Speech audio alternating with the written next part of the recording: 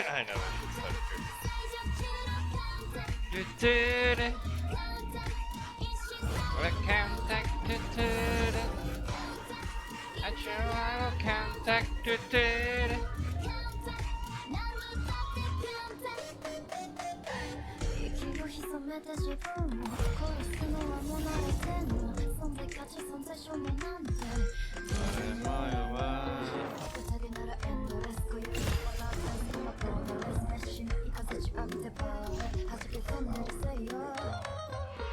Abracadabra, Akio Pandora.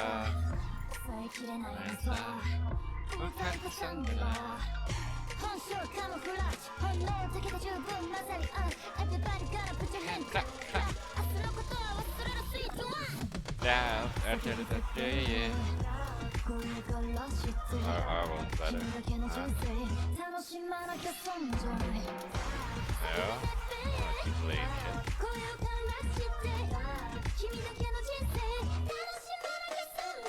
I don't even know what R is.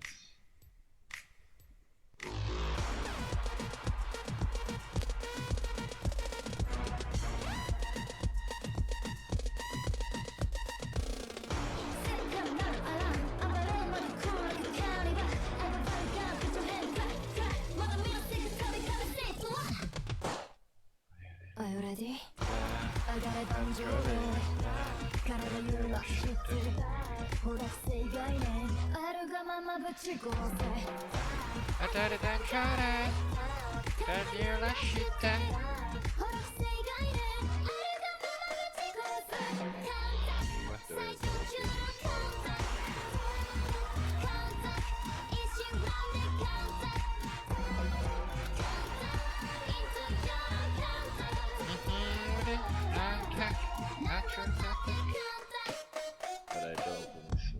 I can only alt tab when the game is started, or else my PC is acting weird.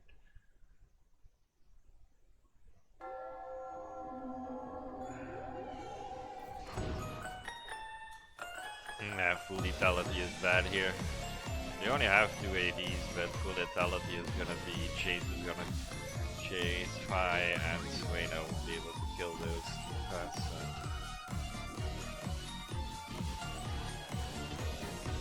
You hear the sound of the church bell singing into the night, and in a flash I appear before your eyes.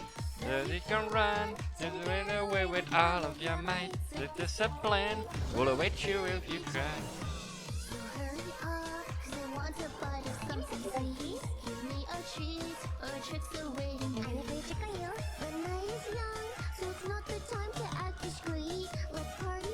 Ah, fucking.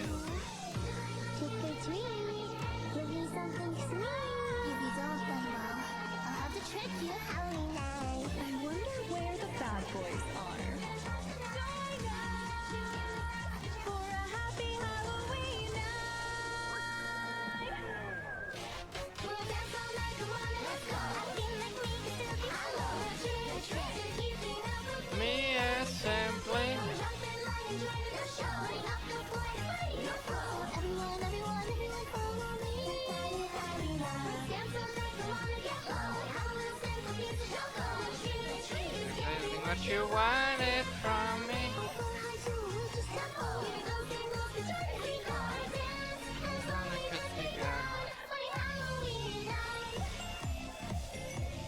Crazy night.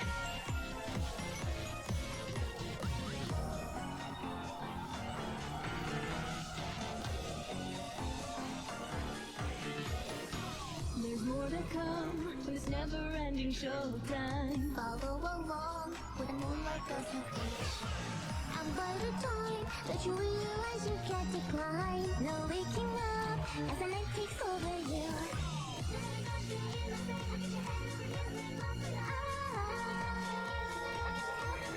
Halloween night.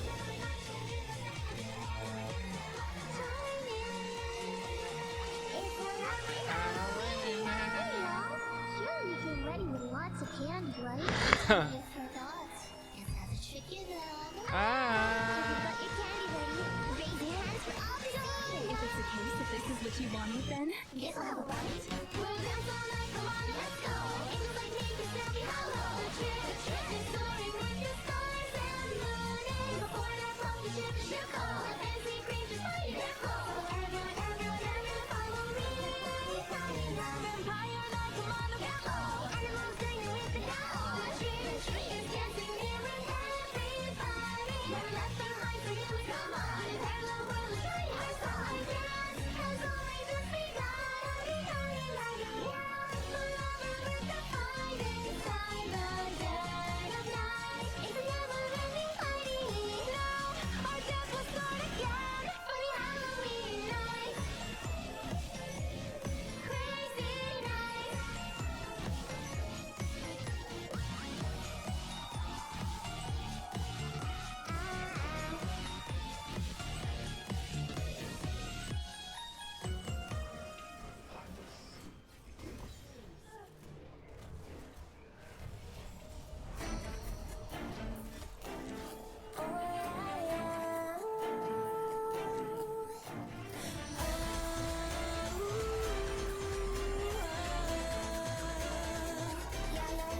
Let's play. You like my wild side? Come give me oh, but you don't got no way. Good things come in twos. I don't think you got a clue. Can't take a hint. Come and roll the dice. If you want it, then you gotta catch up. My foolish games I can't behave. Haven't you noticed?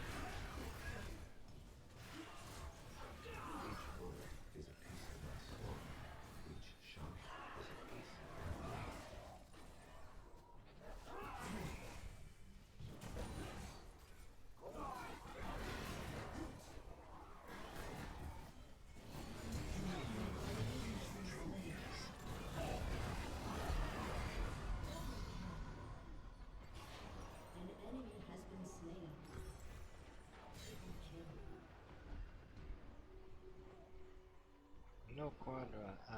Sage.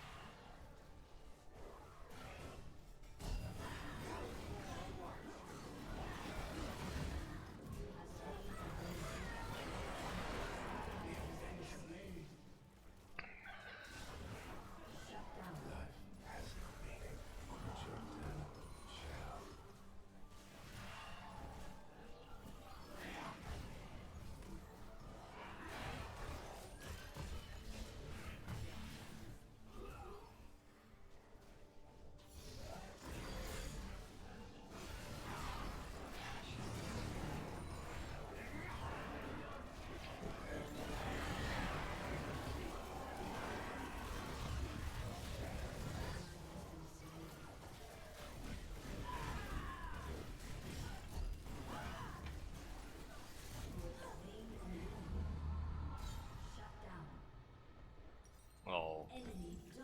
They actually dive in like 2 turrets far just to get me. Ah.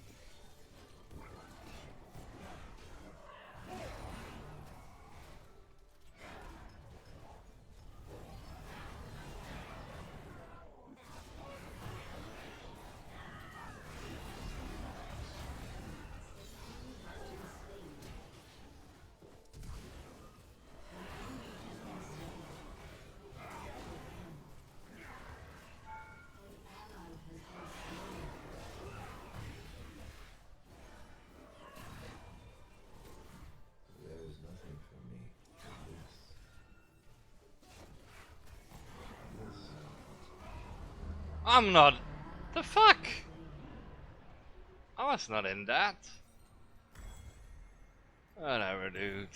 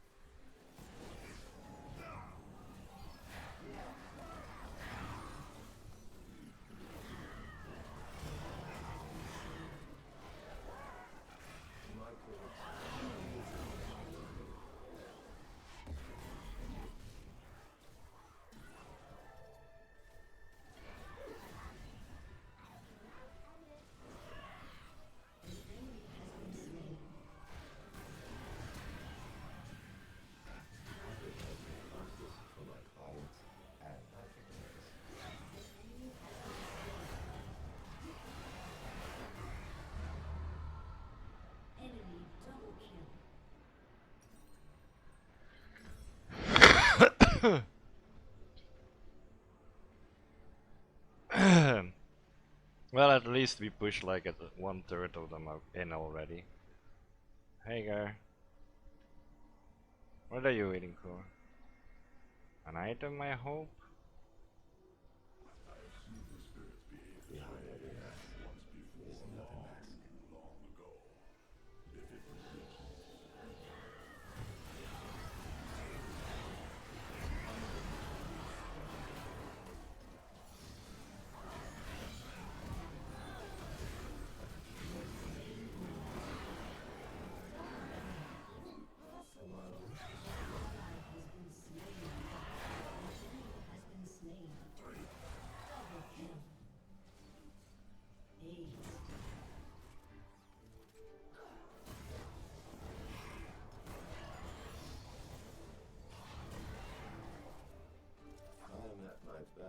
Only during the performance.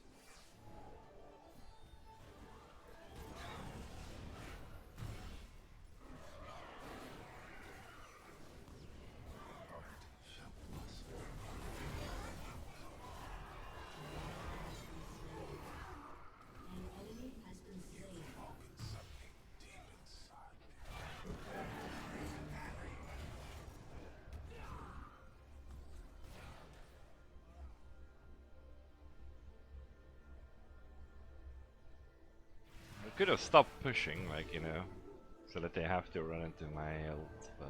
Yes, they're gone as I run.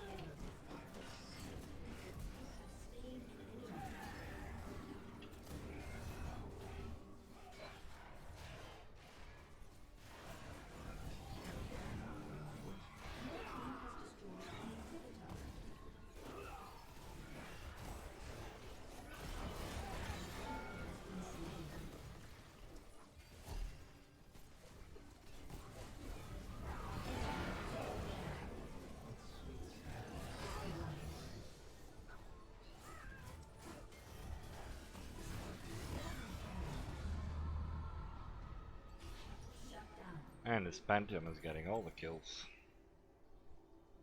Should have gone for the Infinity Edge a lot sooner, but you know.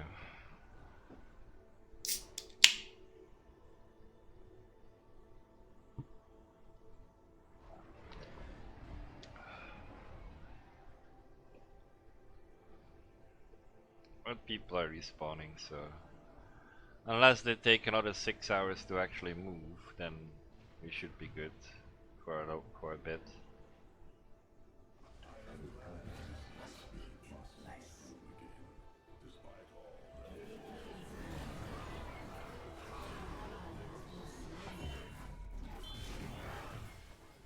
Where are we going?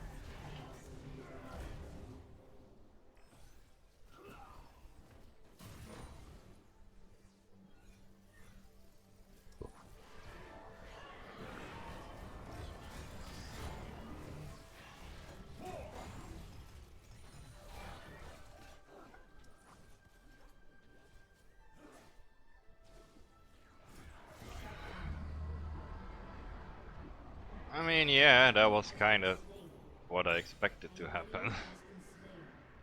That's why I went, why I was trying to go first, actually.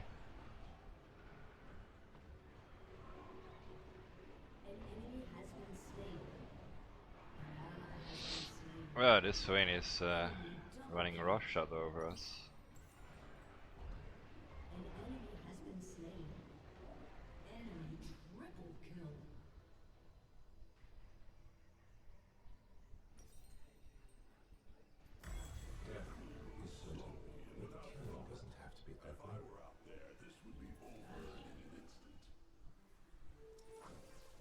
And where's the fun in that?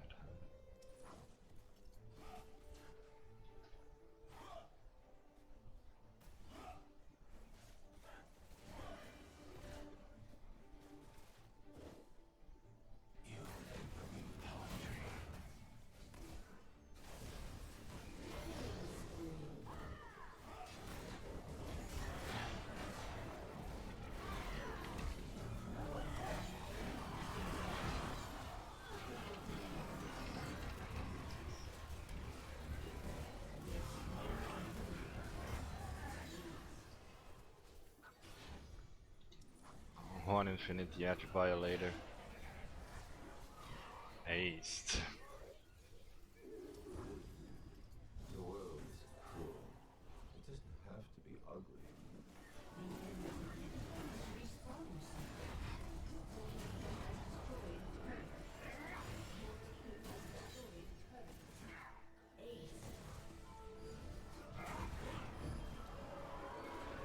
GG!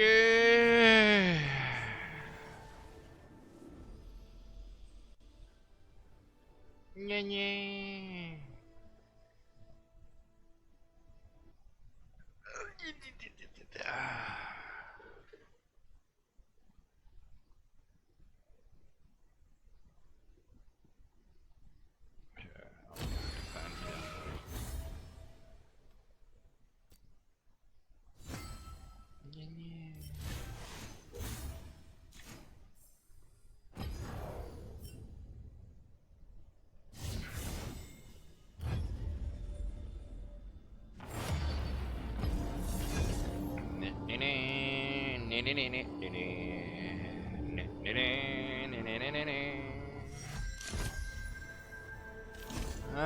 Draven or Yi?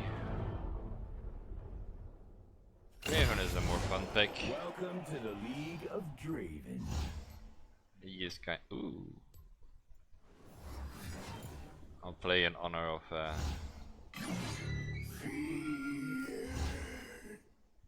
In honor of Flow. I shall.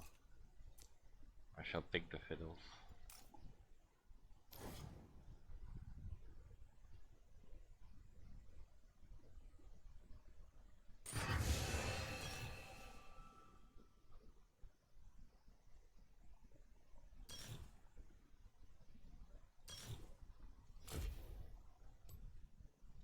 Fiddlesticks doesn't need attacks.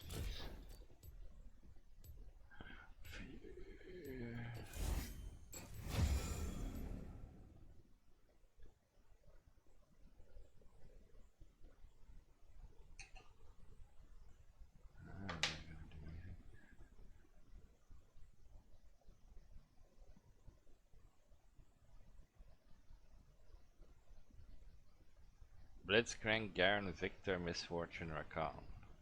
So they actually have a somewhat normal team. The only thing they don't really have... No, they have a support, AD carry, AP carry, top laner. The only thing they don't really have is a jungle, but they have a little bit of support. So yeah, that is a good team. Master Yi, Fiddle, Vayne, Veigar, Zerat. We have no front line. We have 0 tank.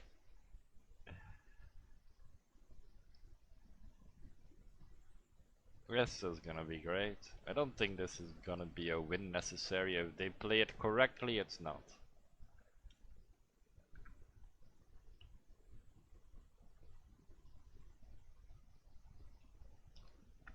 That's all I can say about it. If they play this correctly, this shouldn't be a win. Even with like seeing ranks where only silver golds, they apparently have like 3 jade players, let's call it, and 2 gold, so we're outclassed and outgunned technically.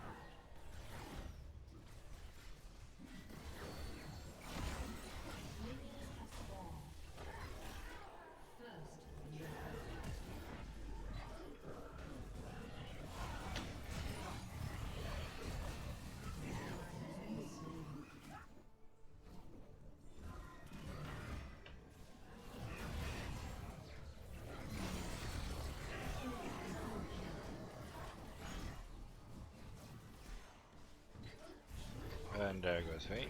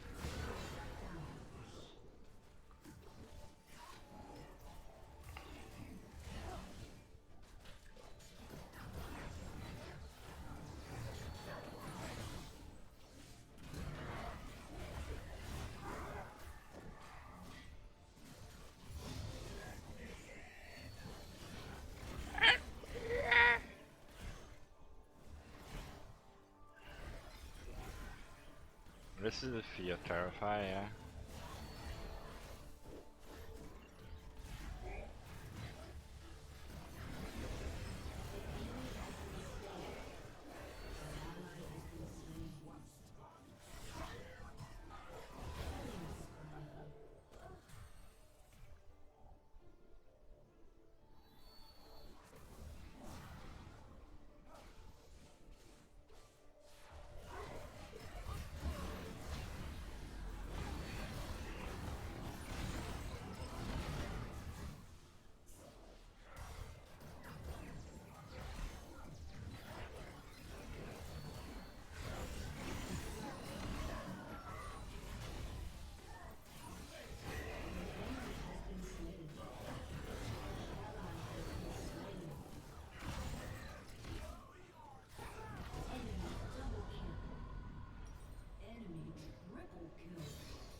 Enemy triple kill. Rampage. Double kill.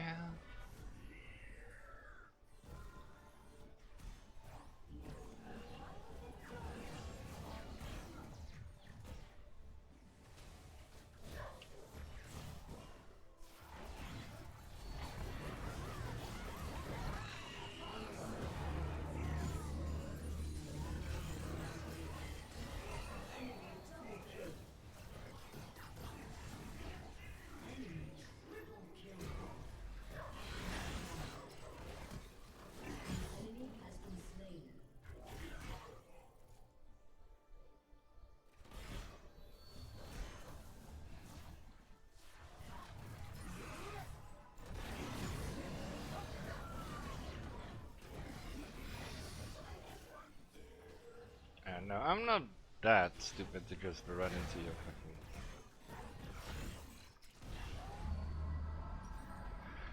I was stupid enough to run into that, but...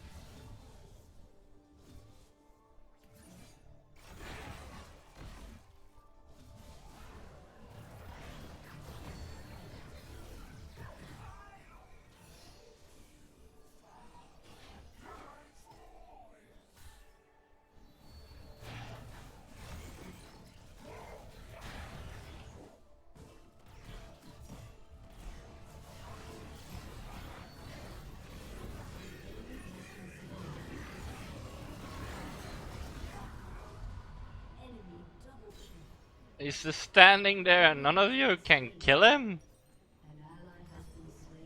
Oh boy.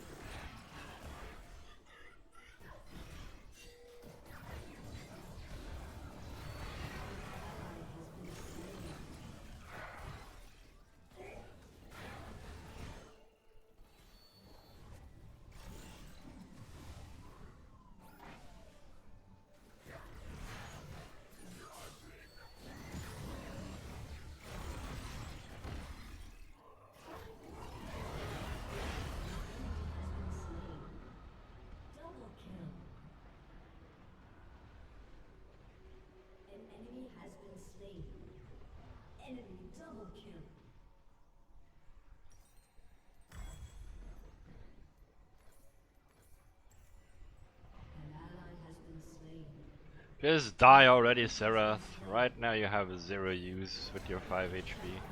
Thank you. Jesus fucking Christ.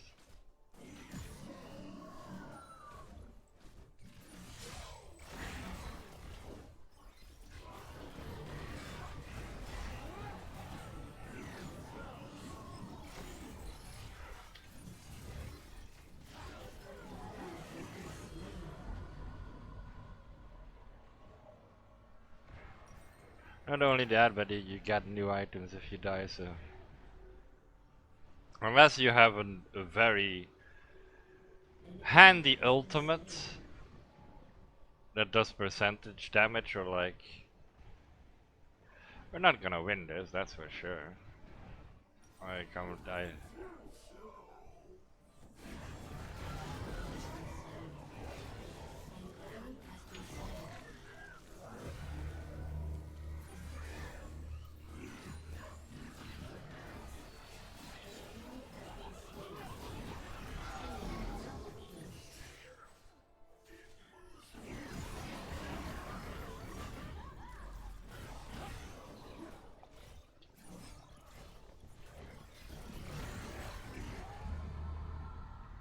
And now we have Yi just standing there doing nothing because I wanted to play something that I don't need to use my brain with, and now I just die every 5 seconds because I do not want to use my brain.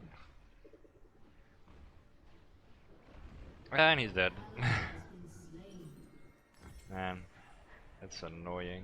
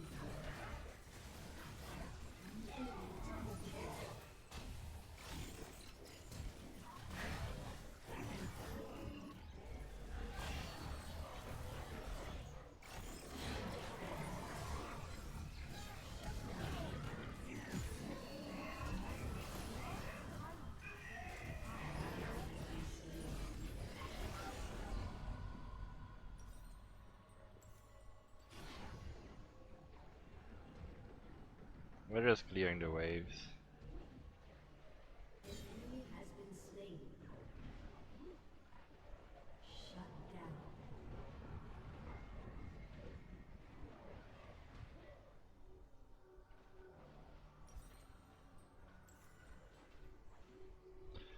So, I still like the old Fiddlesticks' crow ability more.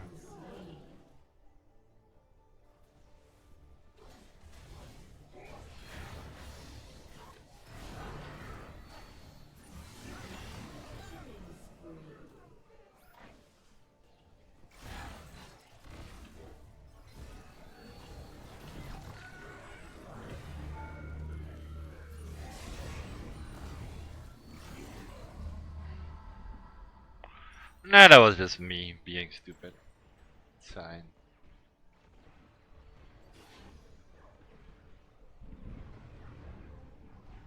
As I said, I understand it, but I don't understand why they pull back immediately to here when it's still 45. Hey Flo! You having another scorching day today, or is it a more normal one?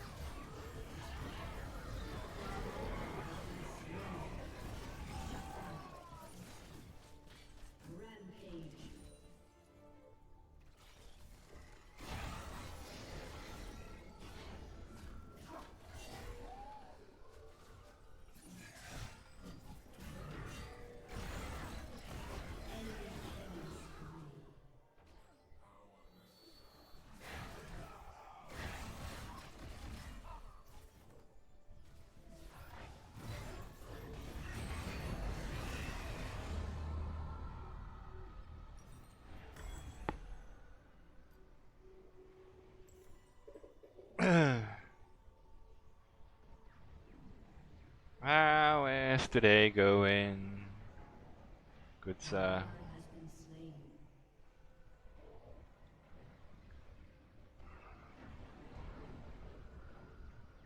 Mic check. Mic broken. Again. I need new stuff. Check, check.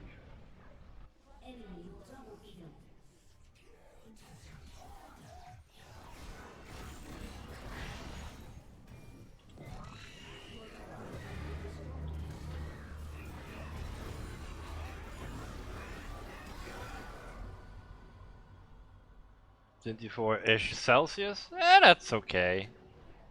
That is not too hot. It's still hot, but not too hot.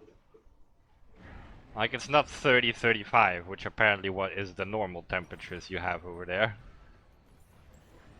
Well, the heat wave temperatures. Why are they all spawning here? Like, there's one victor here and one misfortune. Why are you all spawning on the tanks? Leave the tanks. Kill the fucking glass cannons. Yeah, it's ARAM, so it's not like my choices were that much. It was like Fiddles or Master Yi, and if I have to choose, then I choose Fiddles, of course.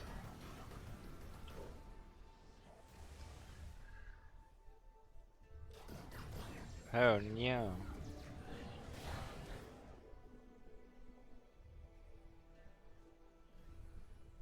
So yes, it is a Fiddlesticks.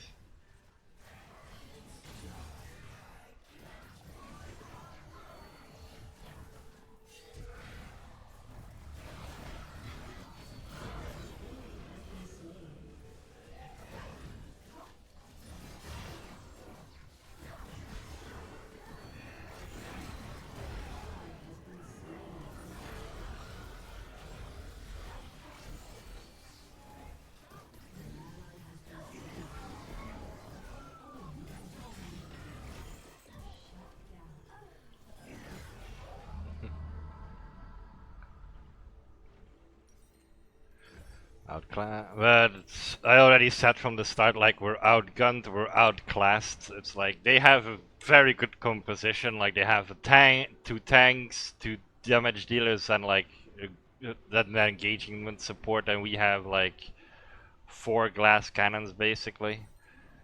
So we're basically outclassed and outplayed, but you know, it's a ARAM.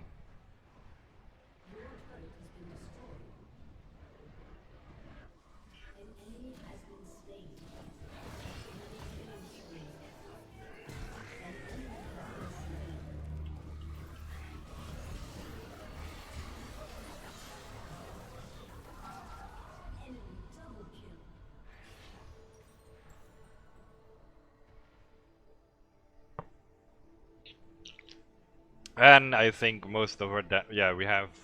No, we don't. Okay, I was just gonna say I think most of our damage is AP. But we have a Yi and we have a Vayne, so no, we have all the damages covered.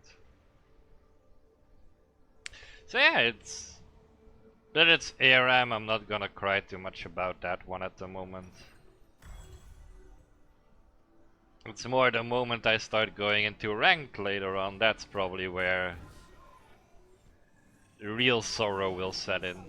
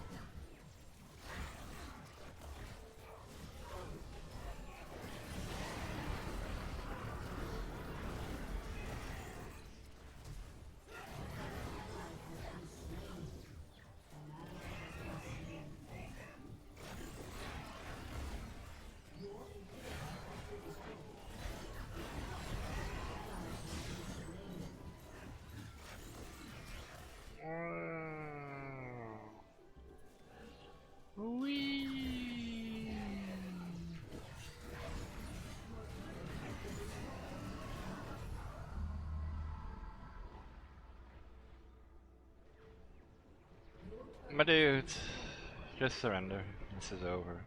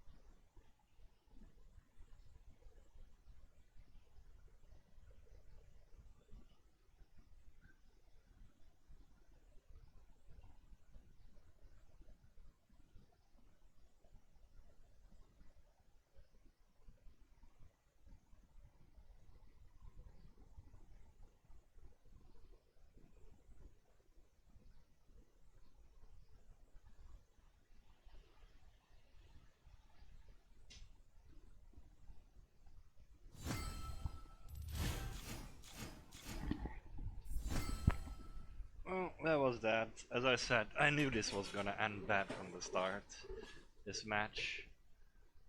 Because 3 of them are a higher rank than me, none in my team is a higher rank than me, and 2 of them are even like a lower rank than me, so that is the outranked. The outfired is they had tanks and everything, we didn't. Okay, we have more blue essence. Let's go and have a look what we want to buy. Is there a champion I want to buy? Yesterday I bought Nico. I don't really want to have Yone. That just sounds like a bad idea. It's an OP champ, don't get me wrong, but I don't like to play things that are OP because they're boring. It's a bit like Zed to me, like they're very powerful but they have a very niche thing to do.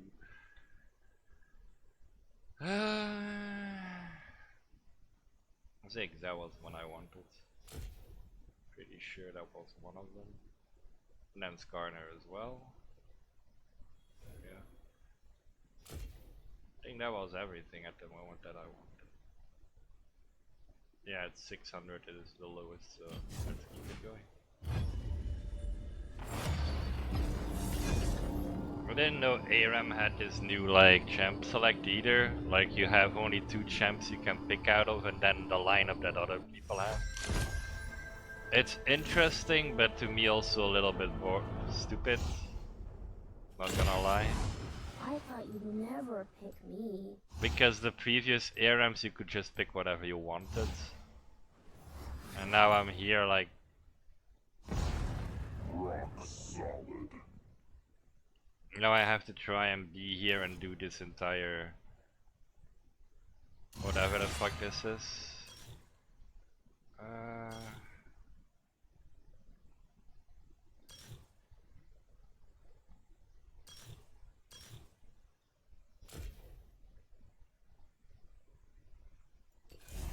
I won't be needing this, so I'm going for that. Nah, go for barrier. Barrier is funny. Like it used to be if you have a new champion, usually how you played it was you played a few normal matches with it, like not even normal, you could even go for you play a few bot matches, then you went into ARAM, then you went into normal, and then you usually feel good enough to go into ranked. But now it's just like I can't even pick an ARAM what I'm choosing anymore.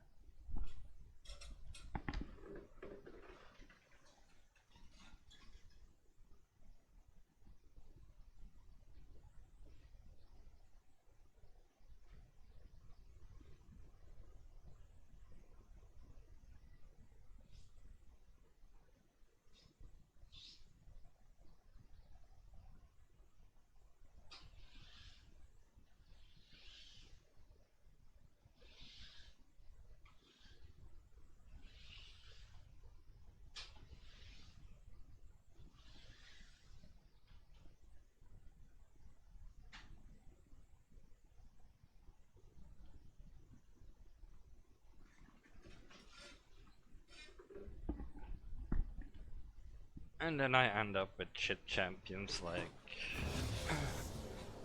Well, actually the supports aren't too bad, but I just don't like it for the fact that I have to babysit them.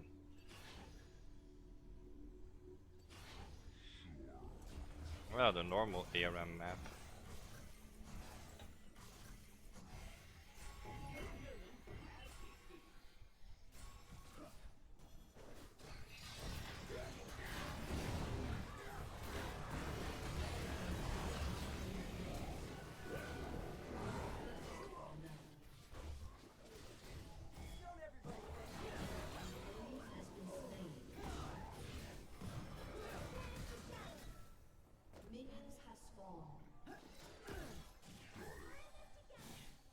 We're in this together. No, you're not.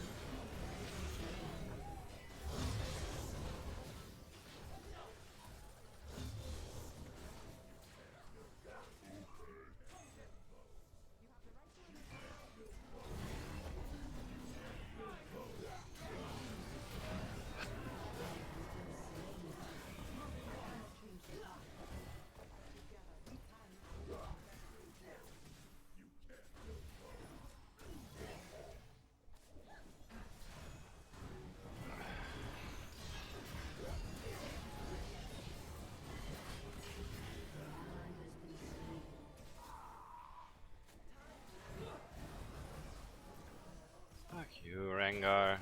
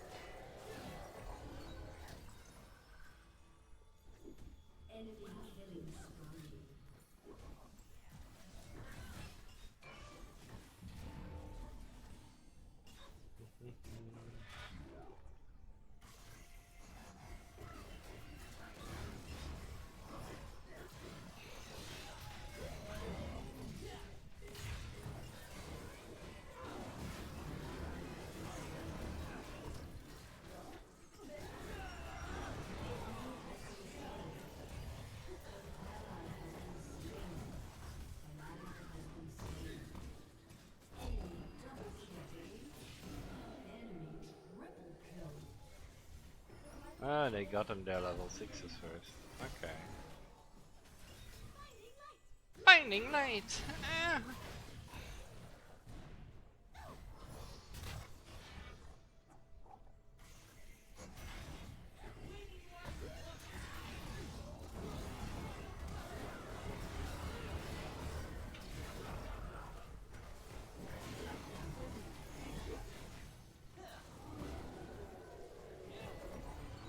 Yeah, going AP is not gonna work. Fine.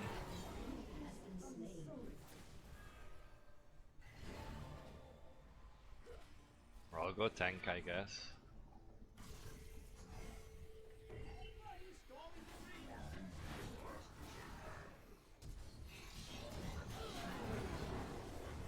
Just that with some teams you know it's not gonna work, so...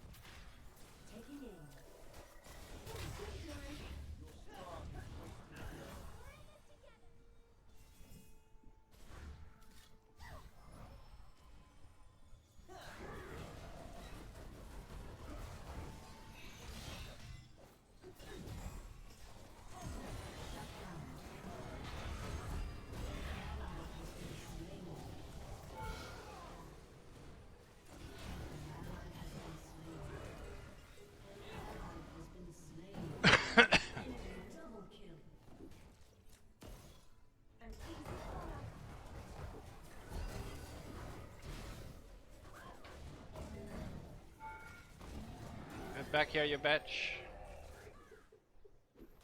We're not done yet. Of course she gets away, but you know.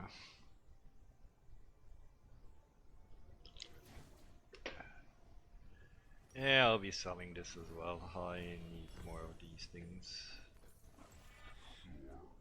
A lot more of these things.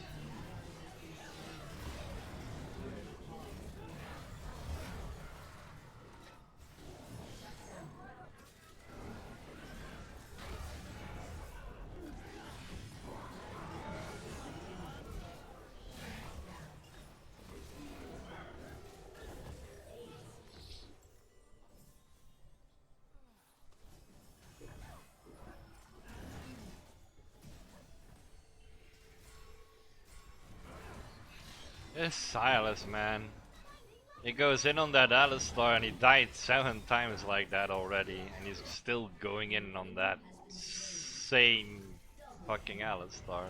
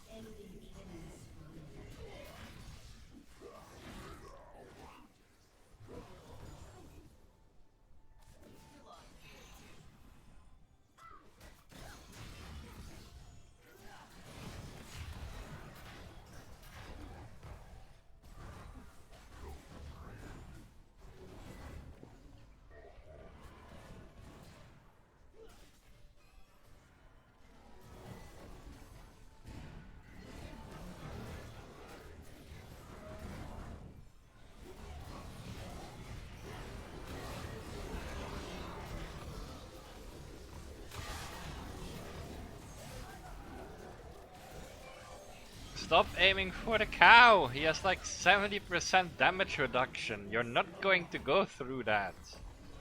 Stop it. God damn. Aim for the squishies behind it. That usually works. Usually.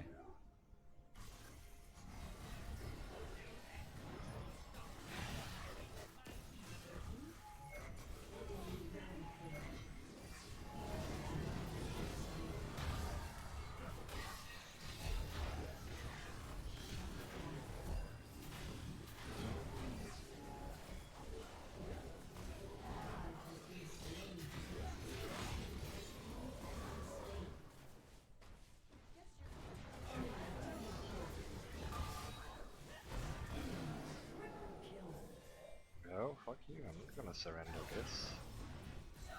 Play like you wanna win and then maybe.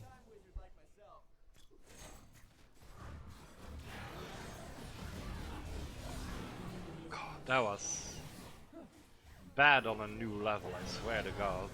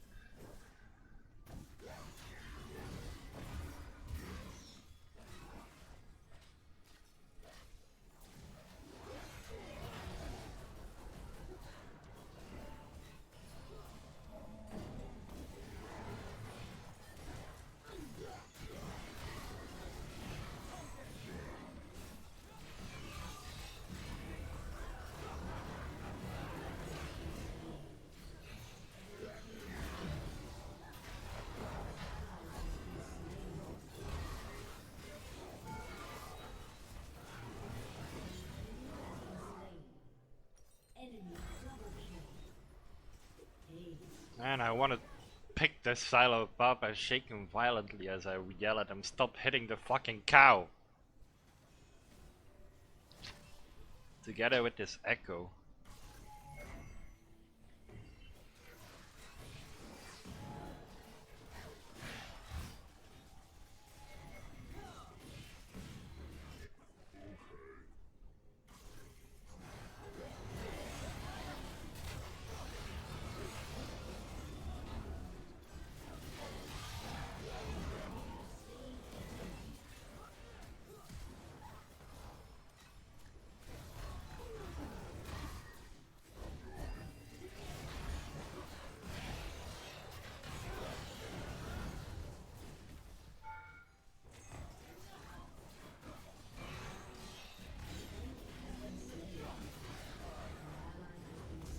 Dive, huh? Damn, it's crazy.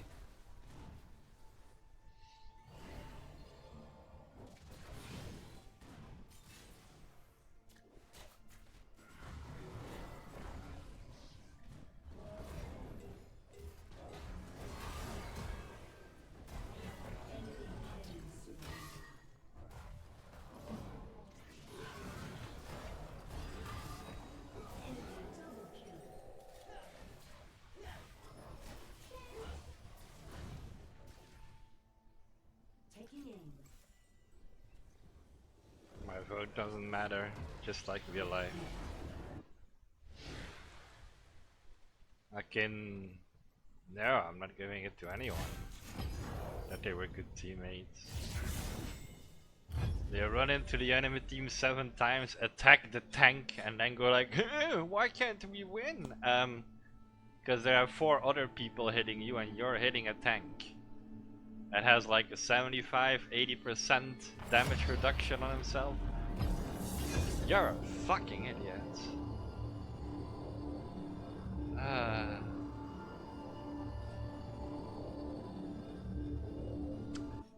Well, at least it's good to know that there is no difference between the players who play normal or ranked games and the ones who play these games.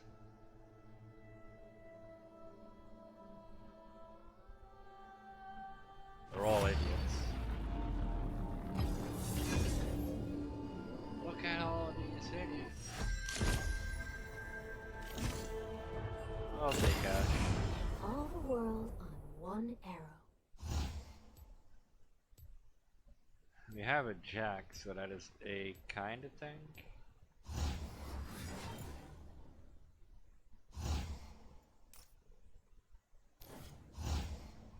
This, and then this, then this.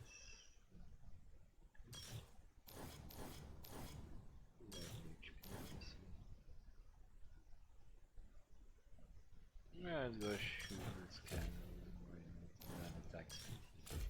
Bam. Alright.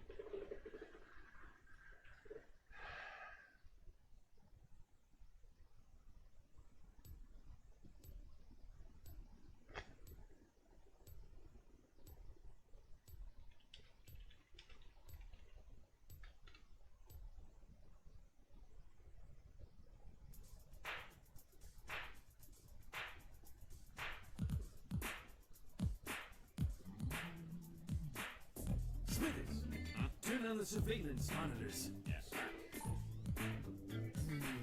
It's worse than I thought. Each Magnet 9, they trickle through the gate. They go home early. They come in late. Proud sheep liquor, they stumble through the day. Never give a thought for honest work, for honest pay. I know it shouldn't vex me, I shouldn't take it hard. I should be sleeping with a kingly disregard. But look at all these idiots. An office full of morons, a factory full of fools. Is it any wonder that I'm singing the blues? I'm just getting started. They make personal phone calls on company time. They Xerox their buttocks. And guess who pays the dime? Their blatant thievery wounds me, their ingratitude astounds. I long to lure them to my home And then release the hound. I shouldn't grow unsettled when faced with such abuse. I shouldn't let it break me. I shouldn't blow a fuse, but look at all those idiots. Look at all those fools. An office full of morons. A Factory full of fools. Is it any wonder I'm singing the blues?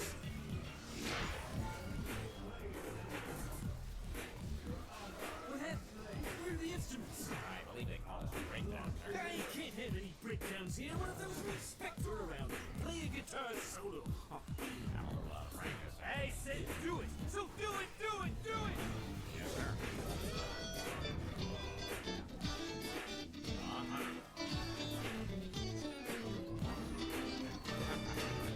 Yes, excellent. Well done. I think it's great. That's it. Sorry, sir. Thought I had my mojo working.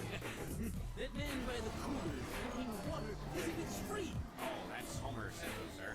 Thrown from Sector 7G. Yes, we'll pull this Simpson to my office and stay to watch the fun. If he's 6 feet when he enters, he'll be 2 feet when I'm done. It brings a ray of sunshine to my unhappy life. To make him kneel before me And slowly twist the knife. Look at all those idiots. Look at all those fools. An office full of morons. A factory full of fools. Is it any wonder that I'm singing the blues? Take me home, sir. I'm trying. Surrounded by idiots. Outnumbered by boobs. An office full of morons. A planet full of fools. Is it any wonder I'm singing? Maybe you should be singing. No, singing the blues. Mr. Burns, you make Muddy Waters sound shallow and cheerful by comparison. Thank you, Smithers. Meaningless but heartfelt compliments. I feel like I got a few things off my chest and onto the chests of my inferiors. You did. Why are they still playing? Um, Well, that's still unsettling. we're not validating that part. Hardbound Paradise World.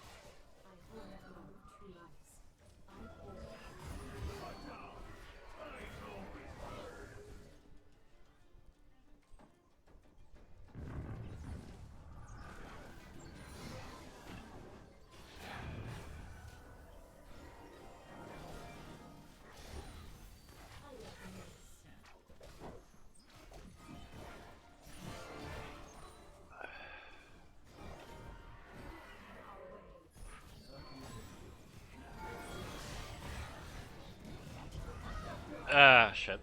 That was a mistake of mine.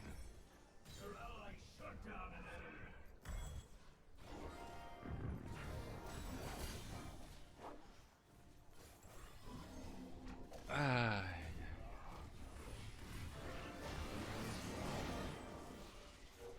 What was goodness in trying to do better than your followers?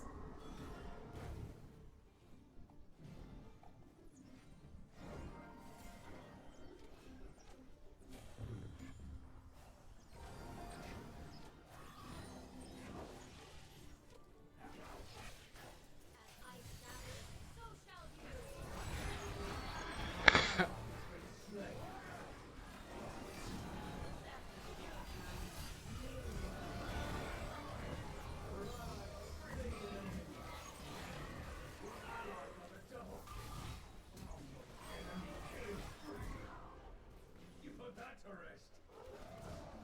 Enemy double kill. No one escapes winter.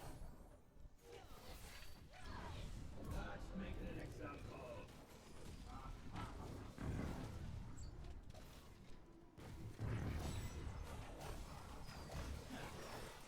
Some respect.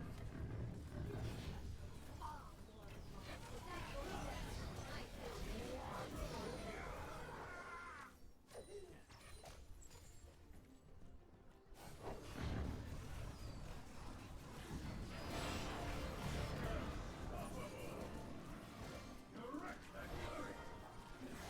Turret destroyed. Iceborne in blood.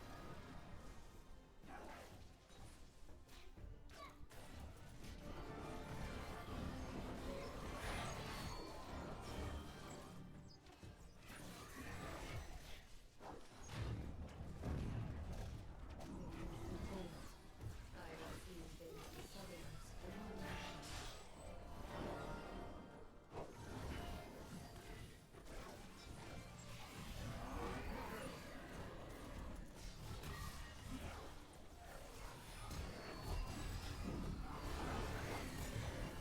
Enemy has been slain.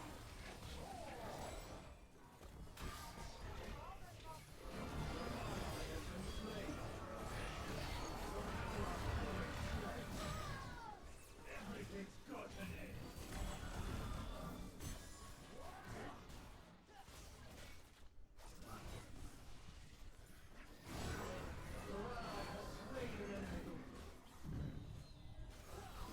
Your allies temporarily seated.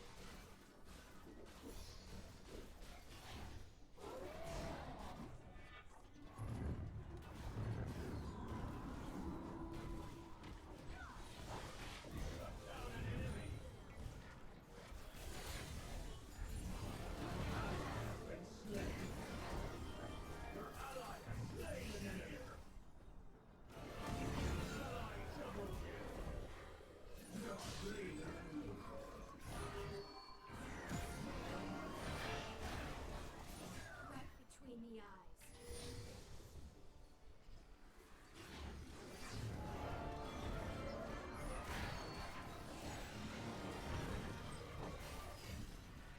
Your ally has been slain.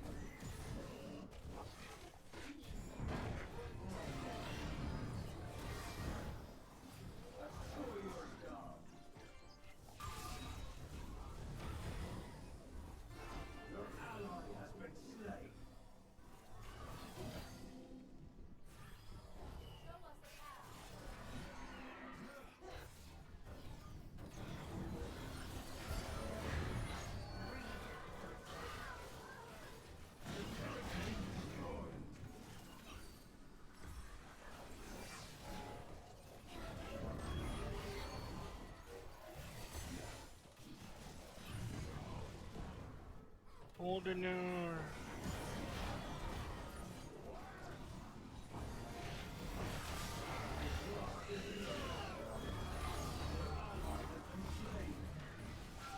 Twice the bounty. Enemy double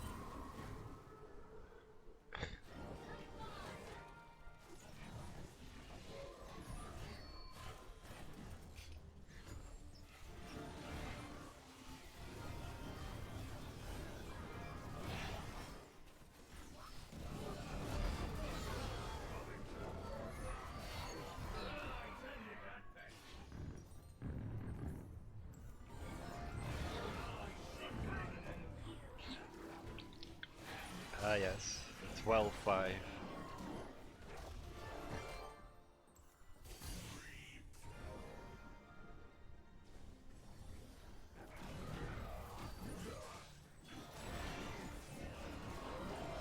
You must press on.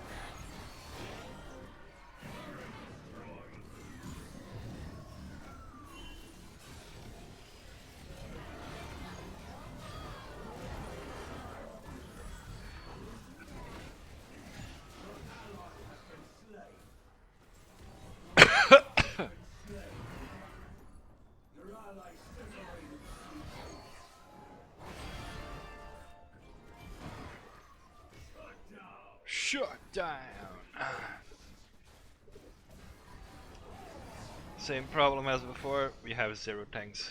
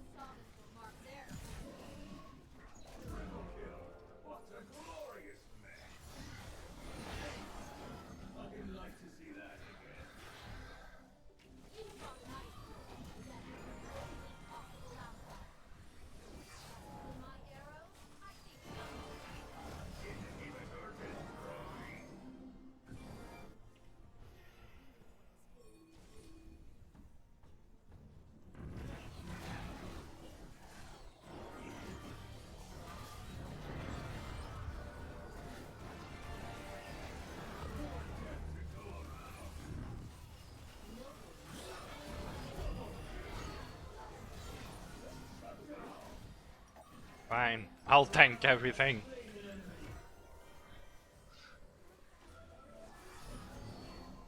With everything I meant the Jinx and Alpharius and the Vex. Do it myself! I always have to.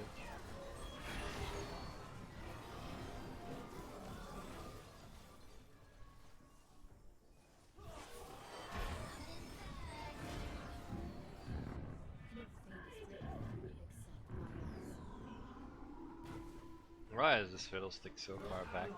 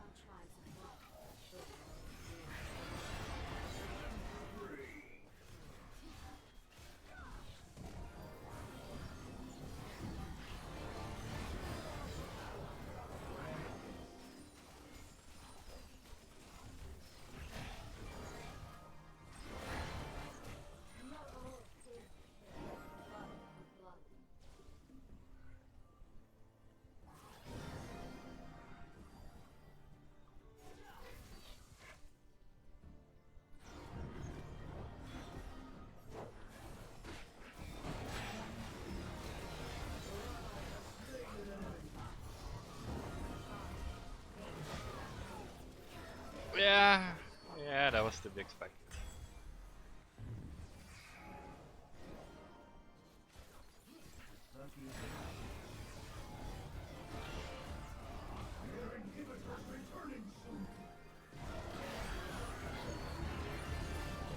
Yeah. What is it?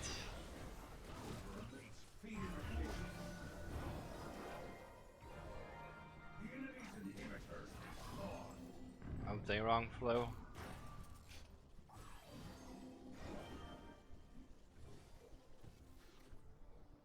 Today, the fate of our people hangs in the balance. I just think it's funny how many people they send after me.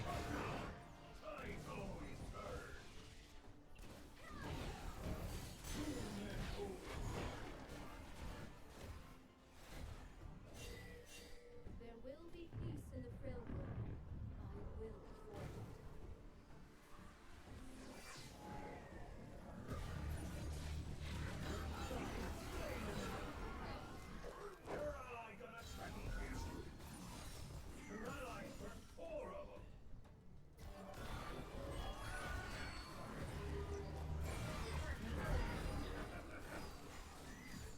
Haste! Just me and Fiddles.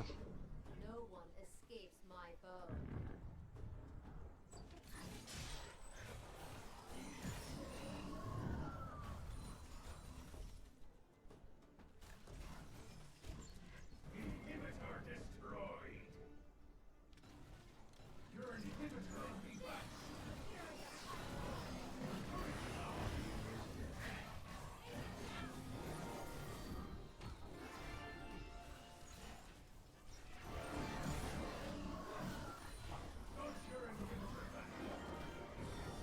I just put that there because we don't have tanks. Oh!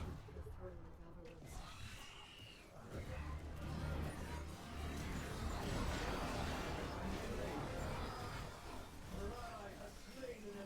I killed their tank. We're good, she.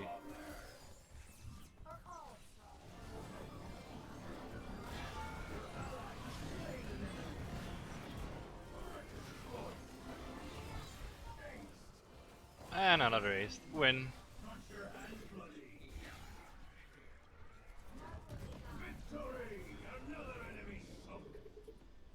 Ah.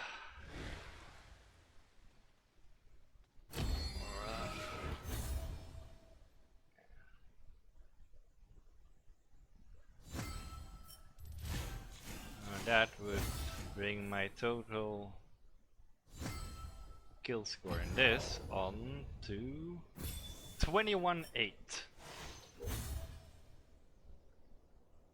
Not too bad.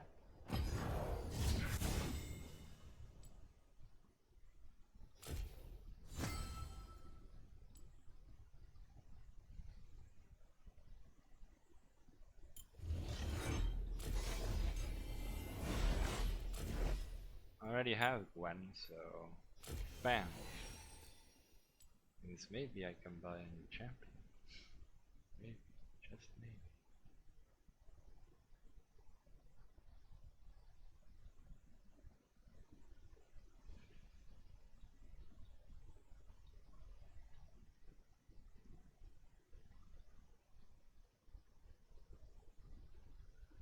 At this point, I'm just gathering all the champs that I might need.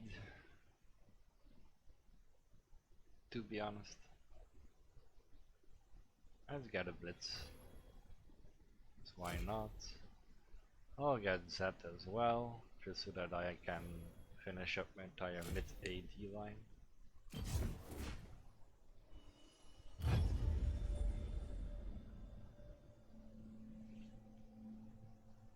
To be honest, I'm having more fun in ARAM than I have in any of my ranked games. I wonder why. The only problem I have still is like I can't really pick what I'm playing. Quest accepted. Wait, where are we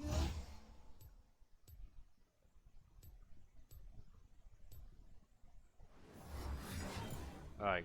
Oh no, I didn't get kicked. Okay. It's this one, then the 3-pointer, was it? Yeah, then This one, that one, shoes, and of course I get kicked the moment I do my masteries.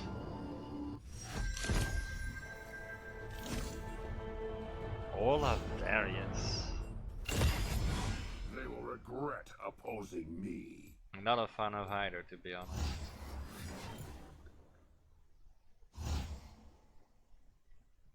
Well, let's go Orn because Fine, we'll go. it's funny.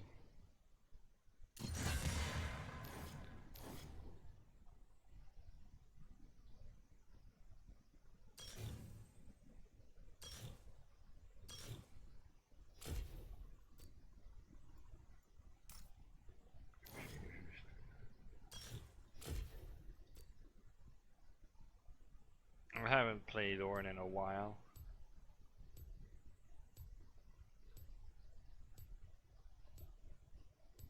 I mean, yeah, this time we have tanks, but our AAPs are Jenna and Seraphim, so... Seraphim? Is it Seraphim? Seraphim? The singer girl that nobody really likes. Because she destroys all the lore that there is. Seraphim, yes.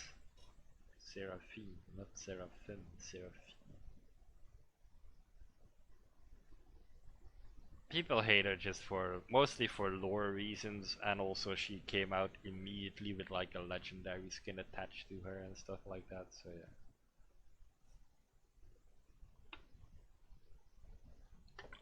Not a lot of people liked her.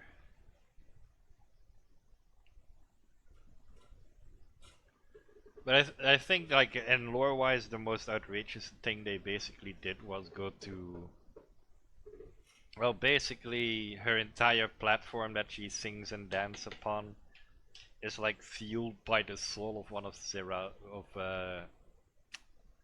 not Serath, Skarner's people. And she keeps acting all happy and like, oh, we need to help everyone we can, and with this I can help, and they even give it part in her lore that she talks to the soul for, or hears the voice, but doesn't know what it is, and I'm like, girl, I want this giant ass scorpion to come over and just whoop your ass. I made this hammer. It was so good I named it Hammer.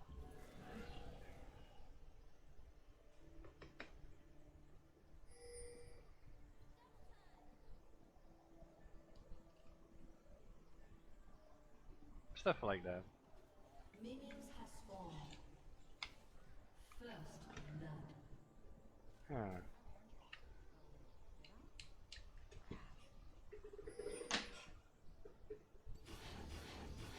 This world has potential.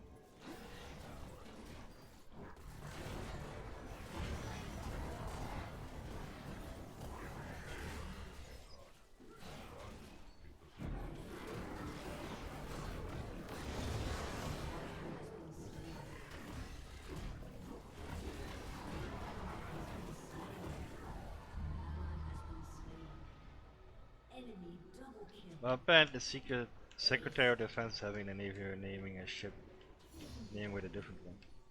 Okay, but what is he gonna name it? That is the bigger question. Like, I'm okay with a renaming, but what are you gonna rename it to?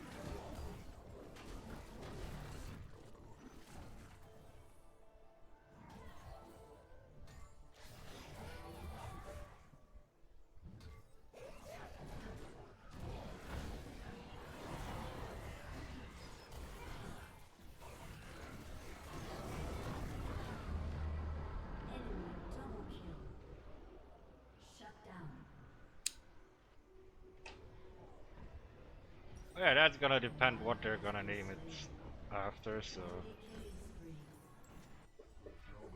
USNS Harvey Milk to the USN Oscar 5 Peterson, huh?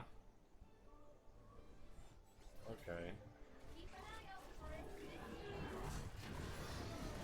Enemy double kill.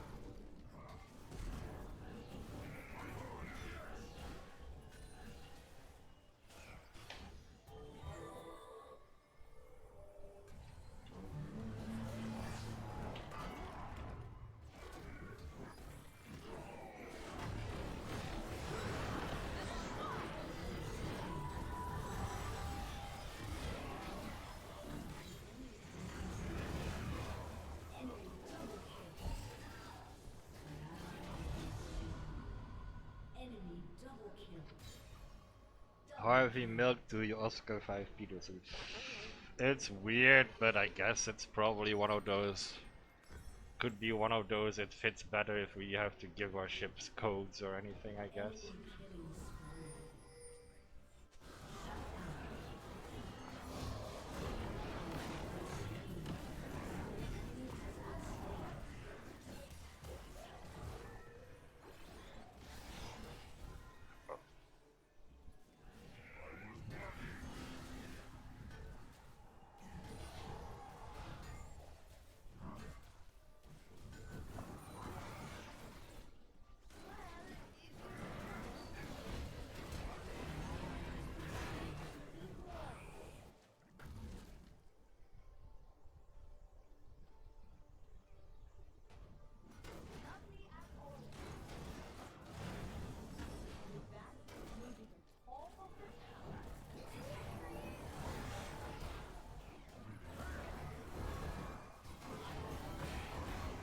Killing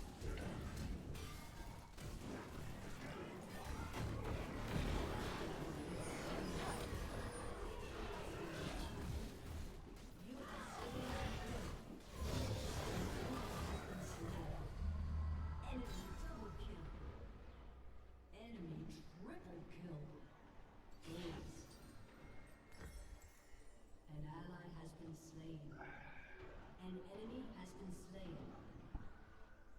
Oh, okay, I guess.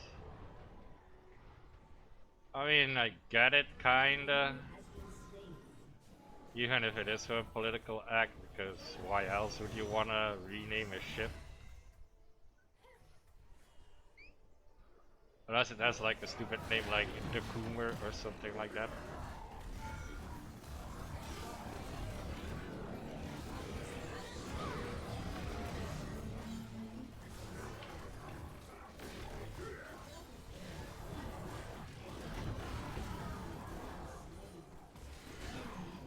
You have slain an enemy.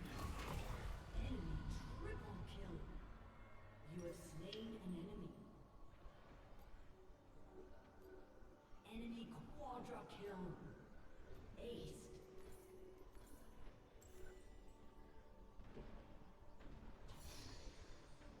Well,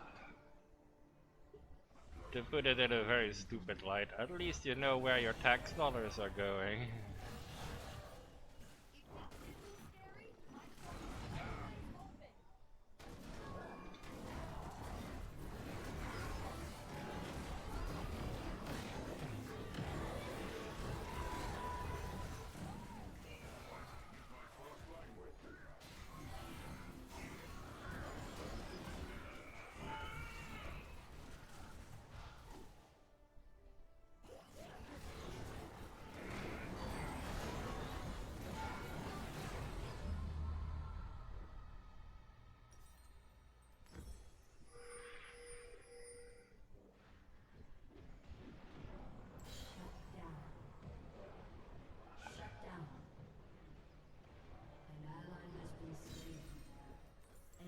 I'm not saying you should be happy with it, I'm just saying, hey, at least you know where it's going.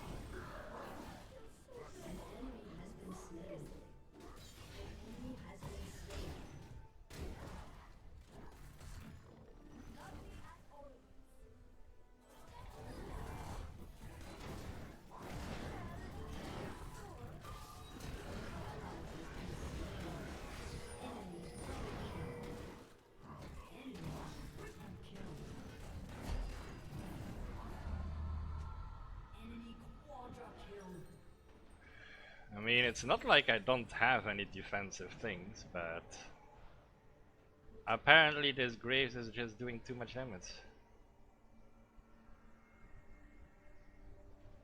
This Graves is just too strong for us.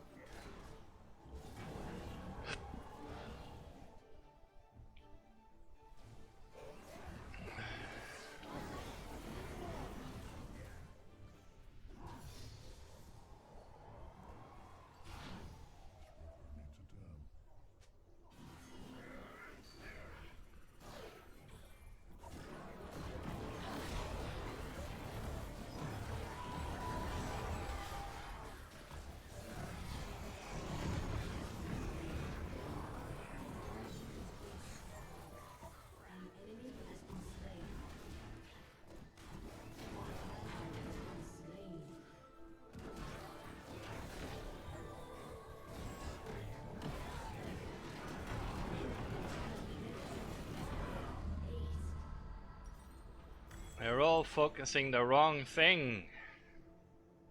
And the wrong thing being their fucking tank.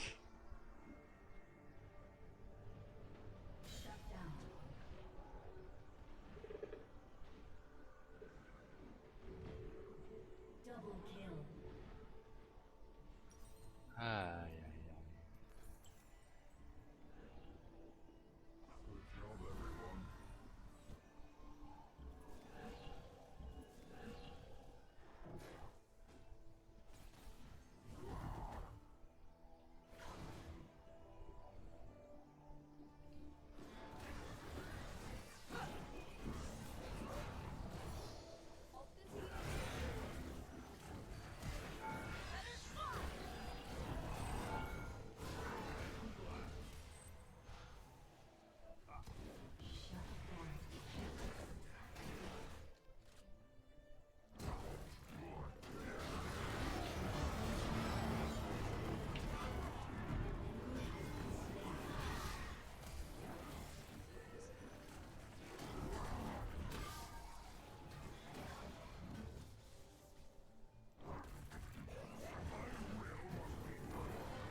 Ally has been slain.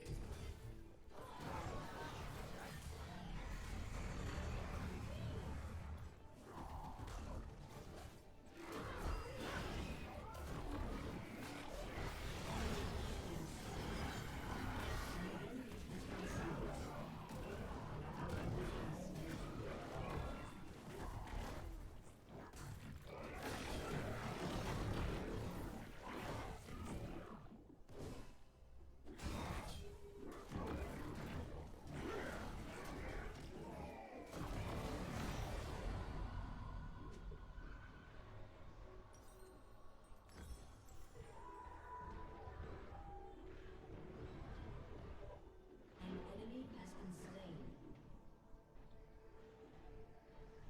It's like catering to public. Huh? The secret events catering to publicly. Catering to public. Yeah, I mean, we all know why it's for, so I'm not that surprised.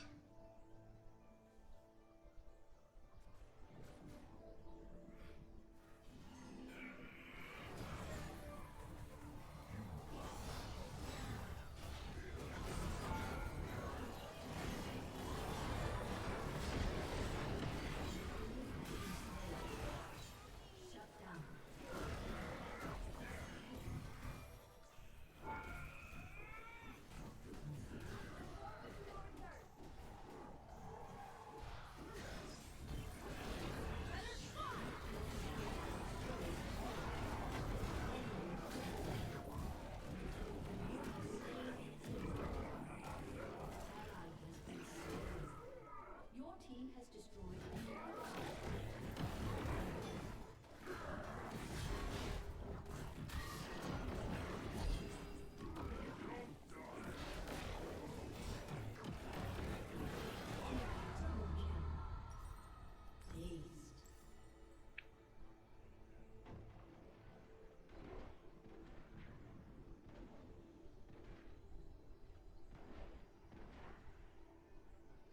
It's a publicity stunt. And everybody knows it. Killing spree. An enemy has been slain.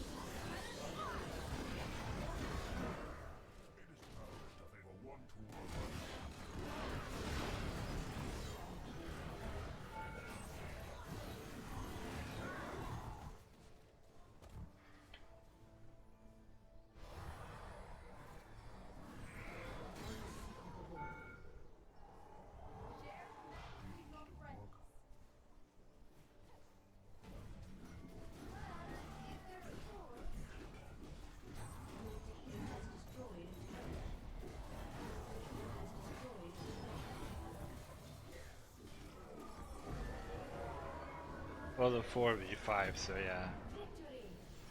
Nothing much they could do about it.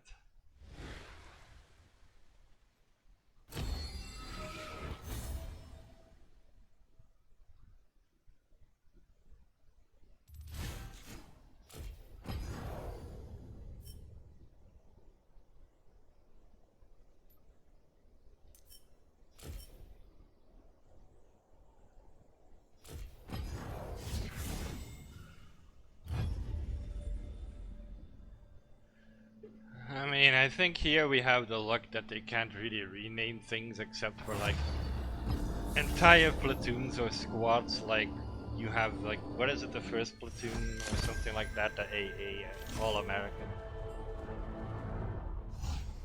Casante or We will kill your enemies. That will be fun.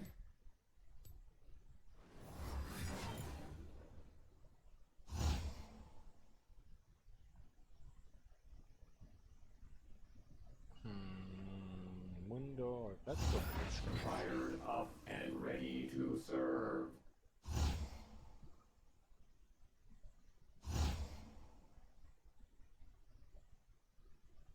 Oh great, I'm again playing though. I'm the only one again that plays tank. Fantastic.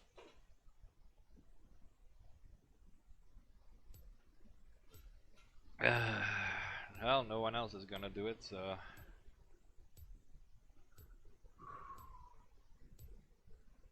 Also, you might want to check Steam later on, because I know you have the game, but apparently Darktide has a new clause and it's immediately in like the Steam summer sale, so maybe there's something you want to check out.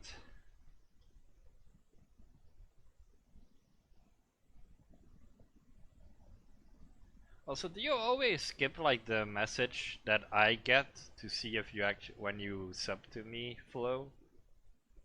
Because I do have a, am curious about that, like why I never see that message pop up.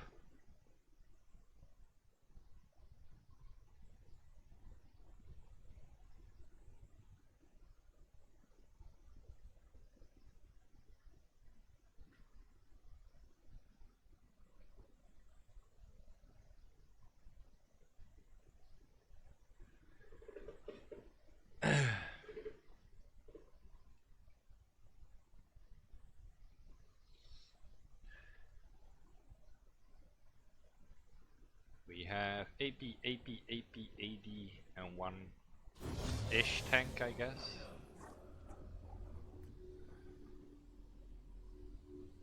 And I'm the tank.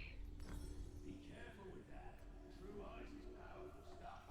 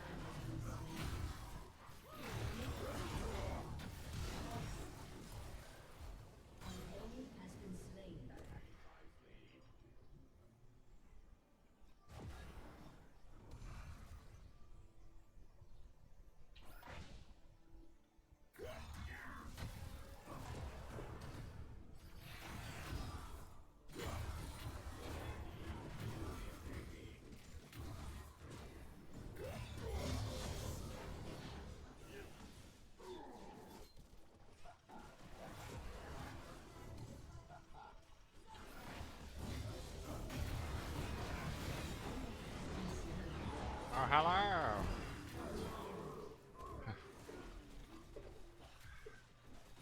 Don't bring that bomb to me! I'm almost dead! Oh, you just want to give them a free double kill?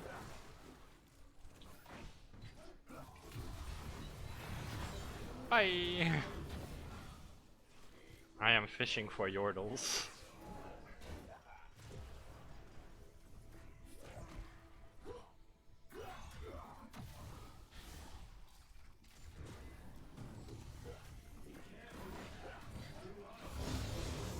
It's not a yordle, but I'll take it.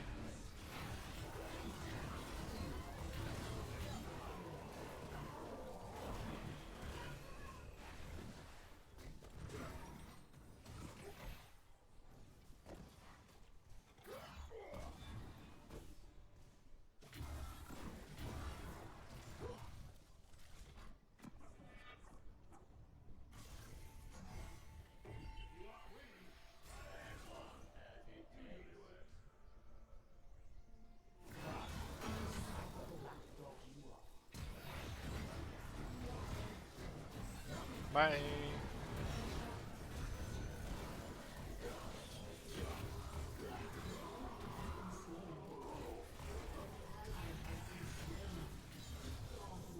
Bye!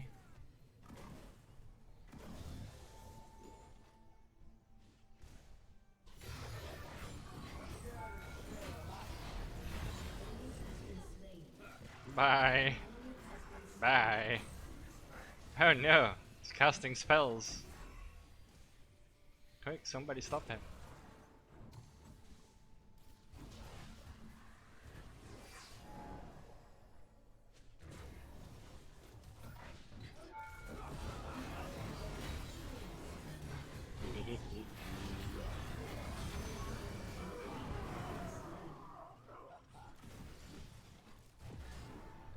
There, you made the mistake of moving forward.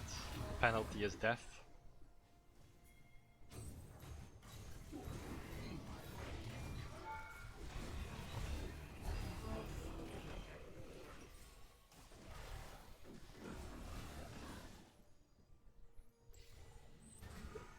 I don't make the rules, sir. Don't get angry.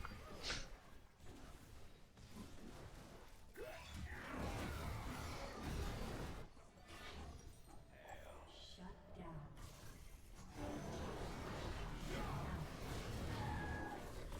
have slain an enemy has been slain.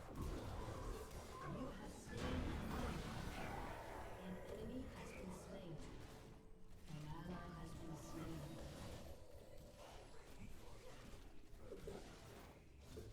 Zantrea's good. Zantrea? That's not something I was expecting.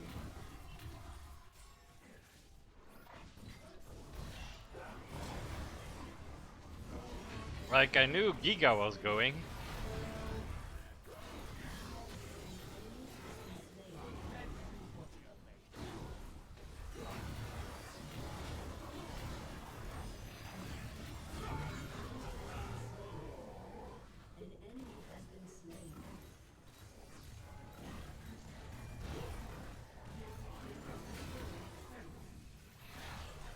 Was that a news bulletin from today then? Let me help you think for yourself. Bye!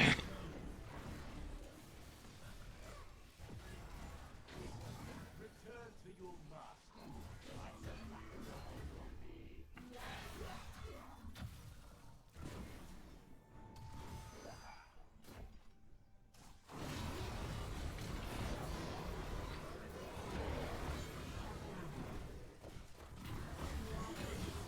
But it's kind of guilty too funny. Nah, I'm gonna go for Ionium Boots. 19 minutes ago. This is becoming interesting because I think it's like 2 or 3 people already gone from Vijosha then.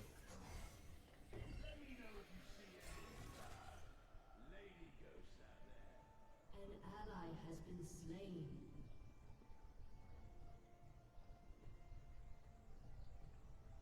An ally has been slain. I'll have a look later when I'm not playing games.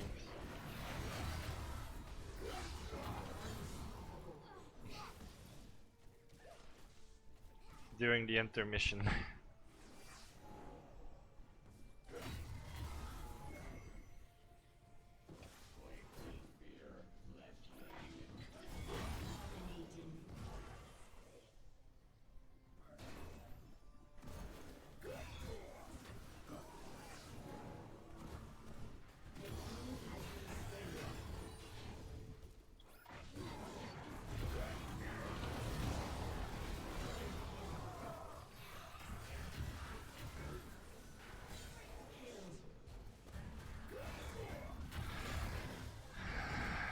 That is kind of big news.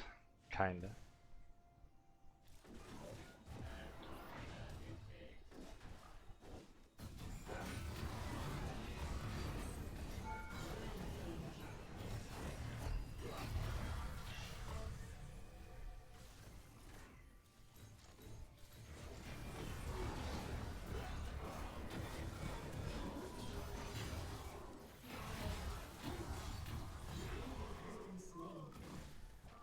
Ah, yes. Like the lapdog you are.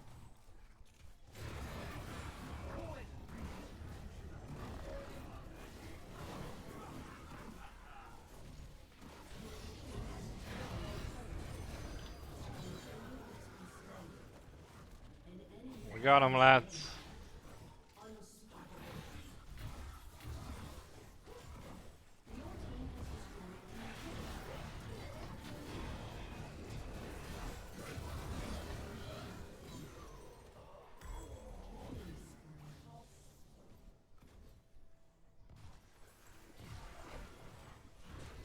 I know they had like Giga already come out and say like, yeah, there's no problem. It's just like that time of year where people go in and either say they stop their contract or they renew it. It's already something I heard, so.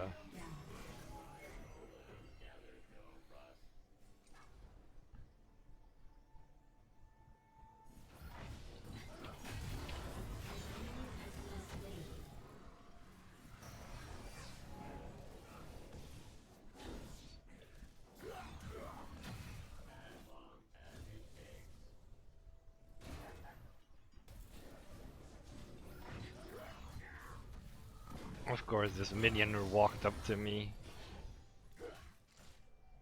Let me help you think for yourself.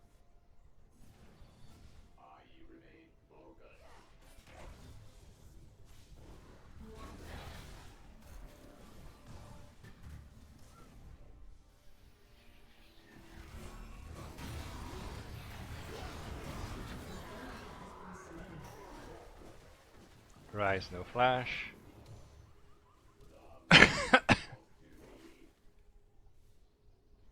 Return to your master, like the lapdog you are.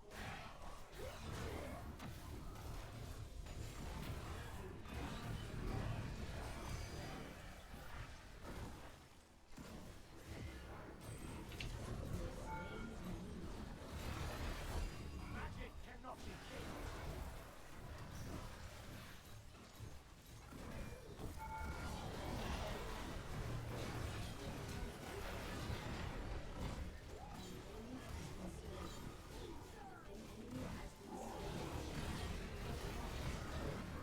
We'll get it 3 day and she'll be back.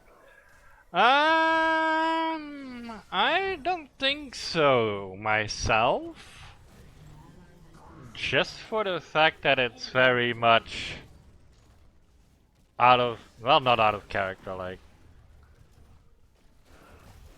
It's one of those things that is immediately, like, connected to Zen. That is V-shoujo, so.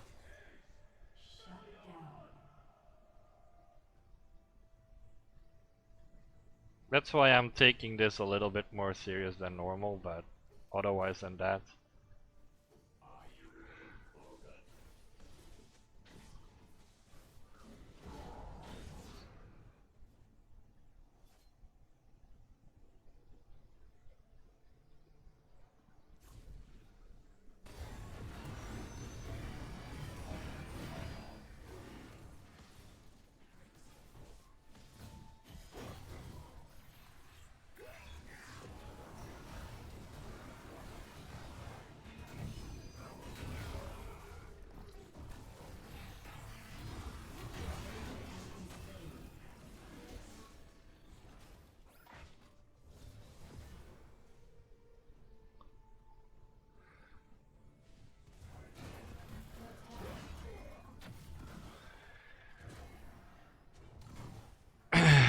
Then again, as I always will say, I never was like a Zen fan, so.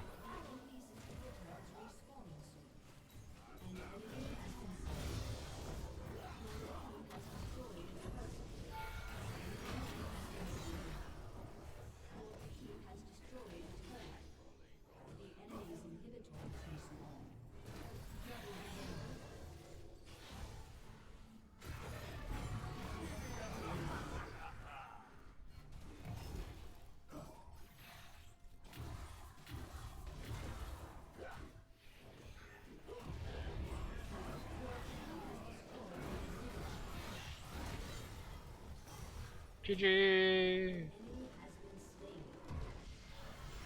It's probably gonna be the same corporate talk I'm used to seeing from these things.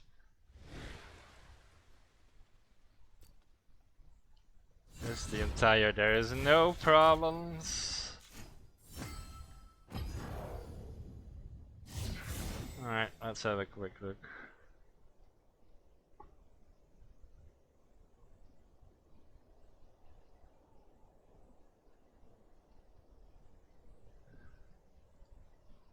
And yeah, okay, my time here was long and I may had many fun moments. It would like the end of the world, but know that I will always be here for all of you. Nothing will change other than where I am currently at. Thank you. Sure, sadly time changed and paths have changed and decided I want to follow my own path and do new things in life. You know, change is scary, blah, but that's how life goes. We all take this walk adventure, so let's go on the adventures together. Thank you for all your continued support, and even if this is where you stop, is, and thank you regardless and best wishes.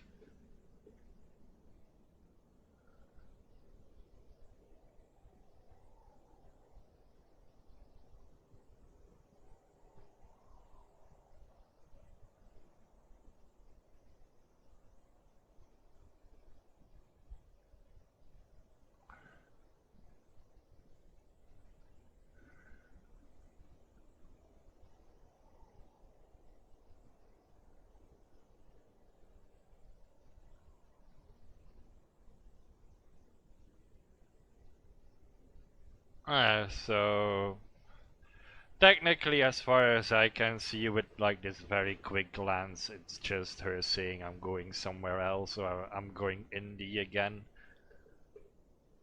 Which, this is number, I think it's 2 or 3 from Fishoja that goes like, yeah, no, I'm gone.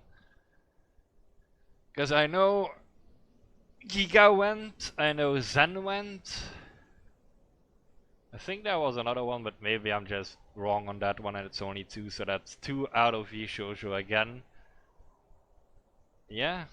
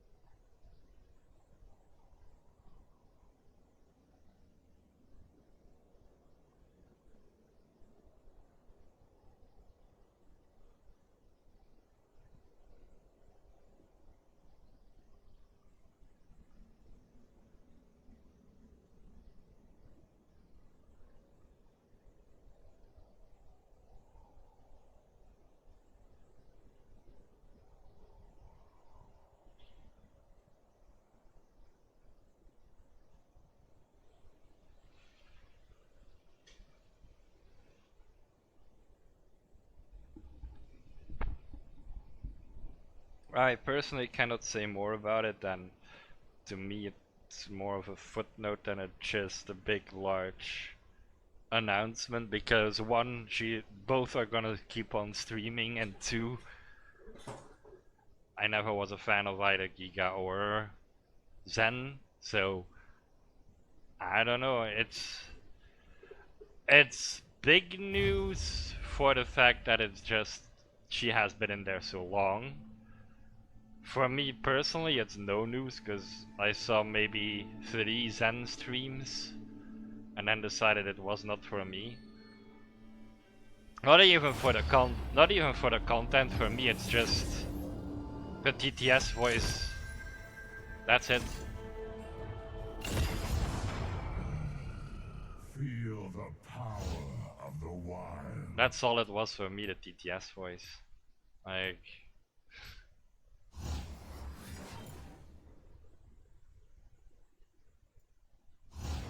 I'm undisputed.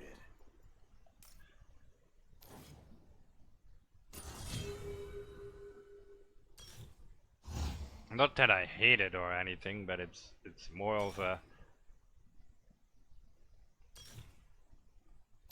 how to explain this? It's more of the TTS voice puts me off for the fact that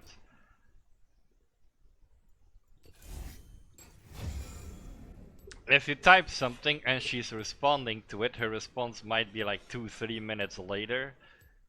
And by then there is already so much going through the chat that I am like, I have no idea what this person said and what you're responding to at this point. And if she is even trying to give an explanation to someone, I'm sitting there like, this explanation took you 15 minutes. I know it's your entire thing to type things and to have the TTS, and it's fine, but it's personally not for me.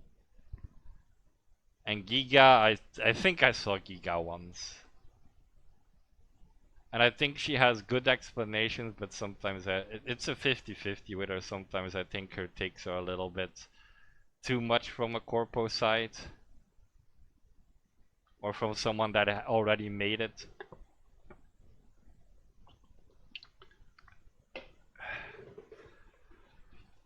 Don't get me wrong, I don't have a lot of people that I will say they did nothing to make it, because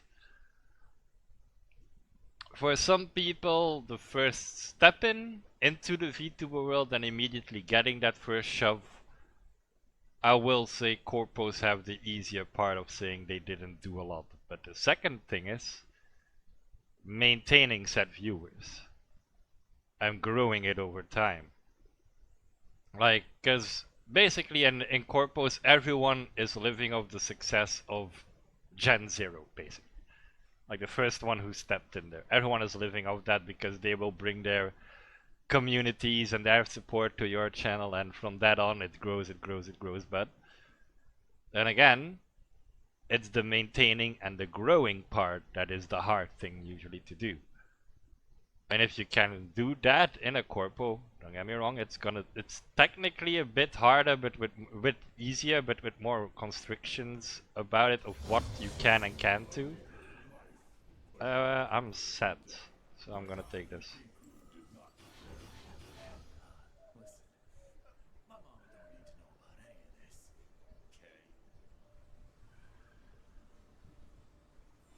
That is sometimes where I think a lot of people are wrong. Just like, for my opinion, if you go and look at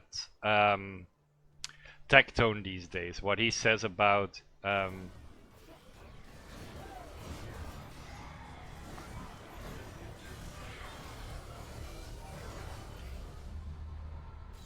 multi-streaming. They always go like, it's bigger views, bigger grow.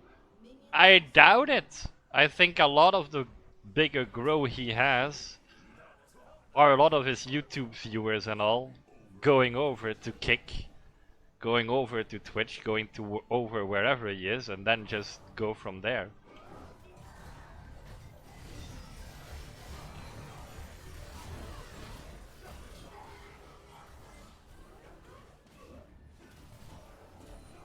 Am I wrong completely on it?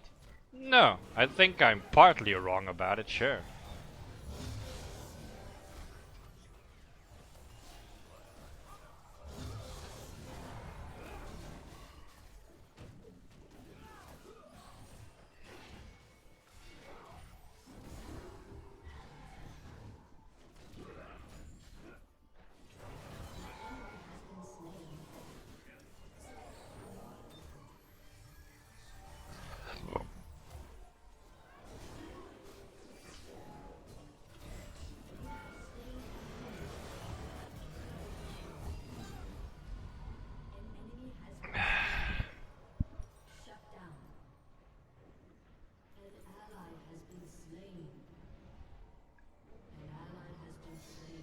So yeah, that is one of the opinions I have,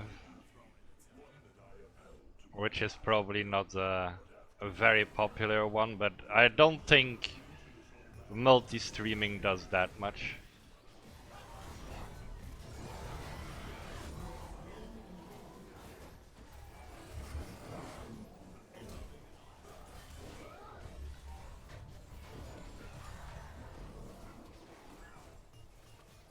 Is it a good idea to do? Definitely.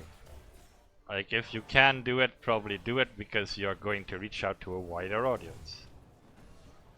Is it going to have this entire thing of, oh, you're gonna have millions of views? Probably not.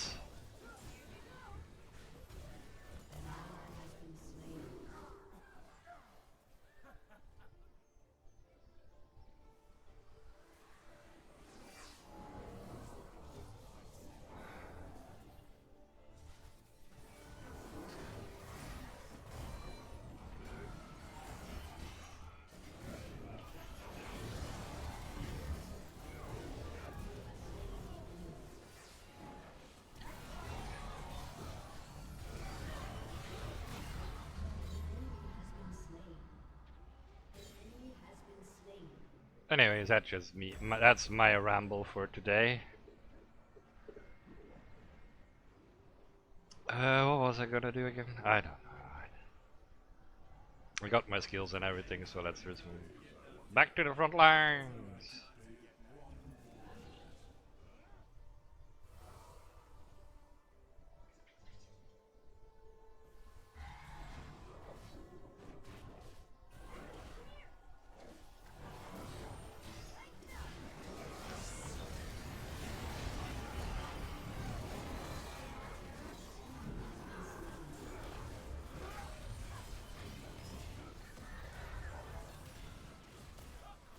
Oh boy.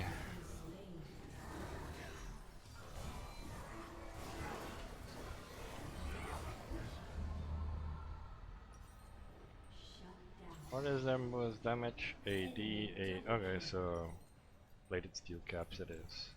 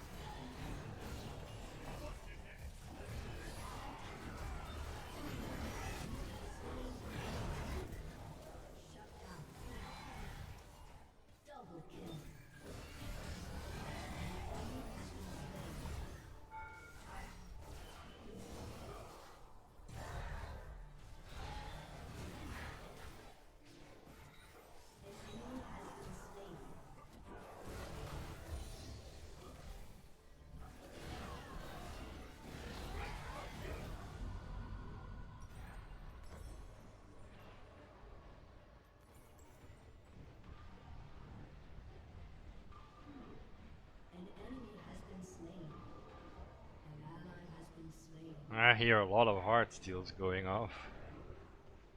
That is, yeah, it's Zach.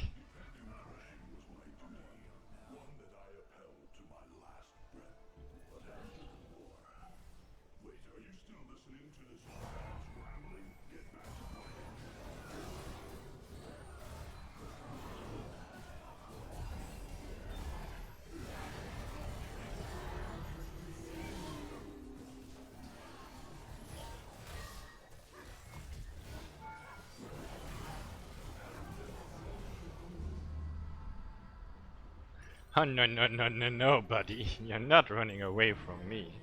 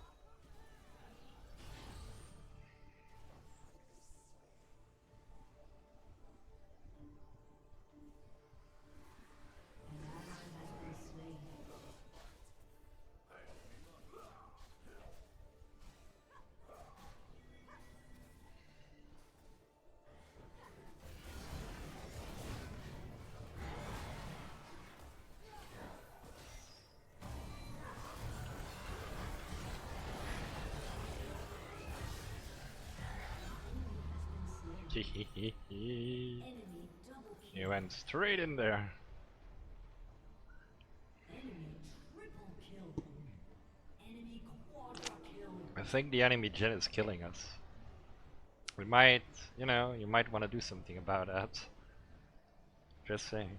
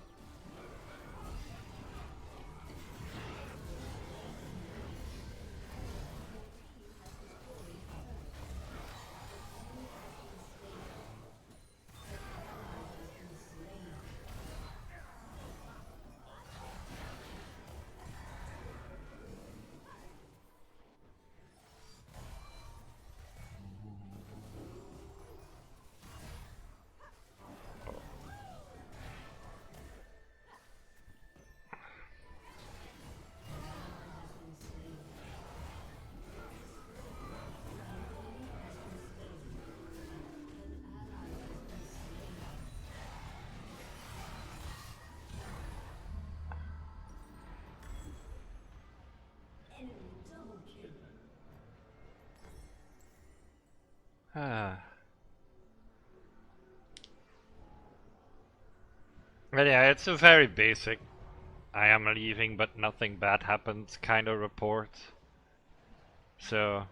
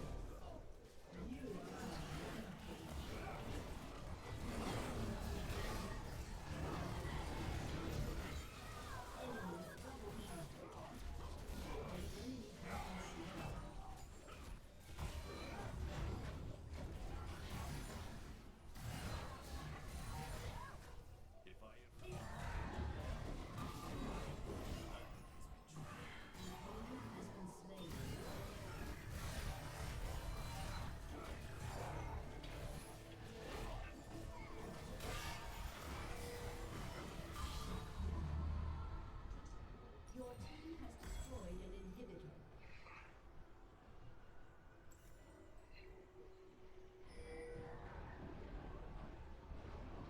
An ally has been slain. so Draven was here while the enemy was already there. Makes sense. Makes sense. I guess.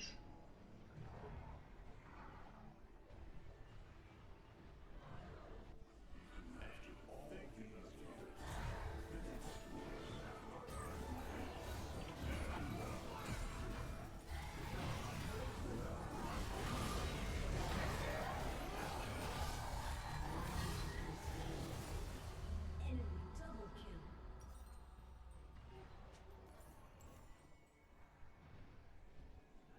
Oh yeah, we can go all 5 if you stop dying.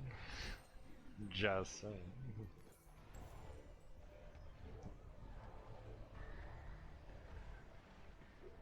Just like this Bard is trying to die apparently. An ally has been slain. Bard is dead. Enemy rampage.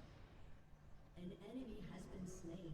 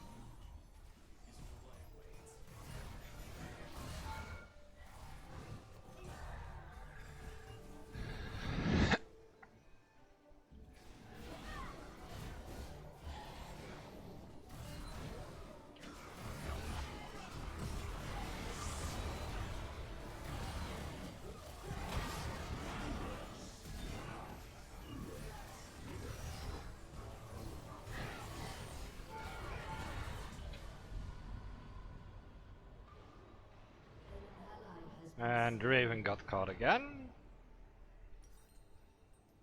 Enemy double Me, I didn't get caught. I jumped in. Because I had no HP. Ah, Jaden's gonna kill everyone. enemy triple kill.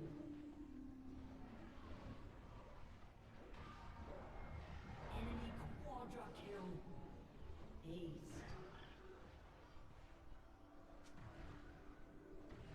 Ace. Really?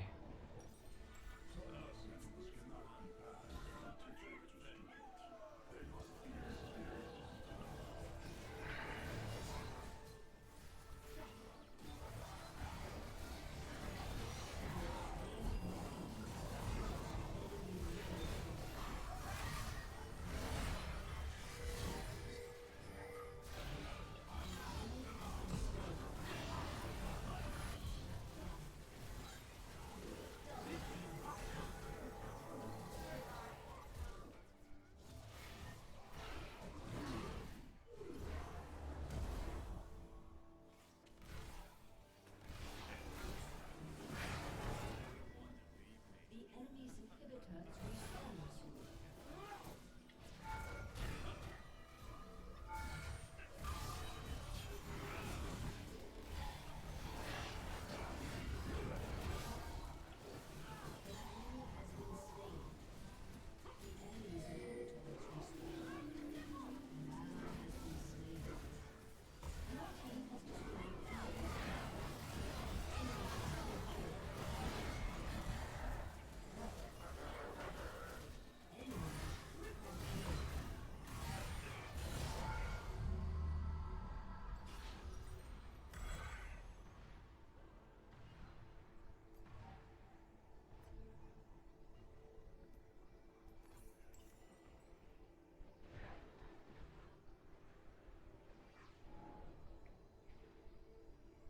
I was standing there like, damn, we only got Raven to defend. This game is over.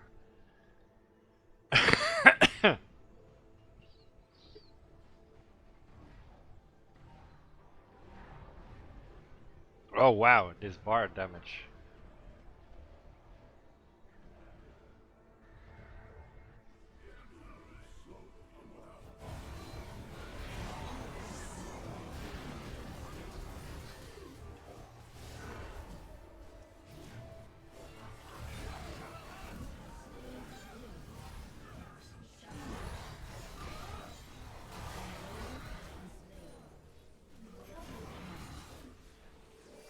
Easy.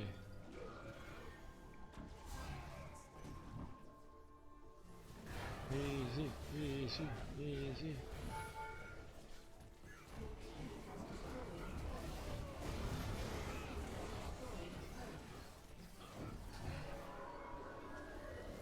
GG. Yeah.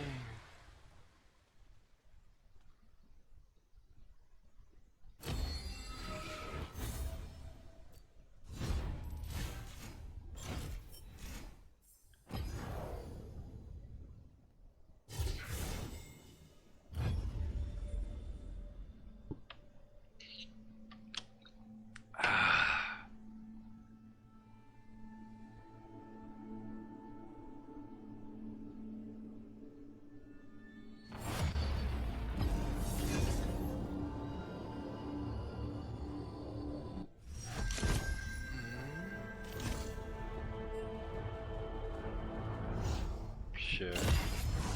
I knew you would do that. I knew you would do that. Did you really though? Did you really?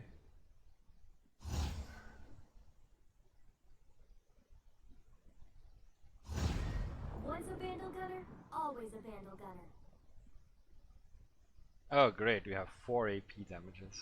No tanks again. You know what, I'll go. As I live, All will die. let's do this.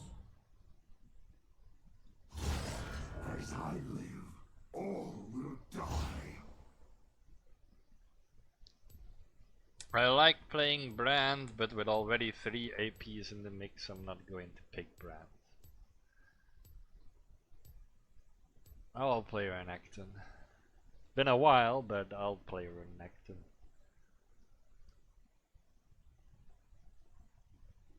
I'll play Renekton. The Tide Collar staff allows its wielder to command water and is drawn to the power of the moon. Well, yeah, because usually the moon kind of depicts the water. Or isn't it like high tide and low tide? And that is also... It's not magic, that's just science. I am disappointed. Disappointed.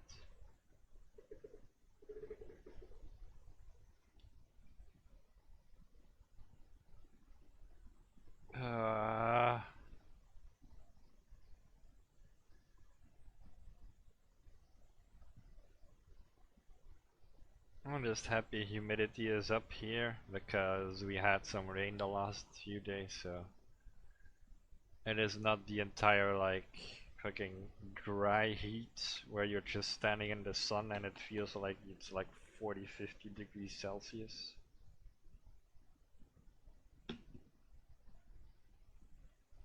Like 24, as you said, is like normal summer, but sometimes for us that is already like a heat wave because usually we don't really get that high. Usually our temperatures are, I would say 20, 24, that would be the max, 24, so.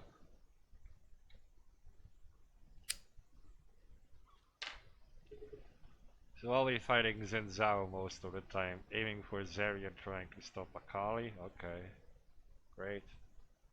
They have a good mix, mostly AP damage, but they have 2 AD damages, so it's gonna be one of those weird ones.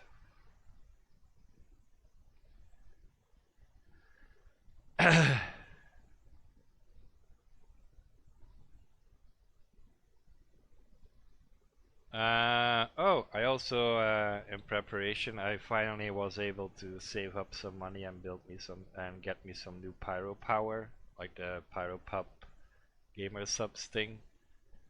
So I managed to finally get that. I know where my story is gonna go in D&D. I have figured it out for now. It's going to ask. I'm aiming for asking moral questions. I know how Abyss will respond, I think I know how you will respond, and I think I know how the other two will respond, but we'll see. Absolutely cinema, huh? Now I know how the D&D will go, well yeah.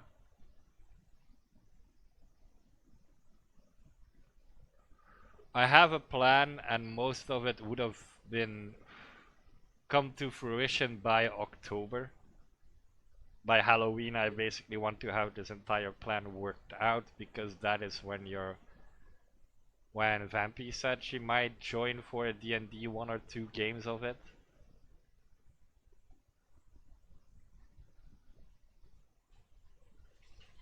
No, that one is already, I know what I'm gonna do with that one. So I already knew that one. It's also the part where I want to, like, I'm trying to change the world in like how Jenka already sees it, and okay, bye. In the way of it's a real breathing world, instead of how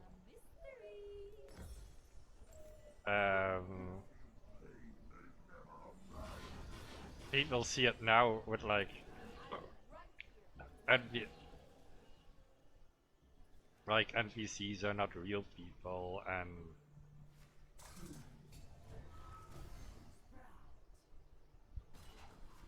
it's all just a game. I'm trying to change that into it's a living, breathing thing.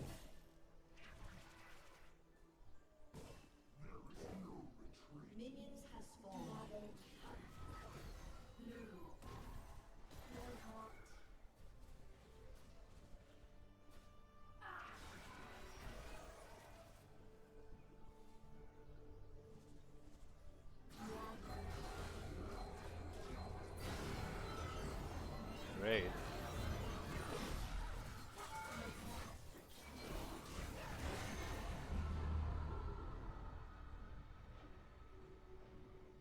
Yeah. They already take out all the minions before I can get there, so I cannot dash to minions close to me. Kinda sucks.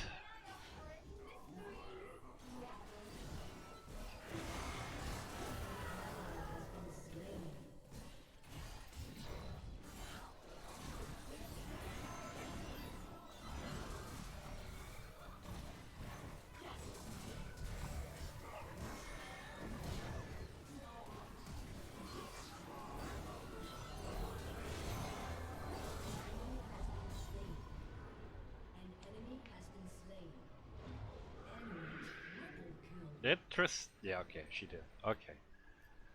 Okay, Tristana, you jumped straight into their attack with your jump ability. Yes, basically something like that. The entire world is basically being shifted into a real world.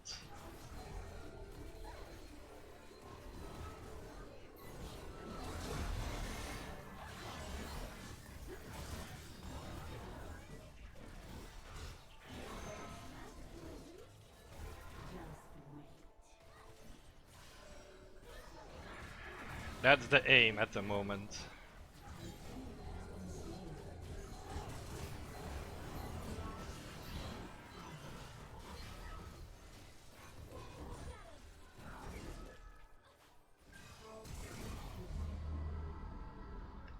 I'm gonna die a lot in this game because there's literally nothing I can do. They take all them, as I said, they take all the minions, so all my dash chances are gone.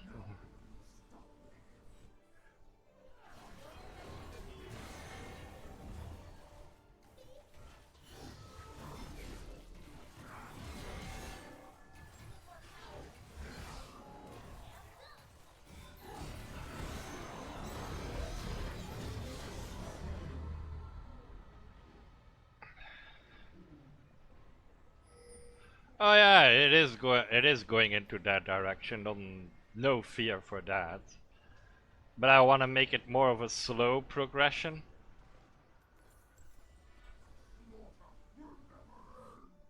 And I'm going to use horrible crimes to make people doubt if it is real or not.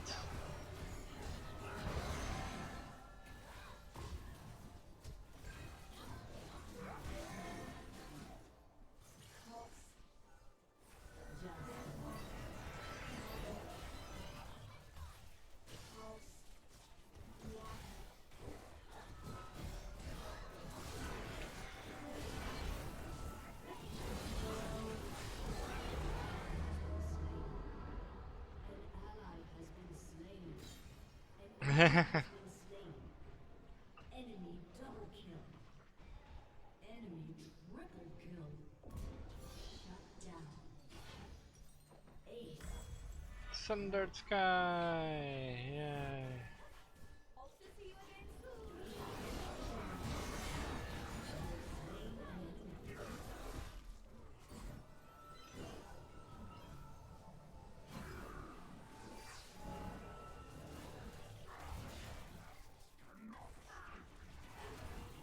Nessus cannot escape me forever.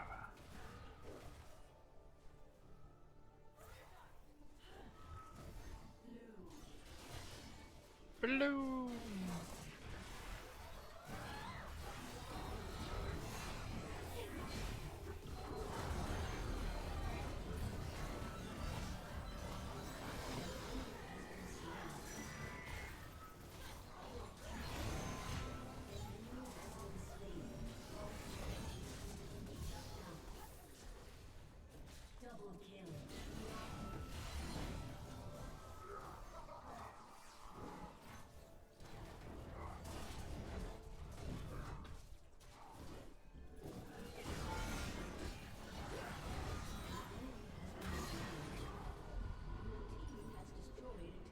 Work threats. Going for Sterox. 。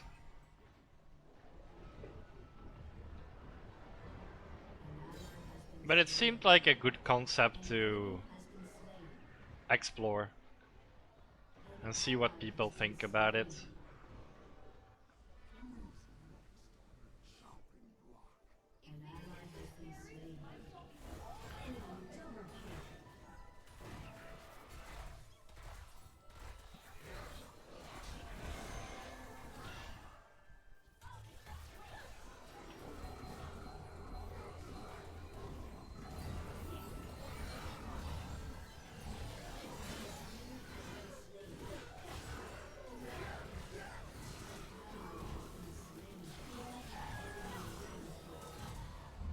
Enemy double kill.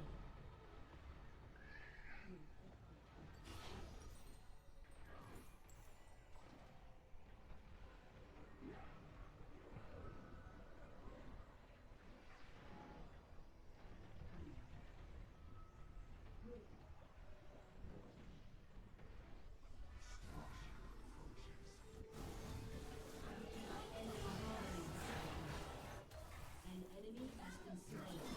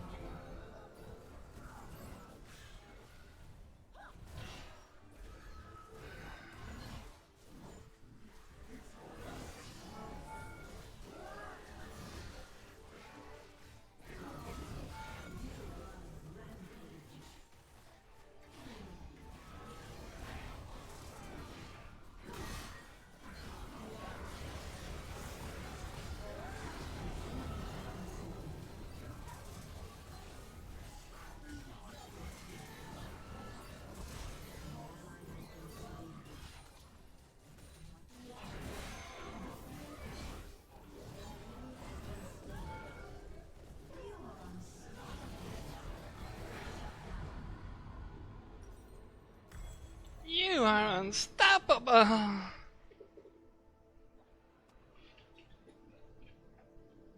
Free the crocodile! Set me free! Well, technically I'm an alligator, but still.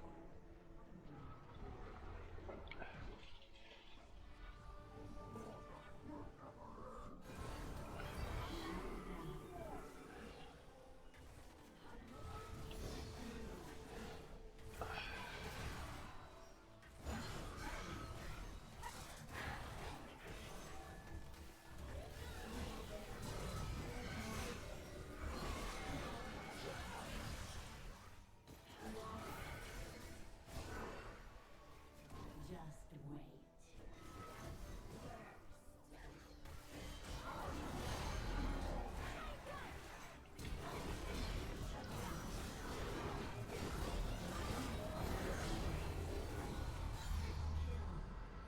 Quadra kill! Things you can do when Renekton walks in. One Renekton walks into a bar.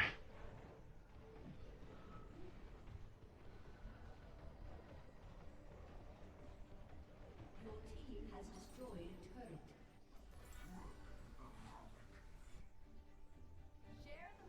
I'm gonna assume that it would be the only one that can tell for the moment that everyone is not as it seems until everyone else gets it. Something like that, yeah.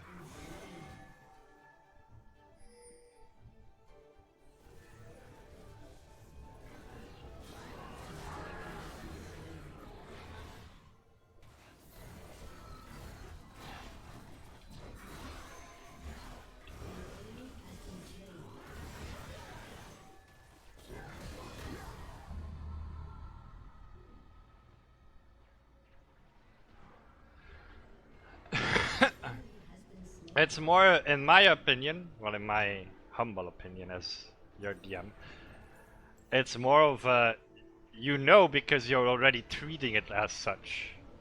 It's not like you know, it's more like you're already treating it as such. That's why the revelation would be more of a, less of a shock for you than for anyone else.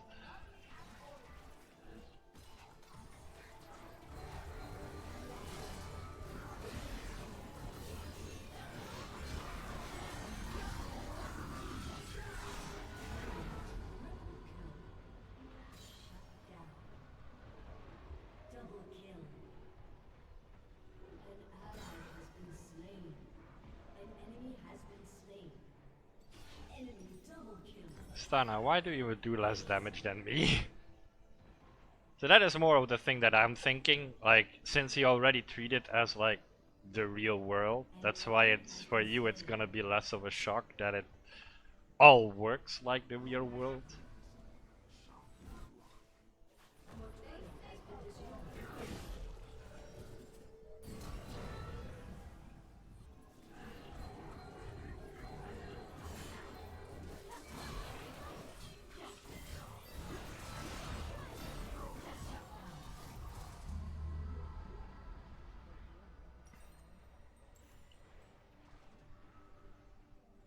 I mean, it was you who started talking about stop using the interface and just without with the entire I just click a button and that's my prayer thing. You were the first one that was like, don't click a button, just pray.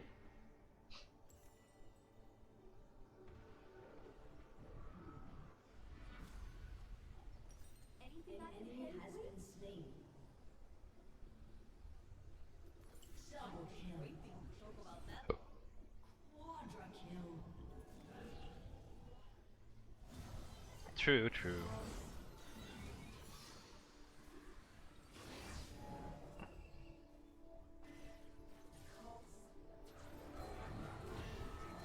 Technically, seeing the pale lady is, I know, like, her normal thing that you have to do when you see her is basically you have to make like a DC 32 check.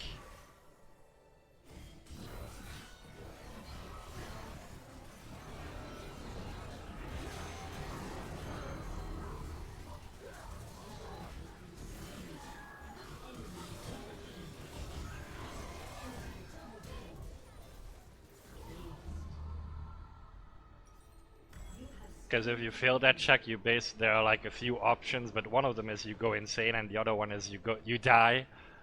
And the third option, I think, is you're not going insane, you're not going to die, but your memory basically blocked off anything that you saw. So mentally, they blocked off the entire thing, which is basically saving your life at that point.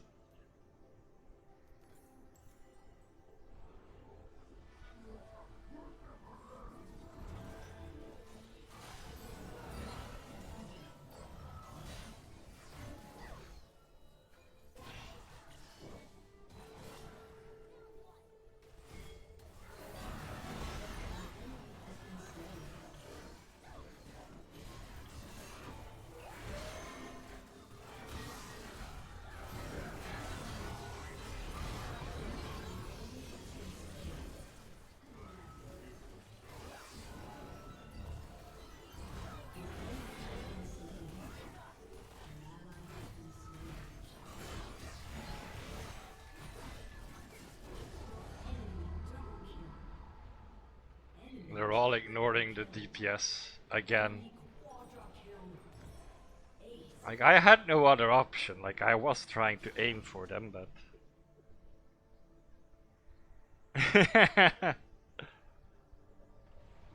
something like that, yes.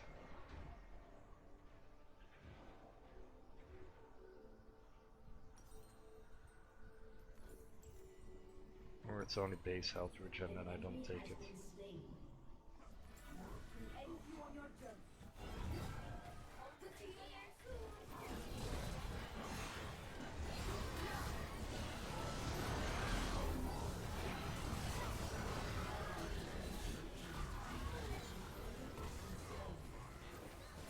An ally has been slain.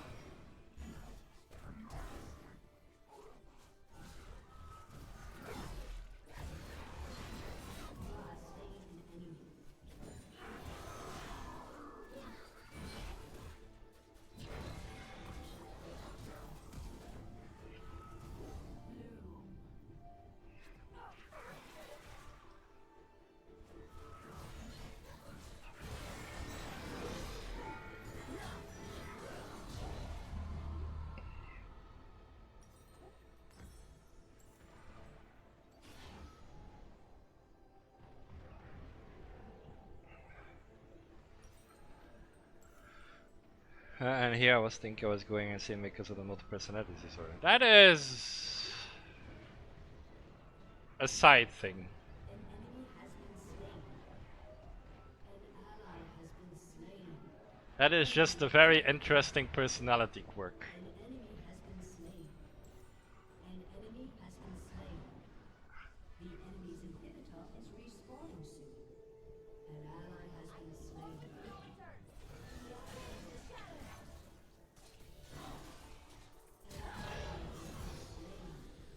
You have slain an enemy. The enemy's inhibitor has respawned. Perfect execution. I mean, it's not gonna do much if you wanna jump in my direction.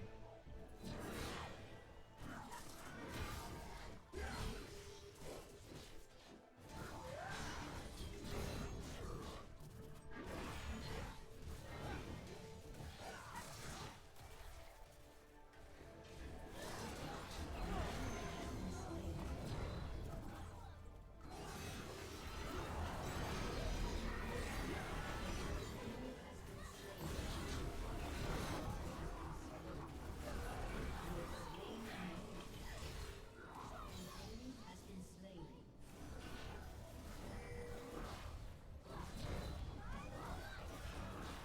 Alright. Your team has destroyed I mean, I guess your beam hits me, so... Ow, no, please don't.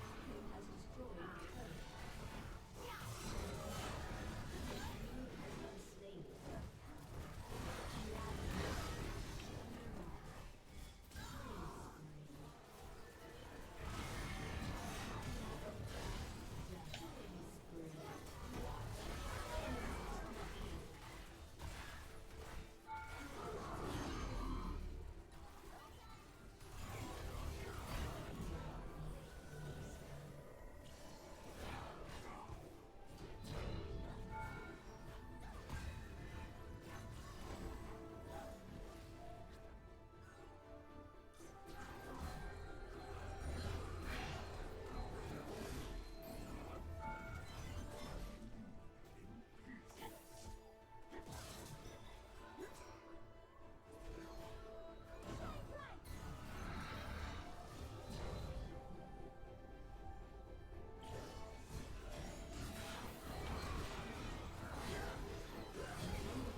Slain.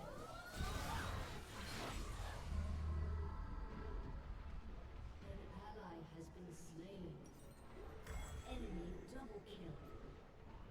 An enemy has been slain. Double kill.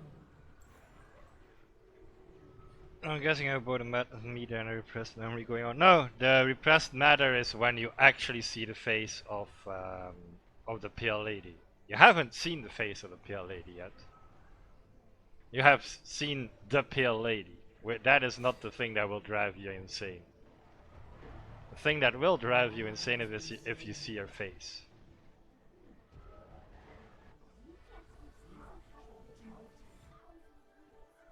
Enemy double kill.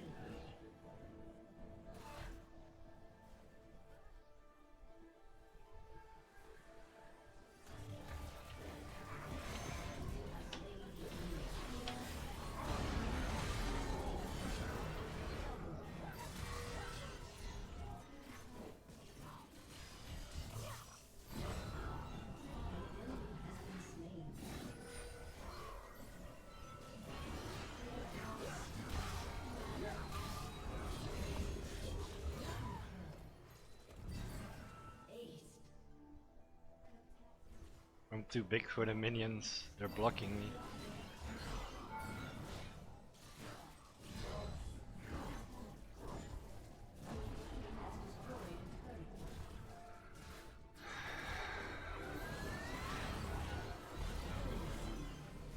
And there we go.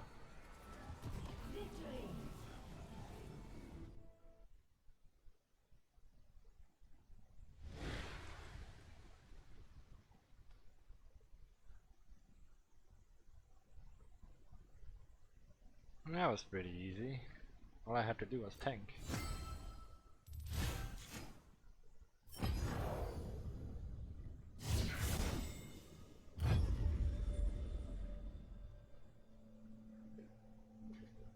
So right now it's only the madness meter.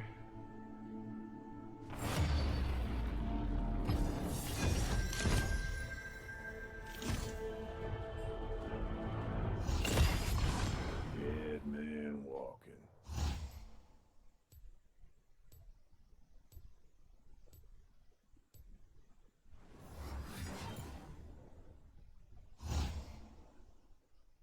Why not? Isles will bloom again. Because funny.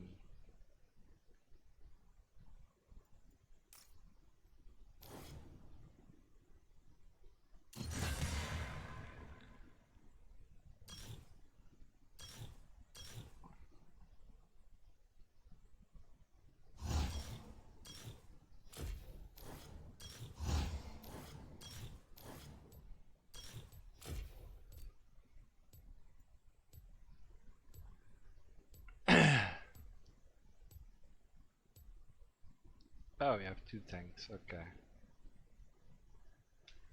I'm not the only tank! Well, it's a Blitzcrank, so he's probably gonna go AP Blitzcrank, but still... You know, I can finally divide responsibilities a little bit. Cause I'm a Maokai, I'm not going to do a lot. We only have Gnar. We have Caitlyn, Bard, and Seraphine, so we have 3 AP damage dealers and 1 AD. I need to make sure Aurelia and Gnar cannot get through. Other than that, I'm pretty much fine. It's mostly AD damage with a little bit of AP from Karthus.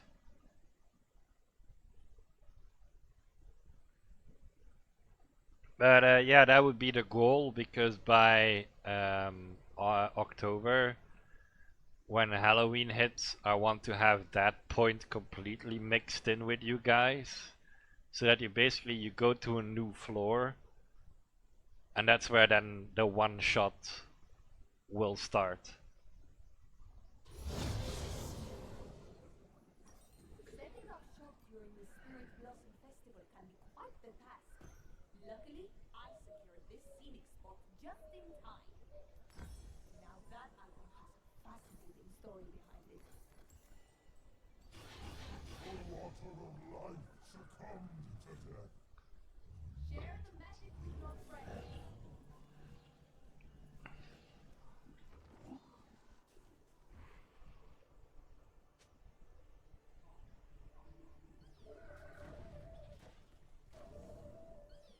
Mortal, stay out of my truck.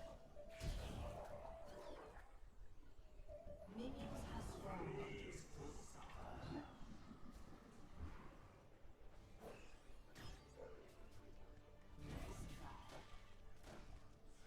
I can watch the mortals doom themselves from here.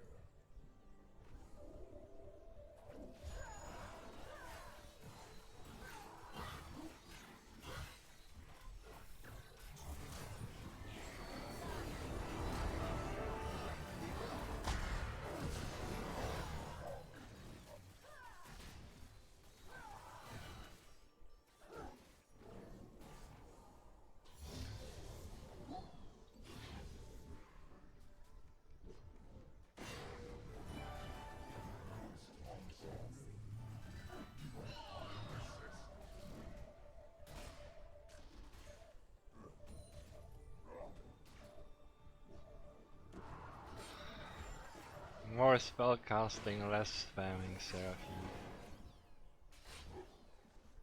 A summoner has disconnected.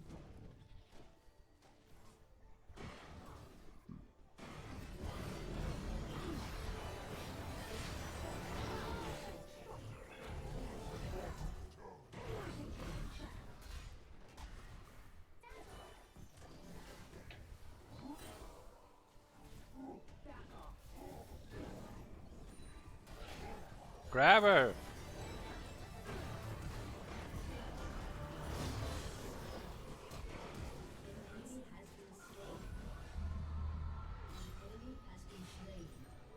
Don't be afraid. Grab the bitch.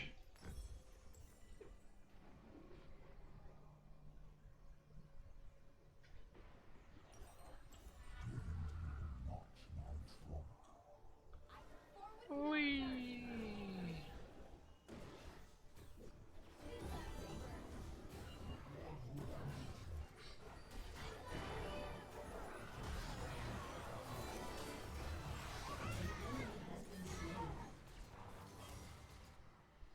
Oh no, it's a Carter's wall. Whatever will I do?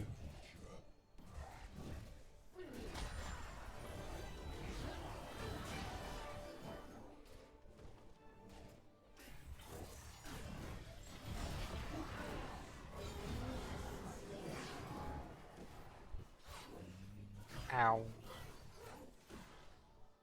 I once had peace. It is better to have purpose.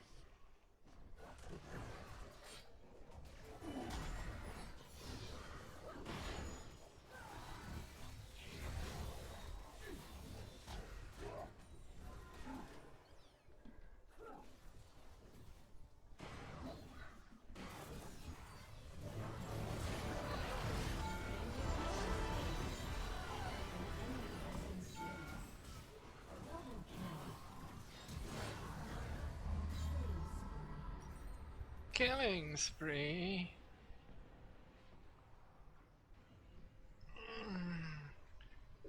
Other than I will have to act like a monk when I'm not. You don't have to.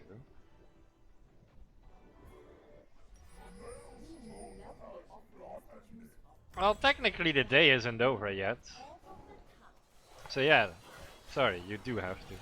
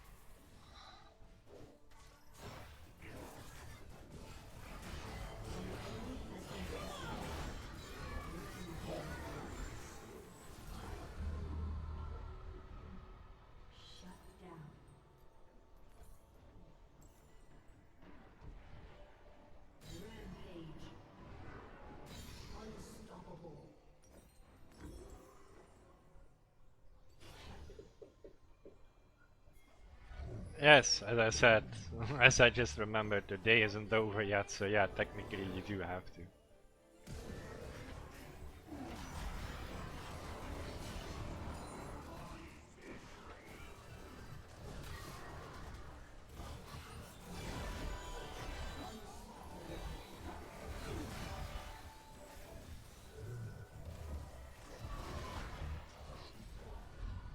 Ah, no! I don't really care.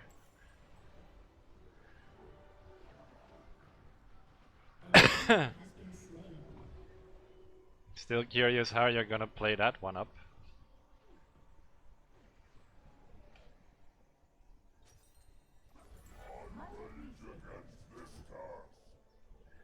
Whee.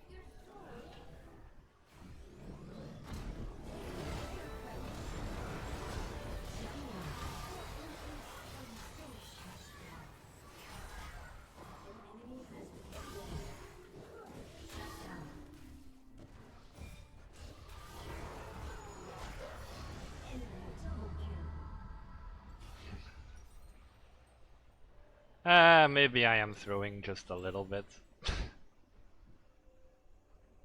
Just a little bit.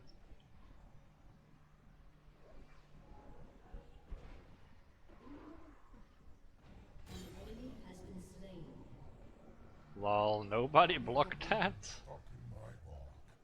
If things get too scary, my phone is always open.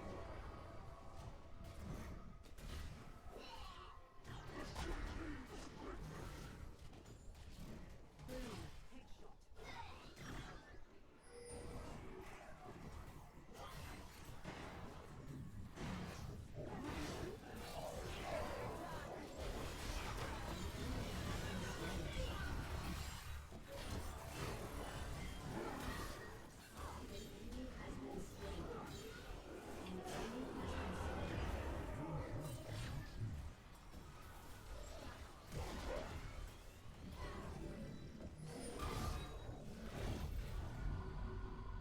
Bart, why are you standing still, buddy?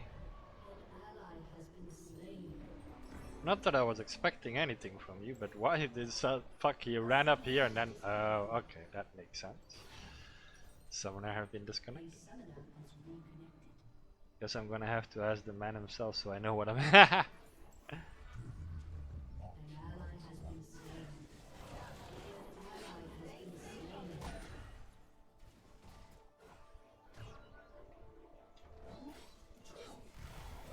ally has been slain.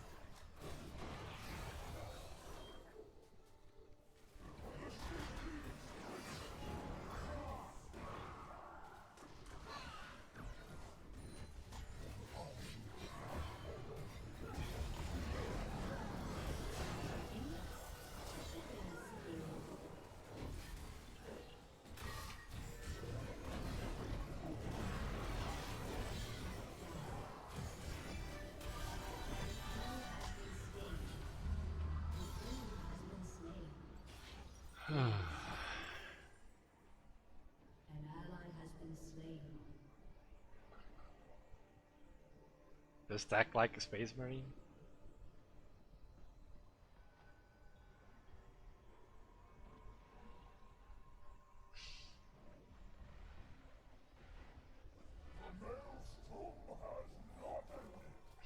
Enjoy the festivities.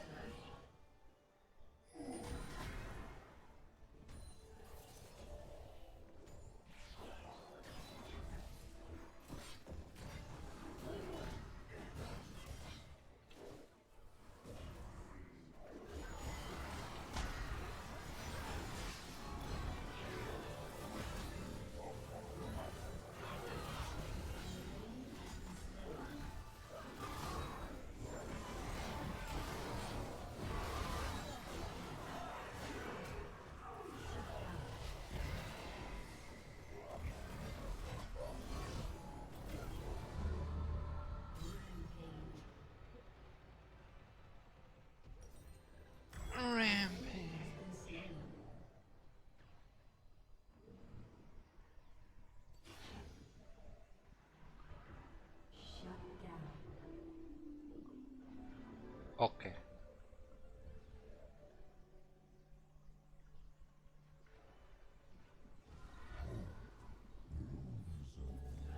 Come back if you need water. I never miss. Let's hit her.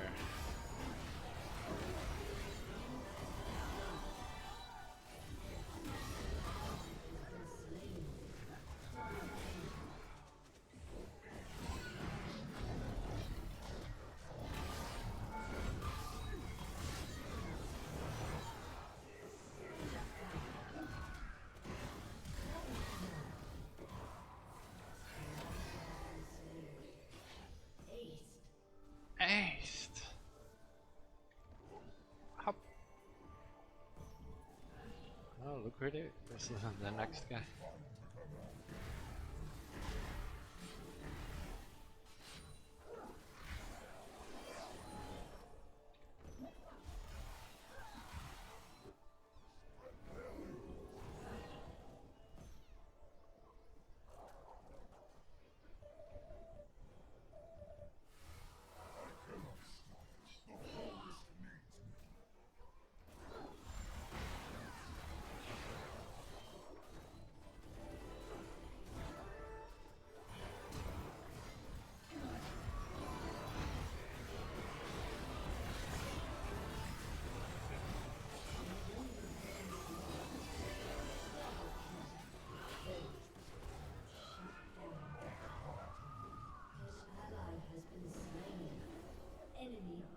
Can you maybe just fucking die already?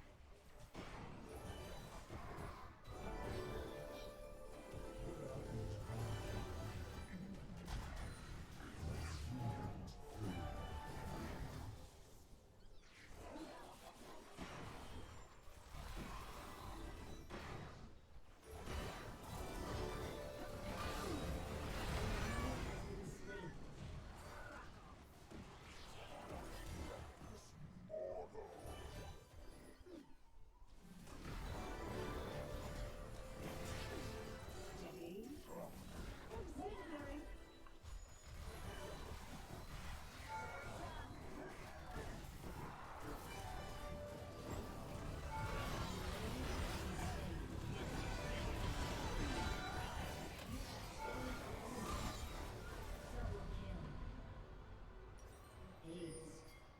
You have slain an enemy. Woo! I did it.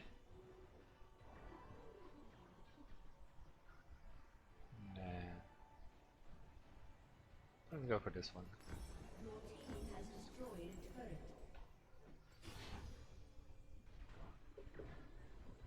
I have to play like a monk, I guess.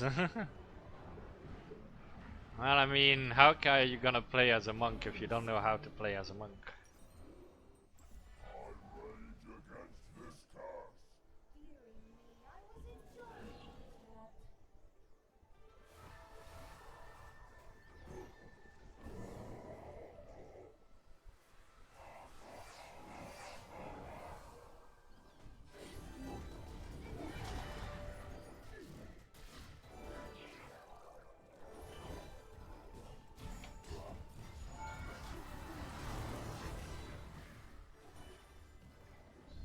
Damn, my chance.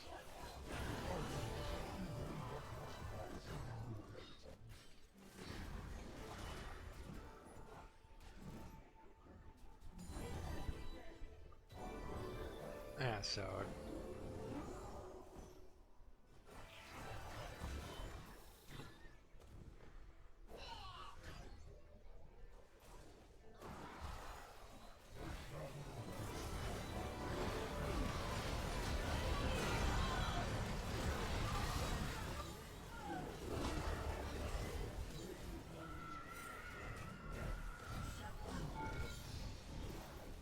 Triple kill. Shut down.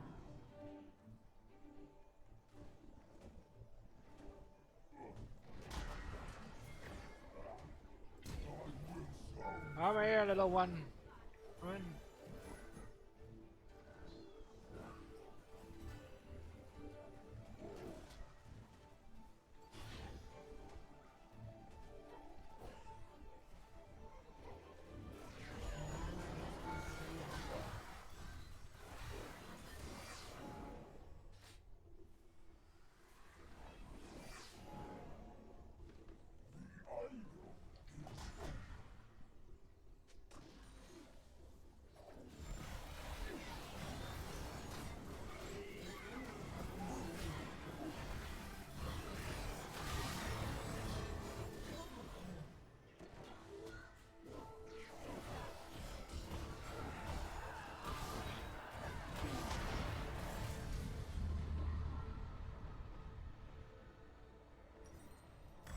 Enemy has been slain. This one. No, this one. Yes, let's go for this one. Look, I watched Jackie Chan when he did some monk rules in movies. I think I have a rough understanding. I mean, okay, I guess. Which one is actually the one that gives me the... Another blend stuck Yes. in my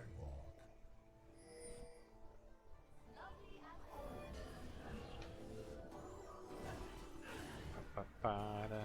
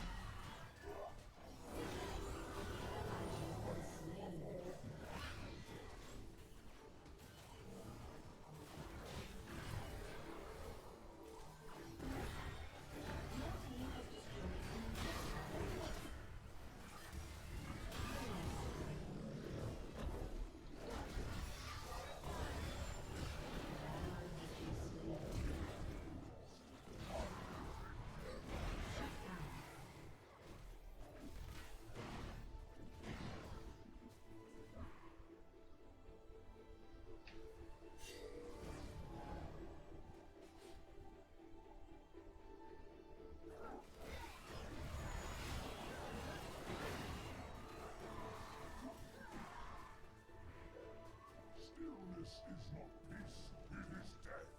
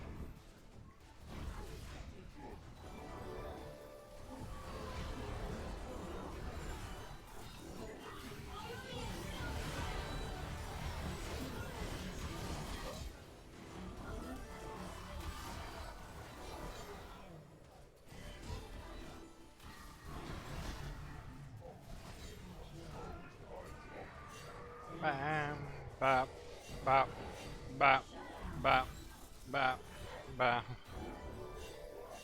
I don't give two shits.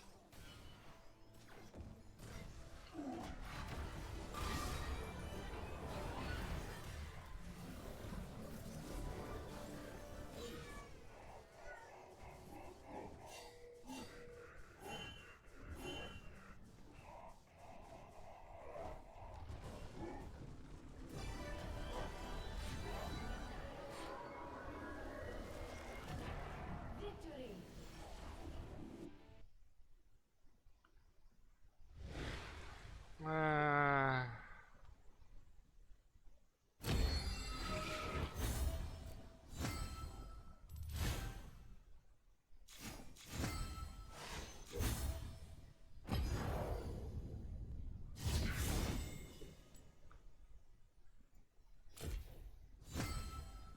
Oh, another Hextech chest, okay. What's in it? Yeah, award skin and orange essence.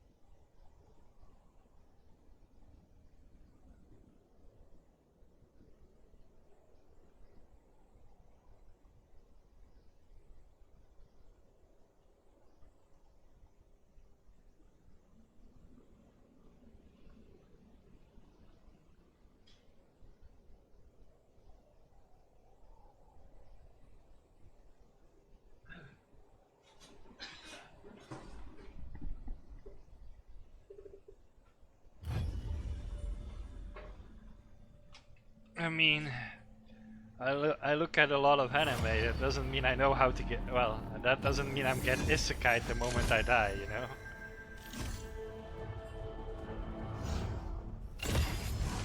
I knew you would do that. I knew you would do that.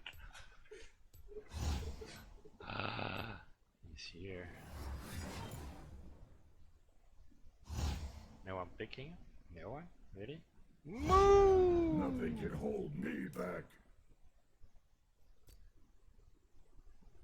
Fucking Alistar.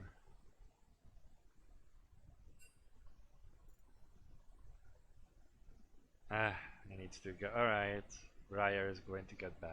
She just typed I love feet. Ah, yeah.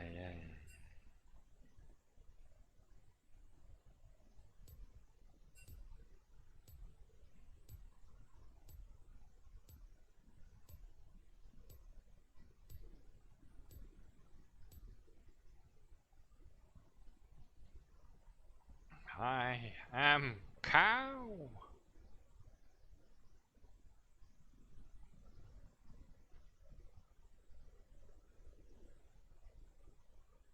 Odyssey Jinx. Ah, that's all time that I see that one. Odyssey wasn't too bad. Not even for the skins or like the little story they had. Arcane for me fucked up Jinx completely.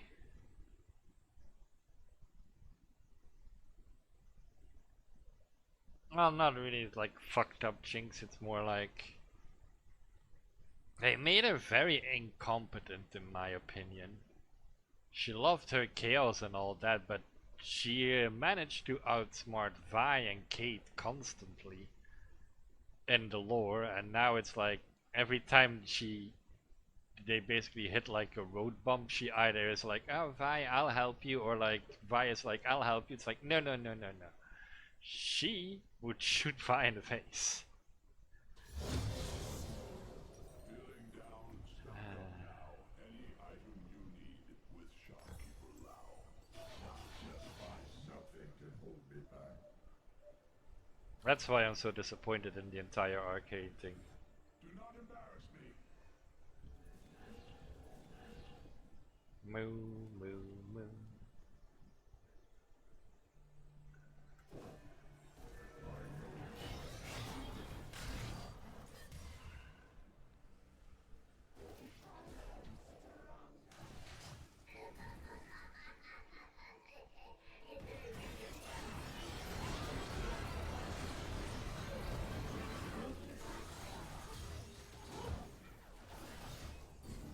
Get out of here.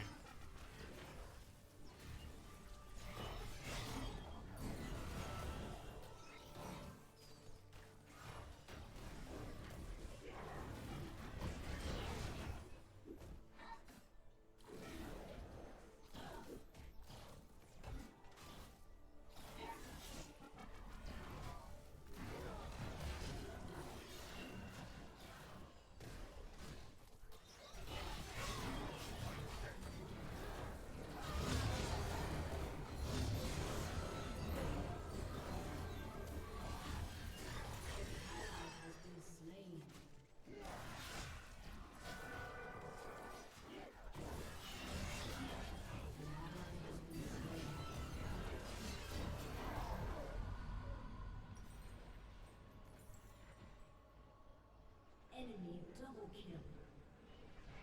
Why are you running straight into fucking Yone? Ah, this is not gonna work.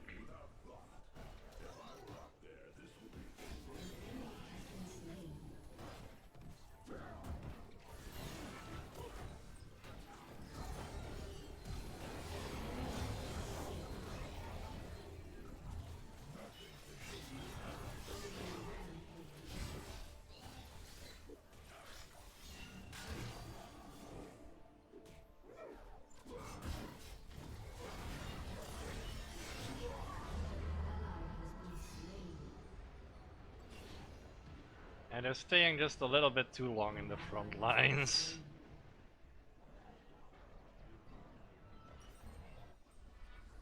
And then I cannot get them out.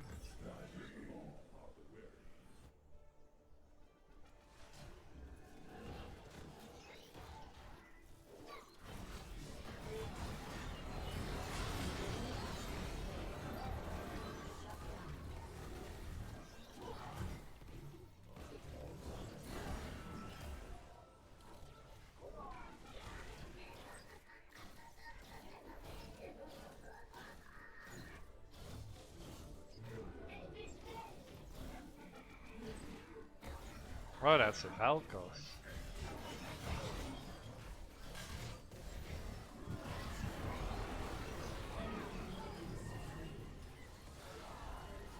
has been slain.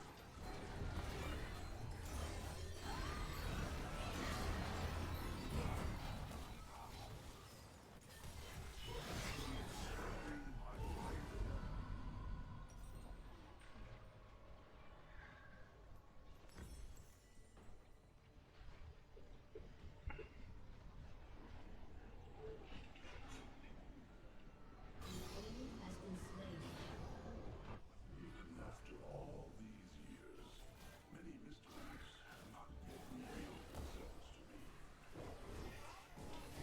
me.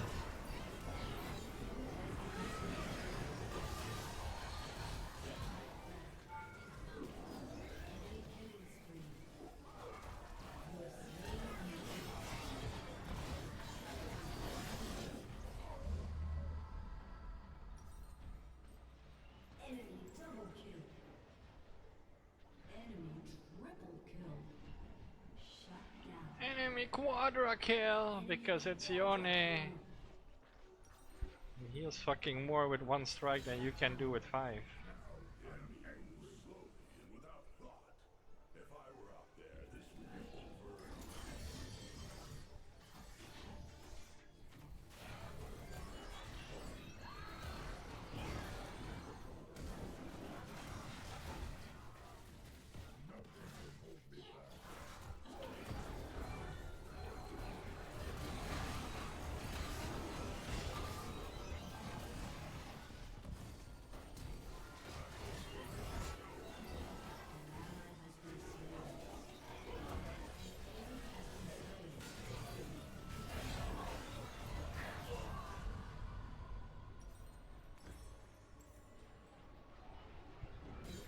Has been slain.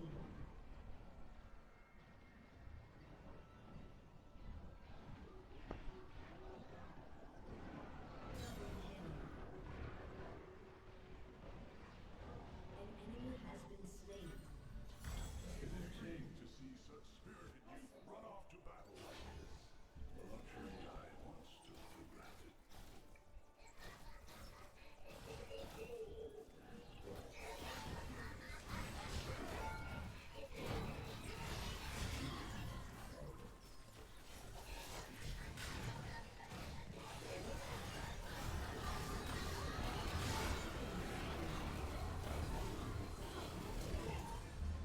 Wow, I just couldn't move there at all. Slain.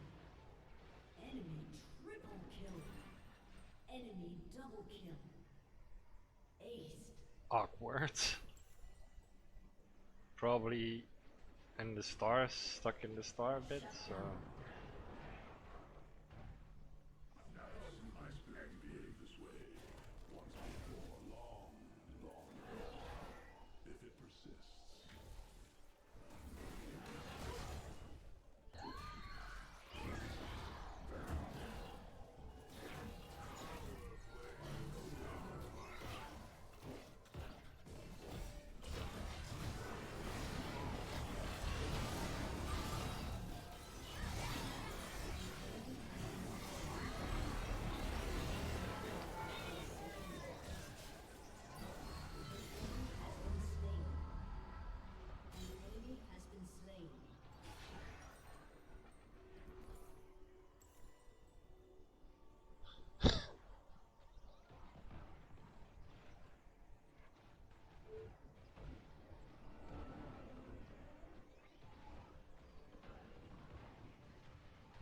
They do be trying.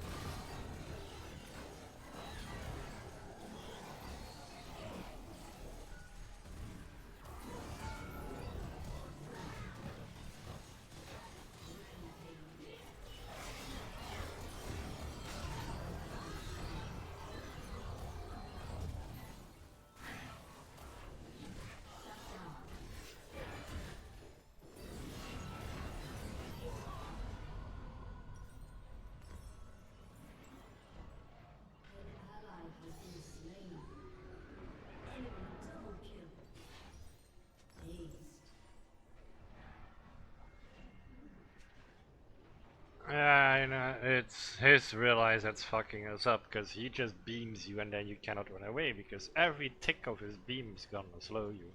Your turret has been destroyed.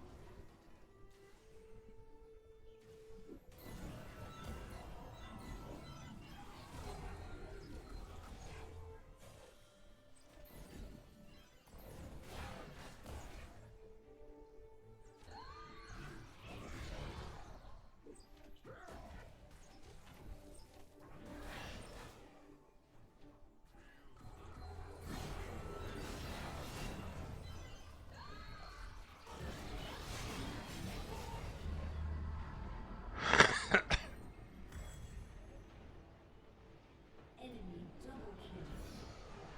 An enemy has been slain. An enemy has been slain. Enemy triple kill.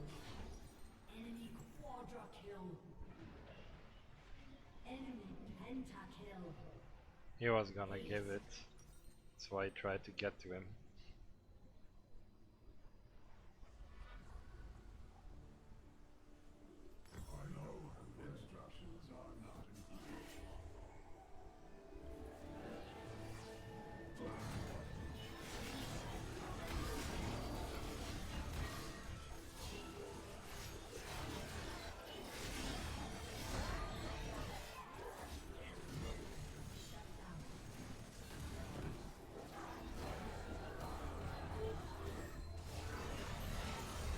Why am I still being slowed at this point?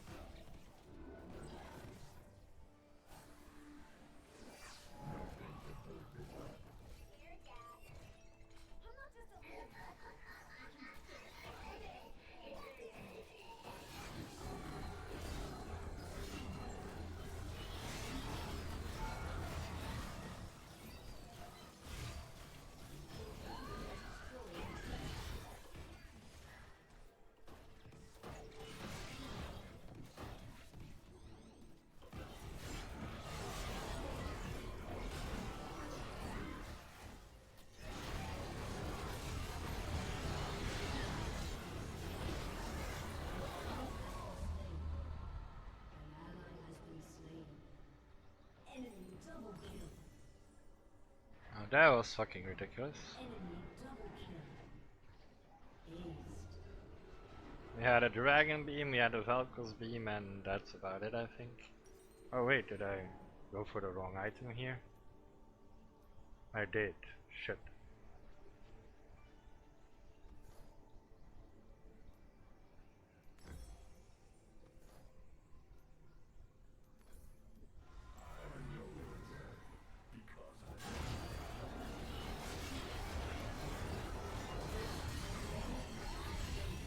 Man, I'm just walking on all the bullshit.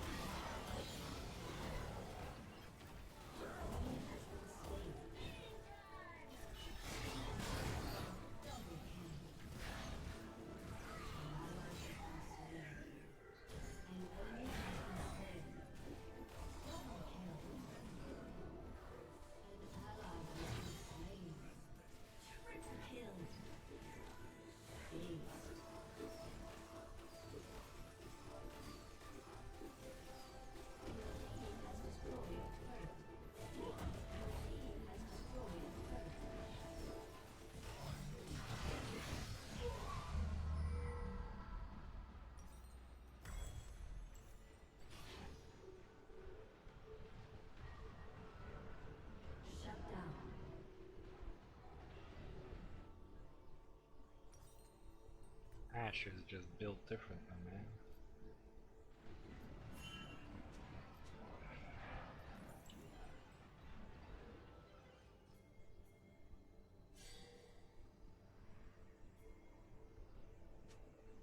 We're gonna be healing, so just get back until everyone is like there with it, until you're with everyone.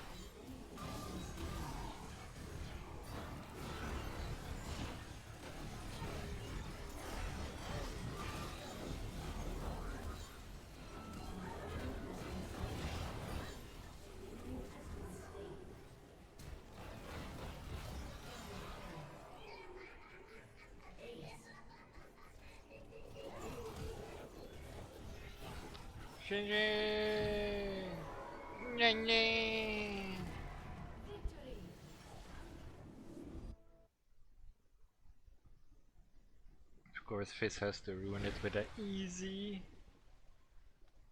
I'm giving it to my 280 carries.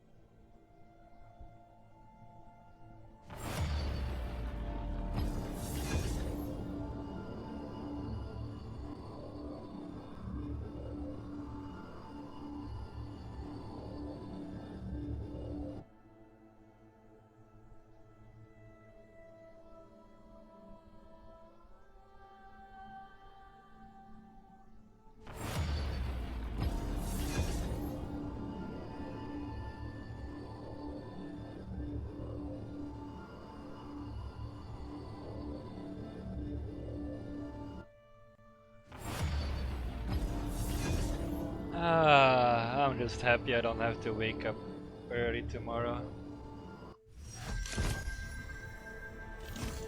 Set?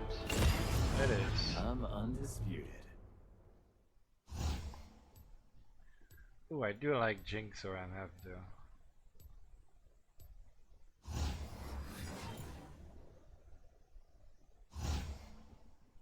Oh, I already have a Yoni as well. I guess I'll stay.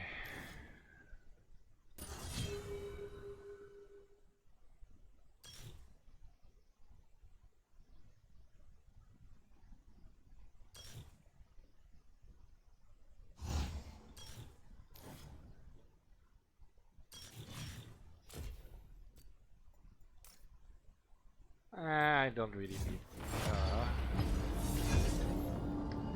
Just when I was done with my masters.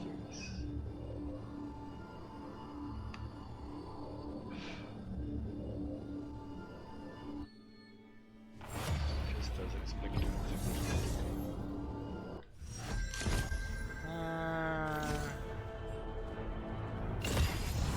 Always trust your spirit. There's a Nico. Want to play Nico? I must play Nico. Nico is best decision. This is true. Nico do the best decision.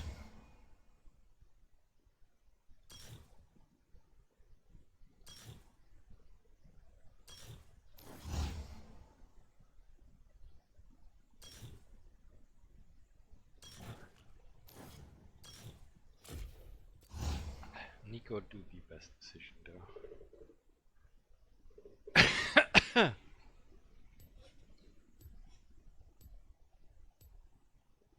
Why do we only have AP damage?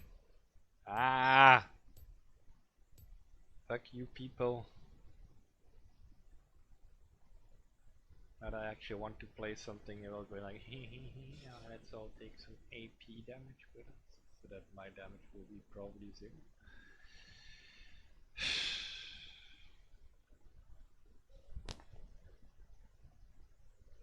A Zac, a Mordekaiser, Kayn, Zaya, Seraphine.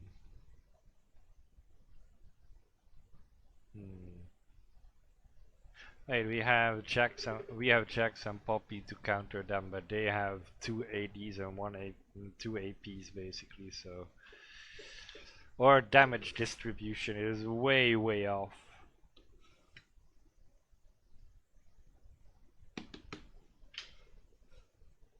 And I don't have the right runes to play AD Nico at the moment.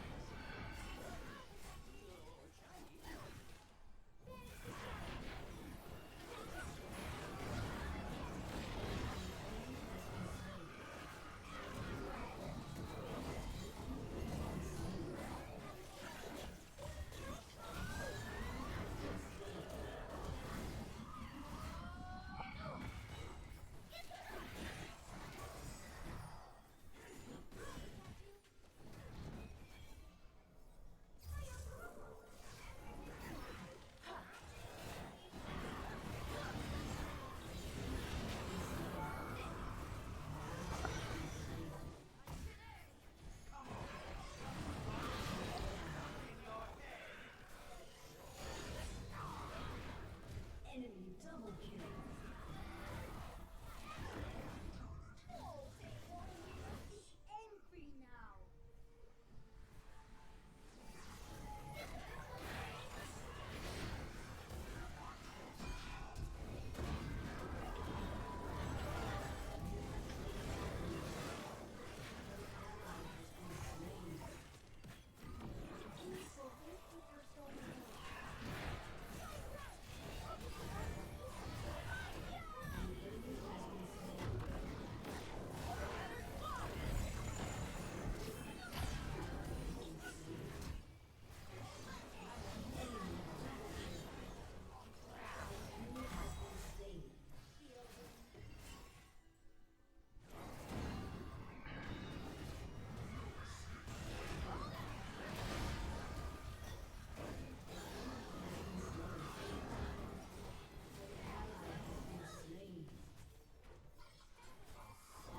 Forsaken about the monks.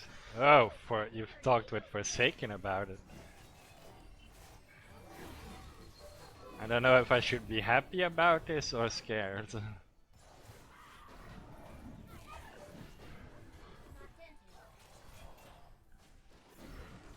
Slash concern. Not be bound to a single battle.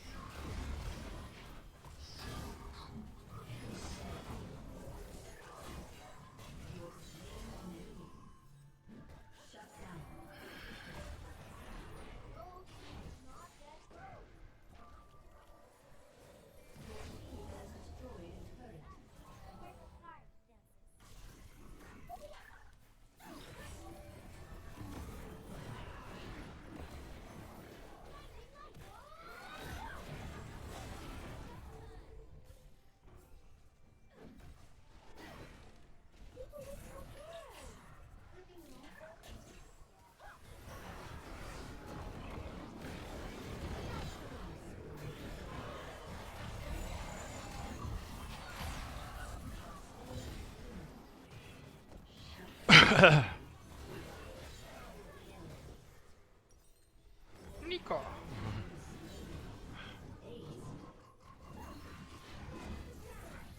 Yeah, I was asking about Abyss God in his group chat and for saying goodness about the whole extreme subtle ordeal, so you propose the alternative ways you can do something as a monk.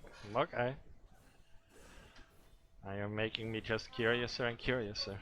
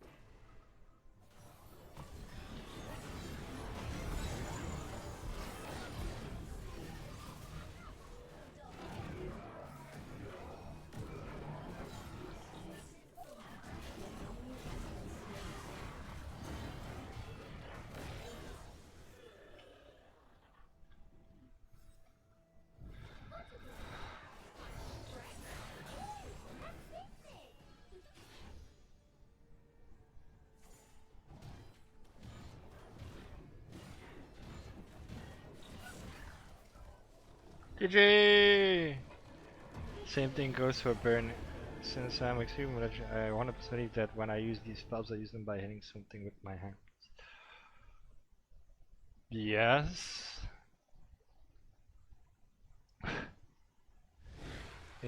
Even though Burning Hands is over 50 gun range, and here I'm thinking I can just use it on minute instead of that 50 gun range. Yeah, it's the same with your Chaos Bolt. It's gonna turn into a point blank range that you're gonna use.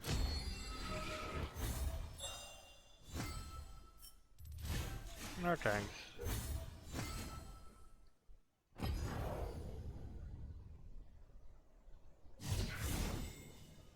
So you basically are going to run up and try to punch people while you're casting a spell.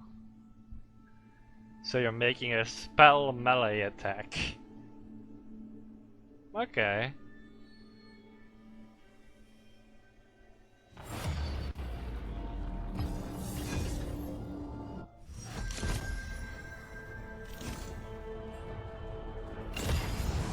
What runs? They all run.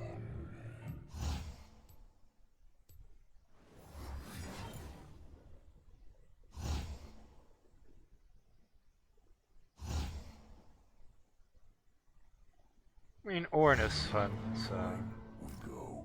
so why not? Well, fun is a big word. Ornn is more like funny.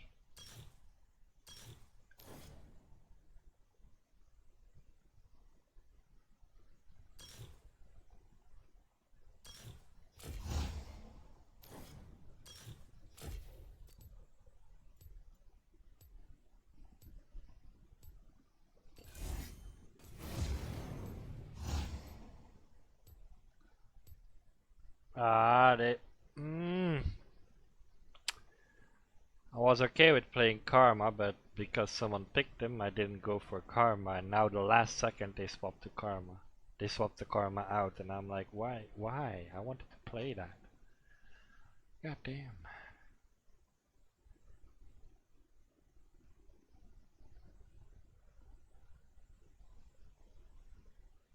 Well, the first AD carry that is highest on the rank for wins is Quinn, but that is not really an AD carry people play, and then it goes to Sivir. It's like, okay, those are usually 2 AD carries nobody plays. Oh boy.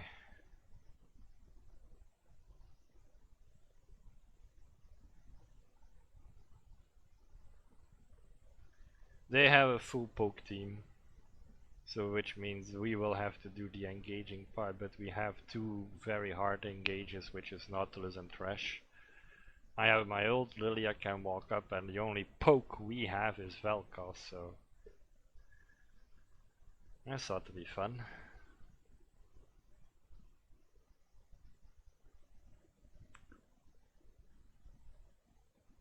Yeah, I think one of the problems with the Zealot thing is also we didn't give the gods, his god, like actually a name.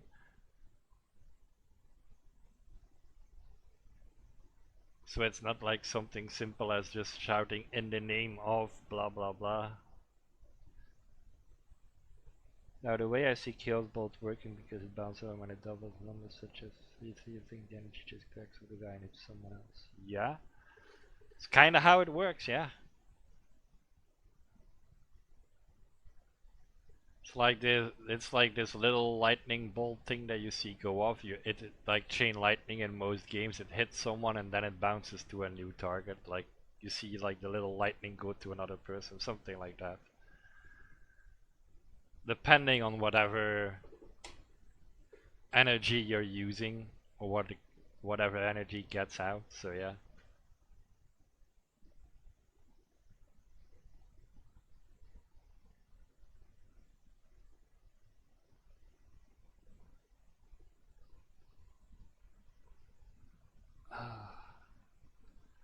Might actually take a quick shower after this because the temperatures are starting to raise for some reason again. It's like late in the evening and temperatures are going up. Also, my neck is starting to hurt, so I'm going to take a. I have to pour some hot water on it to relax my muscles.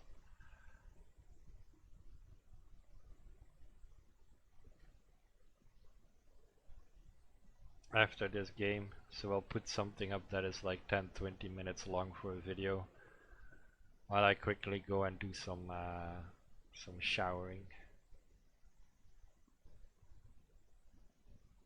Sadly, I don't have a girlfriend that I can ask to massage my neck, else I would. Then again, I am very sensitive on my neck area, like the moment someone like grabs that or touches it, it's like almost either like the entire cold chill running down my spine, or if it's in a more violent way, you get an immediate violent response back. Like I will, if someone grabs me roughly around my neck, I will punch them or push them away, depending how rough they are.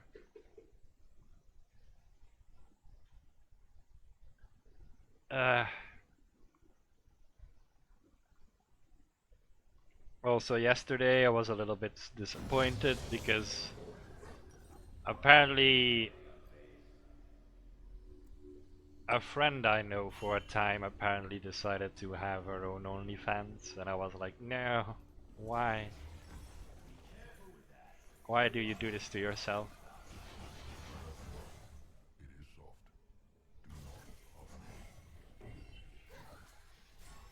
Because they asked me like, oh yes, do you want to be on my OnlyFans? I'm like, not really.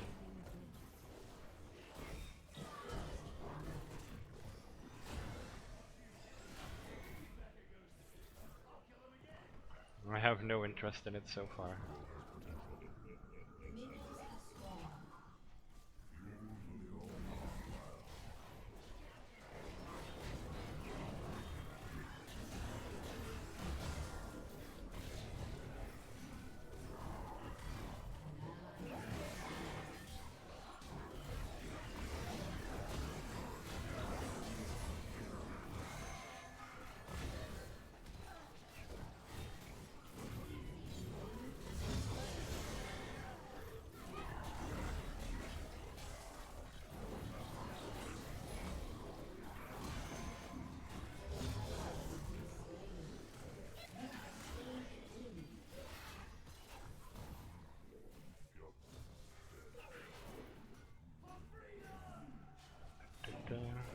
Don't worry about it. I'm just.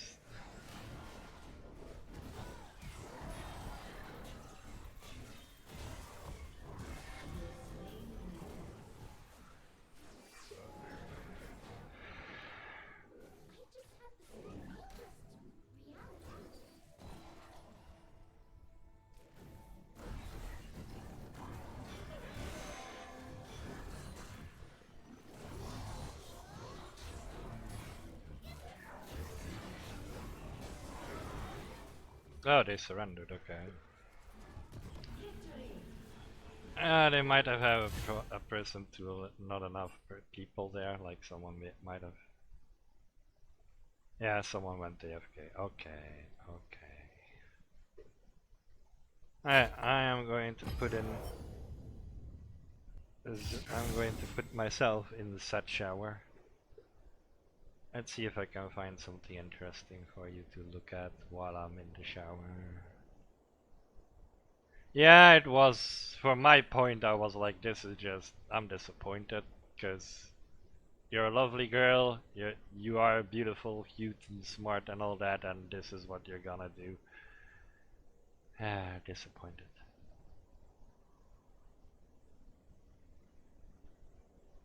Ah, here you go. I hate it when I start researching for a video and the truth ends up getting in the way of a good story. Luckily, this is a good story regardless. The video. Child Edward O'Hare that would later come to be known as Butch. Butch would also get two little sisters, Marilyn and Patricia, and by all accounts, they had a really happy little family. Okay, fast forward 1923, EJ takes the Missouri State Bar, he passes it, becomes a lawyer, and almost immediately gets his new client by the name of Owen P. Smith, and he is the commissioner of the Greyhound Racing Association for the entire nation. And he needs a lawyer because he needs to patent his new invention, that little electric rabbit that goes around the dog racing track that all the dogs chase. So EJ gets that done for him, and then Owen decides that he wants to keep him around so he he makes him a business partner because he needs a good lawyer that's going to be able to help him keep dog tracks open and open up new dog tracks, because at this point in time, dog tracks received a ton of political resistance. And this is because in 1910, gambling got outlawed, so for the next decade, all the dog tracks were just going out of business, because without the gambling revenue coming in, the business just wasn't financially viable. And, I mean, nobody wants to go just watch dogs run in a circle if you're not betting money on it, right? Ipso facto, all the dog tracks ended up shutting down, except for the ones that were willing to engage in underground illegal gambling, which is why they needed a good lawyer like EJ. But before EJ even passed the bar and became a lawyer in 1923, things were already set into motion that would eventually change that. You see, 1920 was Prohibition, when the government banned alcohol. Okay, sidebar. The amount of videos that I have done on this channel and my other channel, The Fat Files, where everything ties back to Prohibition is absolutely insane. It's like that game, 6 Degrees of Kevin Bacon, where every single person on the planet knows Kevin Bacon within 6 relationships. I can do any historical event and tie it back to Prohibition somehow, in some way, in some fashion. I know it's possible. Take a look at this! Jesus Christ, Charlie! I mean, just off the top of my head from videos that I've already covered, Prohibition is directly responsible for Domino's not going bankrupt in 2012, every American warship having an ice cream machine on it, that time that America had multiple ships completely dedicated to just making ice cream and distributing it to the Pacific Theater of World War II, the fact that there's 7 billion pounds of cheese in underground caves all over America, the fact that every dairy farmer is required by law to pay into a giant advertising fund so that they can advertise milk, which is where Got Milk came from, pretty much all the IRS codes regarding tax evasion, and now this story as well is also brought to you by Prohibition. That one time the U.S. government tried to ban alcohol and failed miserably. Now, as we all know, after alcohol got banned, organized crime stepped in. They started distributing alcohol, they established speakeasies, they had bootleggers, they manufactured their own booze, and they made a ton of money while they did it. And by 1925, they had gotten so wealthy and so powerful that they were actually able to buy off politicians and law enforcement, and they were able to get away with whatever they wanted, and they were looking for more ways to make even more money, whether it was legal or not. And one of the things they decided that they wanted to do was to get into gambling via dog racing tracks, and now that they had politicians on their payroll, they would actually be able to get the building permits, build all new dog racing tracks,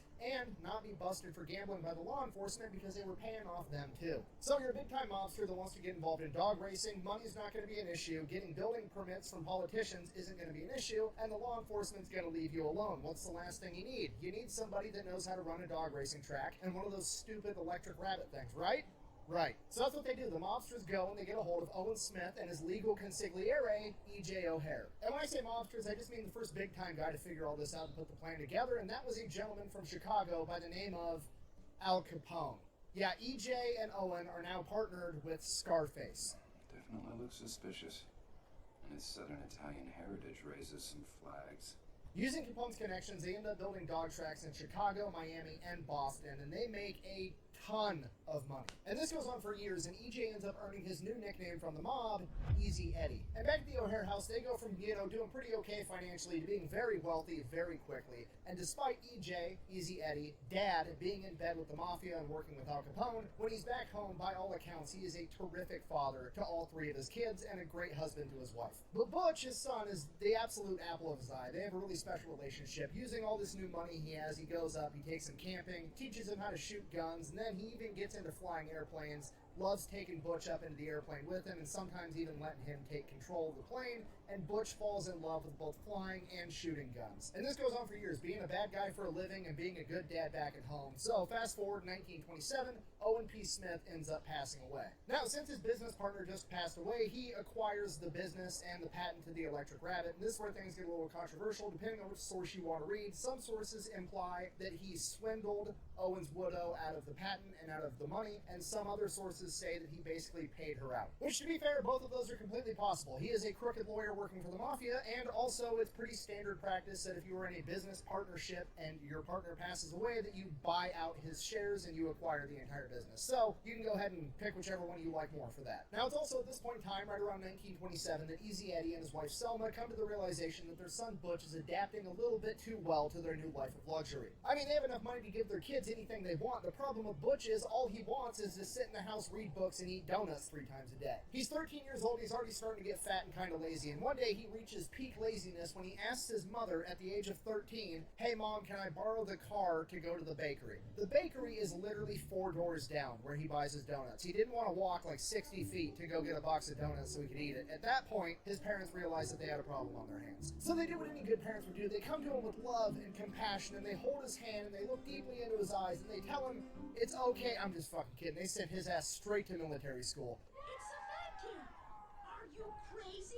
No way! So he gets shipped off to Western Military Academy in Illinois. Fast forward 3 years, 1930. Butch is in his junior year of military school, and he absolutely loves it. He's not much for conventional sports like football or wrestling. However, he did end up joining the water polo team, which he really enjoyed, and that's actually how he got his nickname Butch. And he has decided not only does he enjoy military school, but he wants to go on to be in the actual military. He wants to go directly into the U.S. Naval Academy. So that's what Butch is up to. Easy Eddie's still just raking in the dirty gambling money with Al Capone, so much so that in 1930 he buys a massive mansion that has an indoor skating rink and an indoor pool in this really fancy neighborhood in St. Louis. And this is the part where the truth kind of gets in the way of a good story, because when this story is usually told, there hasn't been all this context that I've already given you guys. It's literally just they open up like, hey, there was this lawyer that worked for the mafia and Al Capone. His name was Easy Eddie, and he was the best lawyer around, and he's the reason that Al Capone got kept out of prison, okay? Which, right out of the gate, that's not true, okay? Easy Eddie wasn't Al Capone's lawyer. He happened to be a lawyer that was a business associate of Al Capone, okay? If Al Capone got arrested for a DUI or whatever, it wasn't like he was calling up Easy Eddie to come represent him in court. That never happened. They then go on to explain that him and his son Butch have this amazing relationship, and Butch is the apple of his eye, and he uses the wealth that he's accrued from working with the mafia to give his son everything he could possibly want. And then one day, he has a change of heart and realizes that he hasn't given his son a good role model in life to look up to. And at that moment, he decided that he was going to help the IRS put Al Capone in prison, proving to his son how to be a good person, and then the mafia assassinates him for it. And then his son, having seen his father lay down his life to do the right thing, decides that he's going to go off and become a war hero in World War II, and it's this happy story about redemption and doing the right thing, and it's also completely fucking made up and nonsensical. Okay, that story sounds great if Butch is like a 7-year-old little boy. He's not. He's 17, and he's been in military school since he was 13, and he's already about to go into the U.S. Naval Academy, okay? Do you know how fucking mad I would be if my dad, that I had a great relationship with, like one of my best friends that I confided in at the age of 17, and he came to me and was like, "Son, I've done some pretty bad things in my life, and I've decided to prove to you how to be a good man. I'm going to go ahead and turn myself in and get myself assassinated by the mob just to show you how to do the right thing." You know what I mean? Like, hey, Dad, counteroffer, hear me out. What if you just retired, you're already rich, and then you just stopped doing bad stuff? That would set a pretty good example. I'm also 17, so I don't need you to just, like, set the example. I'm old enough and mature enough to understand the concept of, like, hey, do as I say, not as I do, you know? Maybe don't go get yourself killed, basically, for no reason. The city wept. We lost 2 heroes. There wasn't even an awning in our direction. No, I know. Jumped 20 stories. Doesn't make sense, does it? So again, that's complete nonsense fairy tale land. Not only is it not historically supported, it also doesn't even make sense if you understand people even a little bit. Okay, so here's what actually happened. In 1930, Easy Eddie does start working with the IRS because he's running all the dog tracks, he's helping Al Capone cook the books, and basically launder all the money, and he's going to be able to show the IRS how he's doing it, which is going to be able to allow them to put Al Capone in prison for tax evasion. Now, from here, there's another myth that honestly I also don't buy, but basically they insinuate that Easy Eddie actually helped the feds put away Al Capone in exchange for guaranteeing that his son, Butch O'Hare, got into the U.S. Naval Academy. Okay, and again, I don't know where this myth came from. I don't know why people believe this. There's almost no historical evidence that supports it, and if you think about it, it doesn't even make sense, okay? The U.S. Naval Academy has like a 10 to 12% acceptance rate, and Butch O'Hare just spent the last 5 years in one of the most prestigious military academies in the United States, and he performed well there. He's pretty much guaranteed a slot at the U.S. Naval Academy at this point, and we know how he performed once he got into the U.S. Naval Academy, and there was nothing that even remotely suggested that he didn't belong there. So, if he was going to get in anyways, why on earth would Easy Eddie go get Al Capone turned in, and get himself killed for no reason. So what do I think happened? I think that it was 1930 and Elliot Ness and his crew of uncorruptible cops known as the Untouchables were going around putting all the mobsters in jail, and Al Capone was number one on their list, and Easy Eddie, being the intelligent guy that he was, realized that if they got Al Capone, and then they would just start working their way down the ladder, and they would eventually get to him too. So he figured, hey, maybe I should help them get Al Capone, and then I'll get my own freedom instead. Now, in addition to this, to be fair to the myth that I did just try to debunk, it would not surprise me if there was some portion of this conversation where Easy Eddie was like, hey, I'm willing to be your guys' informant. My son is applying for the U.S. Naval Academy. If for some reason that it gets brought up that his dad is a famous mafia guy that works for Al Capone, and that is going to prevent him from getting in for that reason alone, I need you guys to tell them that I don't actually work for the mafia anymore, and I'm working for you as an informant. That way my son gets what he deserves. Okay, that is a very, very big difference between he got his son in by turning in Al Capone, and he got out of his son's way, while also saving his own skin, which was probably his primary goal to begin with. Regardless, Al Capone gets arrested and put in jail for tax evasion in 1931. Then in 1932, Butch sets off for the U.S. Naval Academy. While attending the academy, Butch does a great job and goes back home every chance he gets to hang out with his mom, his dad, and his two sisters. Now, right around this time, Easy Eddie and Selma end up getting a divorce, and Easy Eddie actually moves to Chicago so he can be closer to the racetrack that he's running. Okay, fast forward 1937, Butch graduates from the Naval Academy, and he decides that he wants to go off to become a pilot. Here's the problem: you can't just go off to become a pilot right after becoming a commissioned officer after graduating from the academy. You have to serve a minimum of 2 years in the Naval Surface Fleet, so he sets off to do that, serving his 2 years on the battleship, the USS New Mexico. So he does that for the next 2 years while Dad is back home running the dog tracks in Chicago. Then 1939 rolls around. He's done his 2 years worth of time in the Surface Fleet. He applies to get into Naval Aviation School, and he gets accepted. And right as he is about to ship off to go become a pilot, he receives word that his father has been murdered on November 8th, 1939. Easy Eddie had just left his office at the dog track in Chicago and was driving home. And when he pulled up to a stoplight, 2 armed gunmen got out with 12-gauge shotguns and opened fire on him inside of his car. Eddie tried to escape, but he was shot multiple times and ended up veering off and crashing into a light pole, and he would pass away almost immediately from his wounds. Now, technically, we don't actually know who killed Eddie. This is considered a cold case. However, pretty much everybody agrees that it was the mafia, because he was assassinated approximately 1 week before Al Capone was set to get out of prison from the tax evasion charges that Eddie helped with in the first place. So everybody just kind of assumed that this was Al Capone's gift for getting out of prison. Now, going back to my original anger with the oversimplified version of this story from blogs and newspapers and magazines and other YouTube videos, when they tell the story, it's like Easy Eddie helps turn in Al Capone and then he is assassinated for it. They fail to mention that he's assassinated like 9 years later, okay, which I feel is kind of an important detail. Okay, setting that aside, Butch takes emergency leave, he comes back home, he buries his father, and this is obviously extremely hard to do because that's his dad that died, but to make it even worse, the newspaper and the media is dragging his father, and by extension his entire family, completely through the mud. You gotta remember, this is the 1930s, the anti-mafia sentiment is at an all-time high, and because of this, the newspapers and the law enforcement hype anything up they possibly can to make the American public feel safer. They want them to feel like the war against organized crime is being won, and in this case, they hyped up Eddie to be something a lot more than he was. This is where the myth that Easy Eddie was the mastermind, criminal, genius lawyer that kept the entire mafia out of prison came from. That's how the media portrayed him after his death. And did Easy Eddie do some bad stuff? Yeah, absolutely. He enabled the mafia to make money from illegal gambling at dog racing tracks, and he made a bunch of money in the process as well. However, at no point was he the evil mastermind that was keeping Al Capone and all the mobsters out of jail. And having the newspapers vilify him to that degree was devastating to Butch and his family. I mean, yeah, he did some bad things, but he was a great dad to them, and from their perspective, he probably did those bad things to provide for his family. Whether that's right or wrong is a different conversation, but to them, he was still their hero. He was a great guy in their eyes. Not only did they have to deal with the emotional and mental stress of that, but they were also starting to get treated different by their community, because now the entire community was looking down on them because Easy Eddie was apparently this evil criminal mastermind, and all the money they have and all the fancy cars and the big house was clearly blood money, and now nobody liked the family either. At this point in time, it would appear that the last name O'Hare was forever going to be associated with the mafia and looked down upon. To be honest, for me it would depend on how much money he would have made. Because if it's like the tons and tons of cash that is like, I'm going to live in a villa and I'm not going to get even close to the people in the town,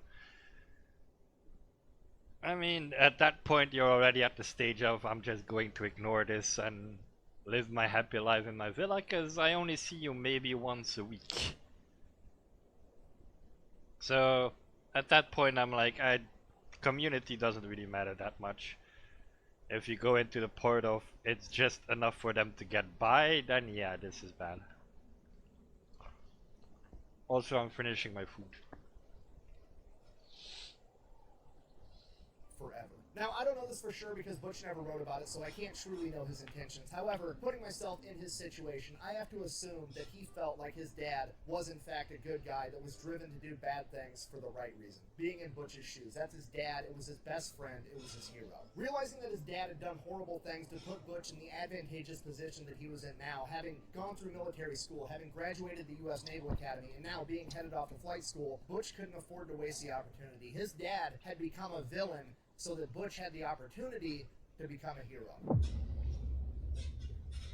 So Butch does the only thing he can do. He goes back out to flight school. While there, he does okay in the classroom. He's not the best at taking written tests. But when it comes to actually getting Butch inside the planes, he is exceptional. He is one of the best pilots they've ever seen, and he's even better at gunnery. This guy can put rounds on target with his eyes closed. He graduates from flight school in May of 1940. Then he gets stationed on the USS Saratoga, an aircraft carrier with VF-3. Okay, now at this point, we got to remember it's early 1940. World War II has officially started, but America is not directly involved yet. That being said, pretty much everybody in the military is aware that America is going to be involved soon, and they are training extra hard to get ready for that, as well as training as many new recruits as possible. So all of America's best warfighters at this point in time are pretty much sent in to go train as many new guys as possible. And the man in charge of VF-3 to get all these new guys trained up and ready for war is a legendary pilot by the name of John Thatch. And this man is a complete badass. He is basically Maverick from Top Gun, except in the 1930s and 40s. This guy was training all the new guys that came through VF-3, and it was his standard practice to take the best, cockiest new pilots they had, and he would take them up into the air in F-4F Wildcats and have a mock dogfight with them. And he would allow the cocky new guy to get the advantageous position on him, just to shake them off, get behind them, and shoot them down first, just to show them how good they're not. Just the complete dad energy. If we're going to set a tone right now out of the gate, you're not that good, you're going to shut up, you're going to listen to what I have to tell you, because it's the best chance you have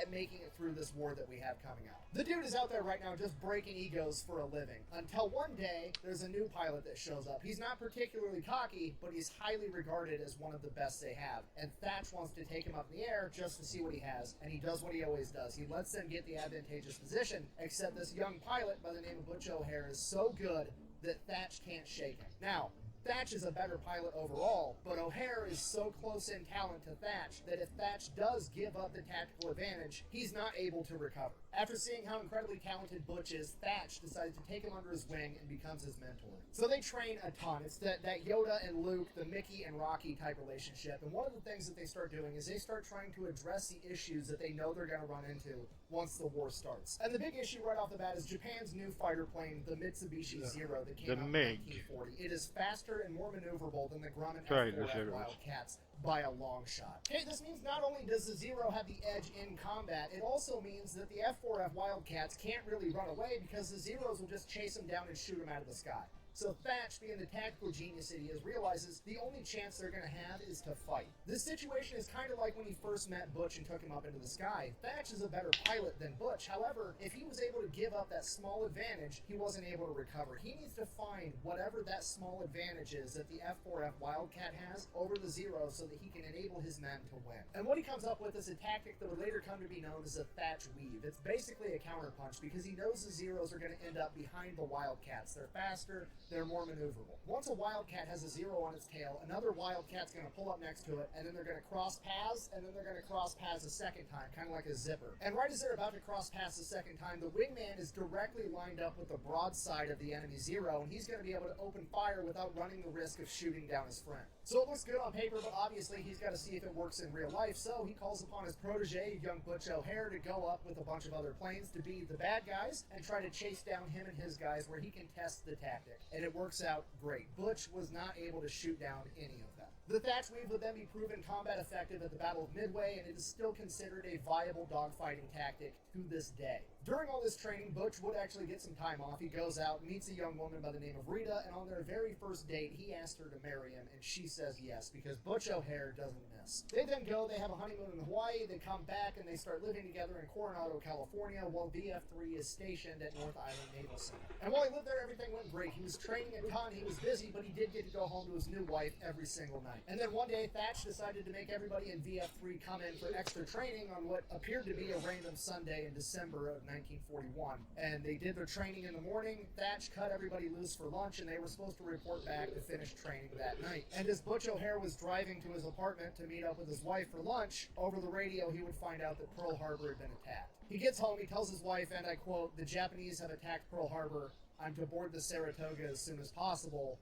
It's war." The very next day, the USS Saratoga and VF3 set off from North Island to go participate in World War II. On their way there, the world would find out about Wake Island, where 450 Marines and 1,200 civilian construction workers fought off the Japanese on a small coral atoll that the Japanese wanted to use as a forward operational base. In the initial defense of Wake Island, the Marines and the construction workers were able to sink 2 enemy destroyers and a submarine, repelling their entire force. And this is looked at as America's first victory over Japan, and it was a silver lining that the entire country looked to in the days after Pearl Harbor. Because of this, America would immediately send ships to reinforce Wake Island. However, the ships that were leaving Pearl Harbor had a humongous head start. Amongst the American ships making their way there was Butch O'Hare and the USS Saratoga, as well as the rest of VF3. Unfortunately, the American leadership would come to the realization that they were not going to be able to beat the Japanese there, and they didn't want to risk losing any more ships than they already had in Pearl Harbor, and they were ordered to back off and not try to save the Marines and the construction workers at Wake Island. After 2 weeks of fighting, the Marines and the construction workers were forced to surrender. Those that did not die in combat were either executed or held as POWs for the remainder of World War II. Because of how brutally the Japanese treated the civilian construction workers, the American government realized that they couldn't rely on civilian contractors to do all their construction on forward operational bases in the future. And this is where the Navy's Construction Battalion was originally founded, aka the Seabees. And those civilian construction workers that were at Wake Island are considered to be America's first honorary Seabees. During the same time, the USS Saratoga would be crippled by an enemy torpedo, and VF3 would have to rotate and now be stationed on the USS Lexington. Once there is Lexington's mission to penetrate deep into enemy territory so they can attack the port at Rabaul. They get like 450 miles away, and all of a sudden, a Japanese recon plane spots them. So they send some fighters up. Thatch himself shoots down this enemy recon plane.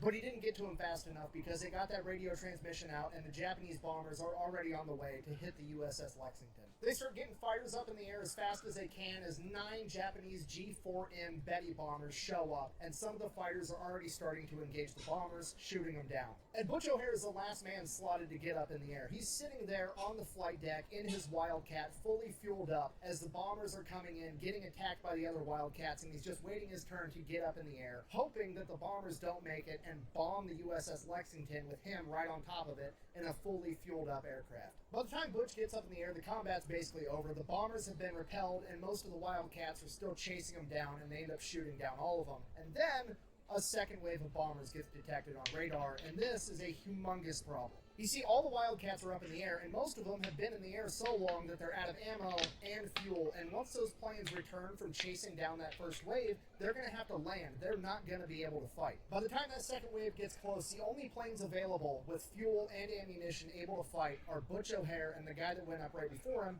Duff DeFillo. So, what do? They do the only thing they can do. Butch and Duff get next to each other, and they are about to engage 9 Japanese bombers in a double V formation, and Butch fires his guns just to make sure they're all working, standard procedure. Duff goes to fire his, all of them are jammed. So Duff's out. It is now Butch O'Hare versus an entire formation of Japanese bombers all by himself. He's already running low on fuel, and he only has enough ammunition for 10 3-second bursts with his guns. He does not have enough ammunition to take down all of these planes, and even if he did, he doesn't have the time to do it all by himself. He needs to be as accurate as humanly possible, and that's exactly what he does. Using his expertise in gunnery, he is engaging engines and fuel tanks, and that is it. On his first pass, he manages to knock 2 bombers out of the formation. He then immediately goes into a second pass, engaging the first bomber he sees on the other side of the formation, critically damaging it as well, forcing it to drop its bombs early and peel away. He then engages the next bomber next to it, striking the fuel tank, causing it to blow up in midair. He immediately goes into his third pass, shooting down another 2 bombers before making his 4th pass, engaging another one. And while this is happening, the crew of the USS Lexington is just watching in awe as it unfolds before them.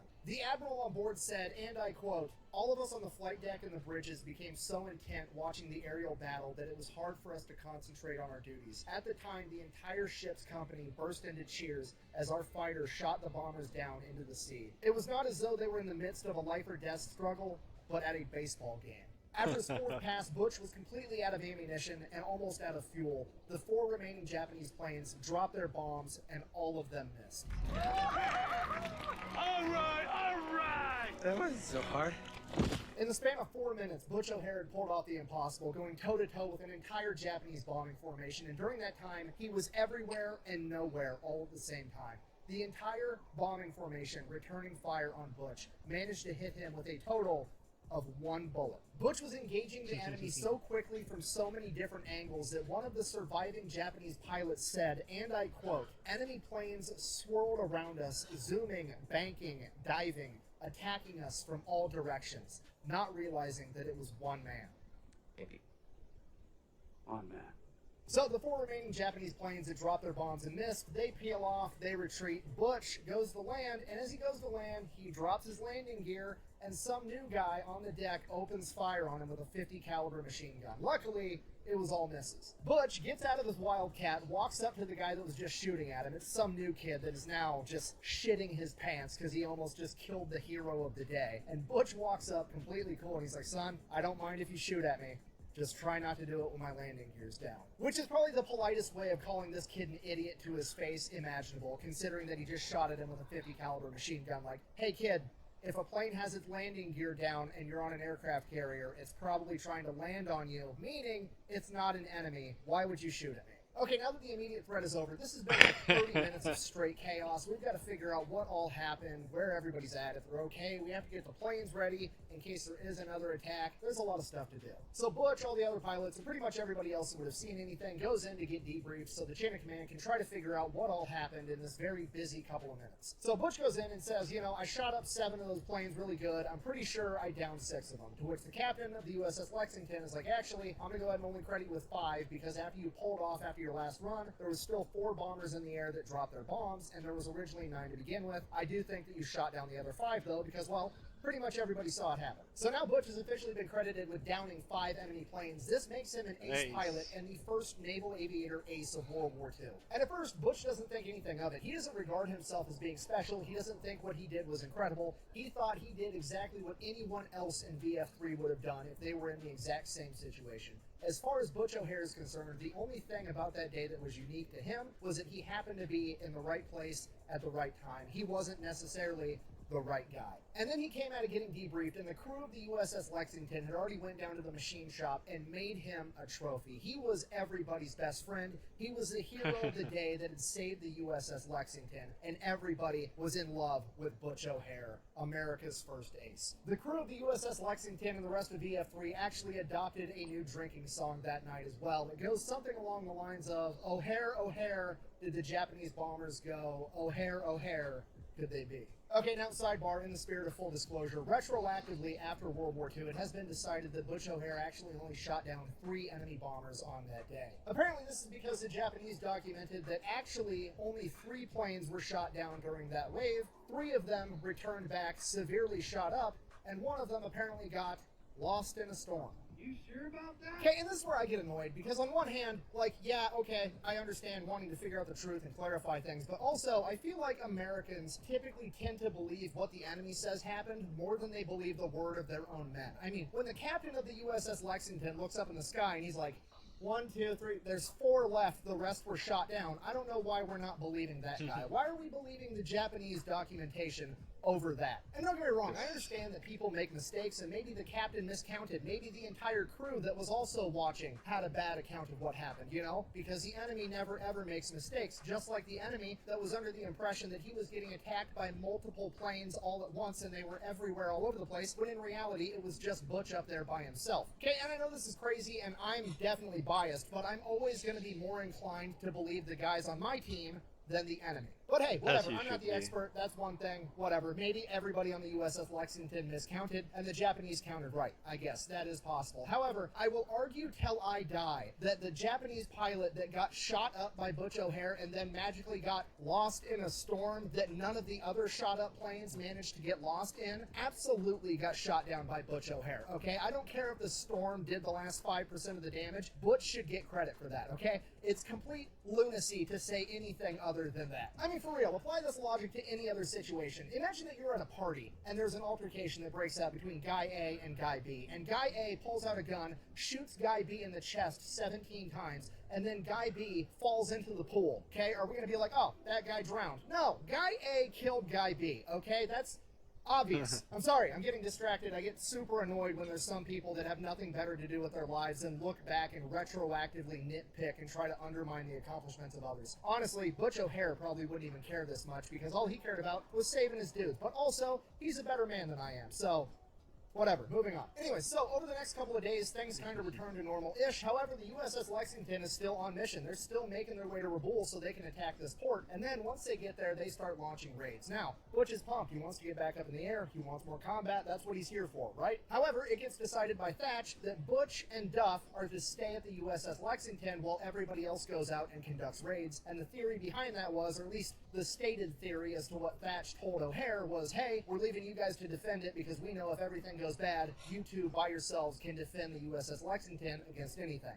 That's what Thatch told him. In reality, Thatch knew that Butch O'Hare was being put up for the Medal of Honor, and so did the rest of the chain of command, and they knew that they could not afford to let Butch get killed in combat. Okay, this is early 1942. This is 2 months after Pearl Harbor. The only silver lining, the only good news that America has gotten in the past 90 days was about the Marines and the construction workers making their last stand at Wake Island. And now they've all been captured, either killed or put in internment camps. Okay, America has not had any good news, except now they have the story of Butch O'Hare, the man that became an ace in 4 minutes. Shortly after this, Butch is informed that he's going to be receiving the Medal of Honor, to which he directly tells Thatch, I don't want it. He doesn't want it. He doesn't want to have to go back stateside. He wants to stay out there with his men. He still does not feel as though he did anything special. And the man that has been his father figure, his mentor for the past couple of years, basically pats Butch on the shoulder and informs him, too bad. Deal with it. You're a hero now. Now you got to go do that, because that's ultimately what's going to be the best for this war effort. And with that, Butch is sent back to the stateside where there's both a literal parade for him when he arrives, and he is then metaphorically paraded around the country, conducting interviews, doing anything he can to boost the morale of the American people and the military in the wake of Pearl Harbor. During this metaphorical parade, he makes his way to the White House where he is awarded the Medal of Honor by FDR, and his very own wife, Rita, is the one that gets to put it around his neck. And all of this is because he was just some fat kid from St. Louis that wanted some donuts, but also didn't want to walk very far to get them. And honestly, he's still that fat kid at heart. He's never been the star athlete. He's never had everybody looking at him. He's never stood in the spotlight for this long. And during this time, he is described as modest, humorous, inarticulate, very nice, and more than a little embarrassed by the entire affair. So he gets paraded around the country helping to sell war bonds until about he can make it. I can too. June of 1942. Then VF-3 is actually set to come back to Hawaii for some R&R. And while there, VF-3's commander, John Thatch, is set to get a promotion and move on and advance his naval career. And he is going to be replaced by none other than his protege and war hero, Butch O'Hare. On June 19th, 1942, Butch O'Hare formally relieves John Thatch of command of VF-3 as he assumes command himself. John Thatch would then go on to say, and I quote, I know of no one I would rather see take my old command into new battles. Of course, referring to Butch O'Hare, and this meant more to Butch than winning the Medal of Honor. Unfortunately, this did not mean that Butch was going to get to go back into combat. VF-3 had actually been taken, and they are now going to be training all of the new pilots to get ready for war, because America's practice at this point in time was to save all of our best pilots and make them teachers to train the next generation, as opposed to the Japanese who, well, they used up all their good pilots. They all died. So Butch and the remaining combat veterans of VF-3 start training a bunch of new guys, and Butch officially becomes known as the King of Maui. Because, I mean, he's the war hero, everybody knows his name, he's training all the new guys, he's in charge. This guy is clearly the main character. And this is an important time because he's training the next generation of fighter pilots that he'll eventually take into combat, but he also gets to go home every night and spend time with his wife. And during this period, they end up having their daughter, Kathleen, that he gets to meet in March of 1943. With Butch leading all the training, VF3 became known as Butch's Boys, and a lot of these pilots went on to become aces themselves, and they all had incredible things to say about Butch and the lessons that he was able to pass on to them. Then in August of 1943, VF3 was reinstated as VF6, and they were being stationed on the USS Independence, and they were being sent back into the Pacific Theater for combat. But unlike last time, Butch isn't going to have a plane that's outmatched by Japanese Zeros, because him and his men are not getting Wildcats. They're getting the new Grumman F6F Hellcat. And I cannot stress to you enough what a big difference this is. The Wildcat is outmatched by Japanese planes. The Hellcat, on the other hand, will go on throughout the rest of World War II to rack up a 19-to-1 kill ratio. And now Butch and his boys got the new Hellcats, and they proceed to go and fuck shit up. First thing they do is they go and they launch raids on Wake Island and Marcus Island. Butch lands a couple more air-to-air kills, solidifying his status as an ace, even if people like to go back in time and try to discredit some of his kills. Then VF6, now VF3, gets restationed onto the USS Enterprise, and Butch, the war hero, gets put in charge of all 3 squadrons on the USS Enterprise. Okay, here's the problem with that. Butch is now officially a bigwig. He's not supposed to be out there in a Hellcat mixing it up with the enemy anymore. He's supposed to be going up in like a Grumman Avenger, you know, a command plane, so he can see everything, see what's going on, be protected, be safe, be the smart guy up in the tower telling the troops on the ground what to do. Okay, but that's not how Butch gets down, okay? He officially puts in a request that they repaint his Hellcat so that it can be his command and control vehicle, and he's going to do everything from a Hellcat. And obviously, this is Butch O'Hare, the war hero and fighter ace. He's going to get what he wants, and he does just that. Now with Butch O'Hare in charge of over 100 pilots on the USS Enterprise, they go and provide air support to the Marine Corps as they make amphibious landings at Tarawa and Macon Island.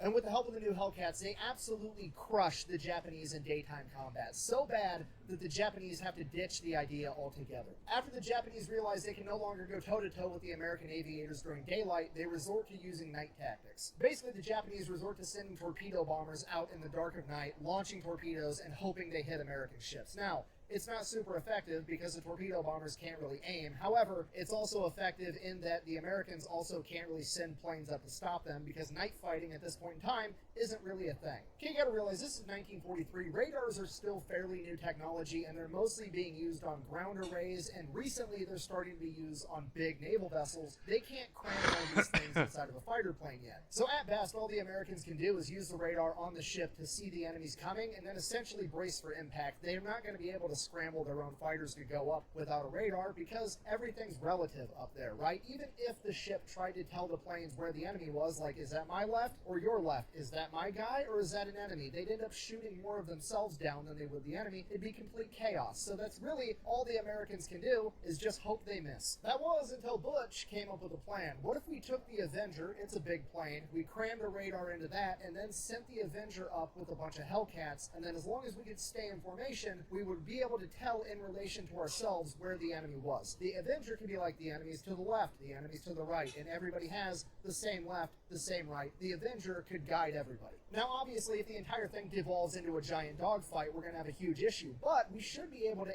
ambush them under the cover of night and stay in formation and hopefully not lose it. And we don't need to go chasing kills. We just need to prevent them from launching torpedoes at the ship. We just need to either shoot them down while maintaining our formation, or we just need to scare them off. So Butch gets permission from the chain of command. They shove a radar inside of a Grumman Avenger, and now he starts developing night fighting tactics, and his crew becomes known as the Black Panthers. So in November 1943, they go up for their first night mission, attempting to intercept Japanese bombers. They were unable to find the Japanese bombers at night. However, they didn't get to shoot off their torpedoes, and they got all the planes back on the carrier under the cover of night. So it was deemed a pretty big success. Then November 27th, 1943, they go up for their second night mission. There's 2 Avengers and 4 Hellcats divided into 2 different groups, and they are going to go up there and stop the Japanese bombers. By the time all the American planes get up in the air, the Japanese bombers are so close that the Avengers are having trouble differentiating the radar signatures between the Japanese bombers and the American Hellcats. And before Butch and his wingman can actually find their Avenger and get into formation, Butch's Avenger actually runs into the Japanese bombers first and opens fire. Even though it's not a fighter, it does have some guns, but it's not a lot.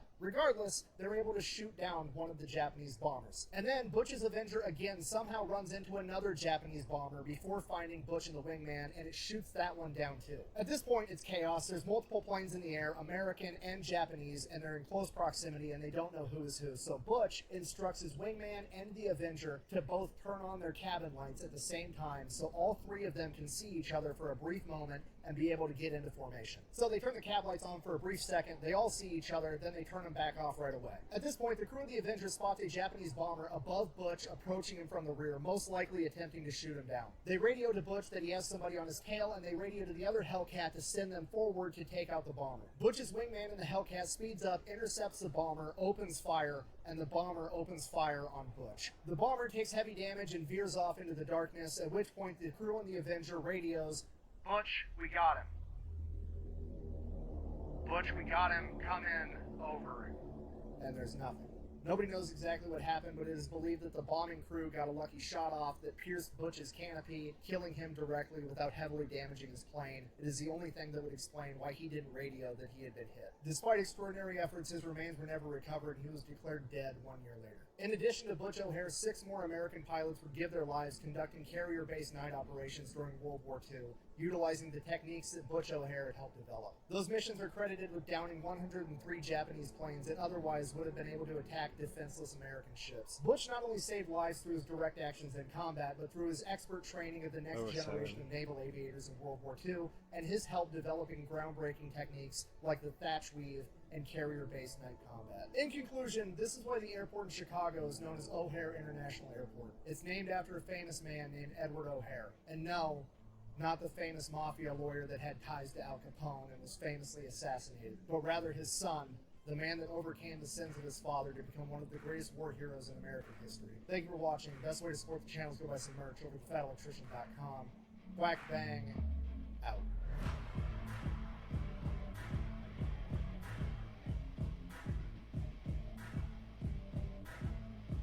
Lieutenant O'Hare, tell us about what happened in the Pacific that February afternoon.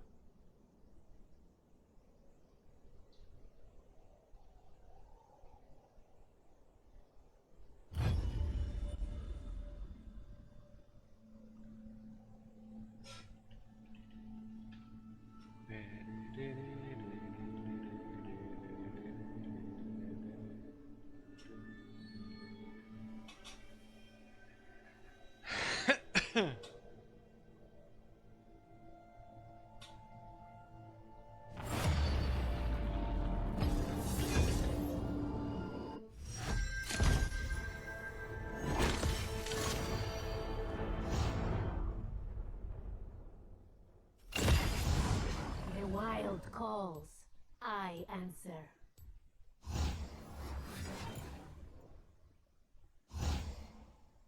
I'm fine with playing Always babysitter. trust your spirit. I shall be your babysitter. Don't worry about it.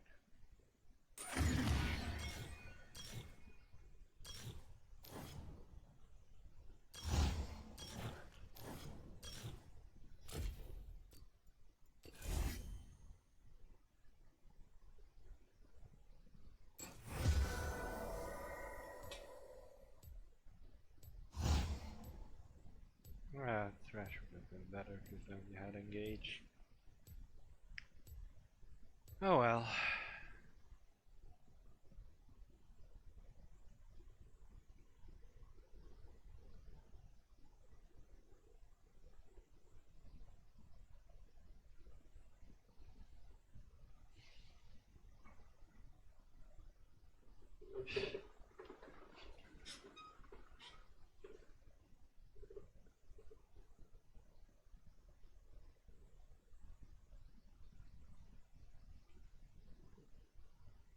Mordekaiser, Callista, Zera, Lily, Mundo. Oh boy, oh boy, oh boy, oh boy, oh boy.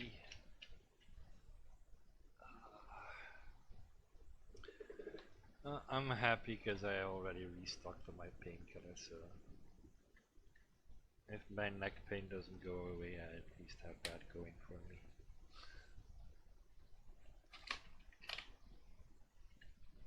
But I restart the painkillers. It's not much, but it's hard to work. I mean, I'll just take this out, we get there already. And put the rest here, I'm sure. It does not fit in there. Okay. Anyways. Feeling down, stock up now. Any item you need with shopkeeper Lau. Just buy some. The answer lies within. The oath. I do not help the undeserving.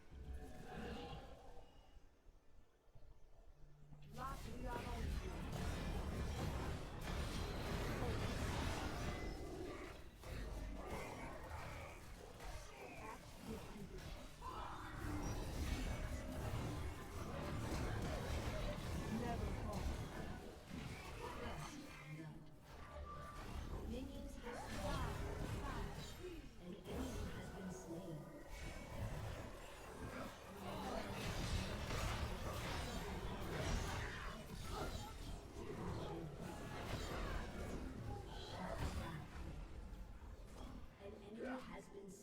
Oh no no no no no.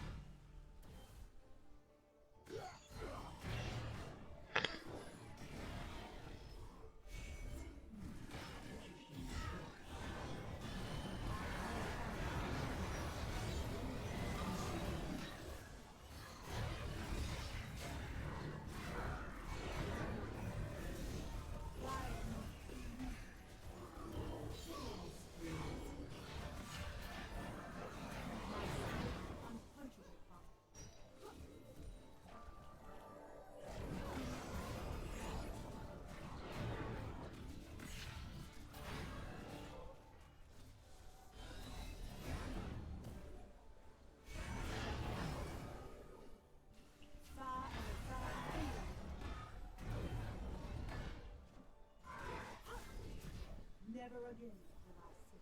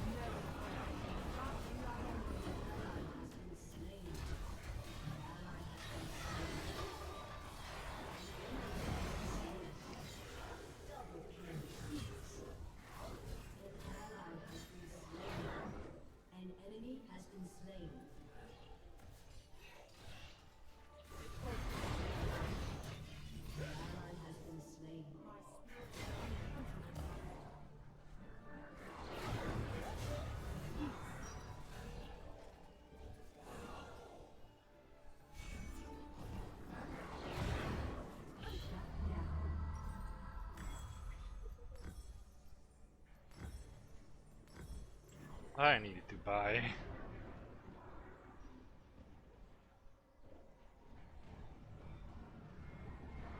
An enemy has been slain.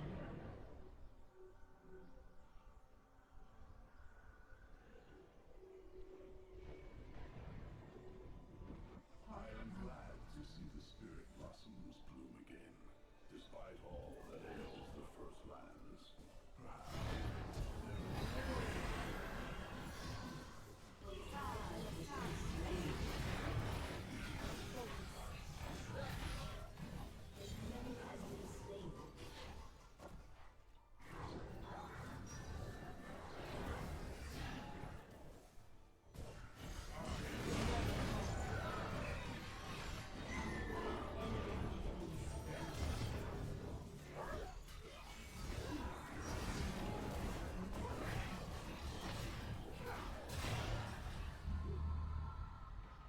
Enemy double kill.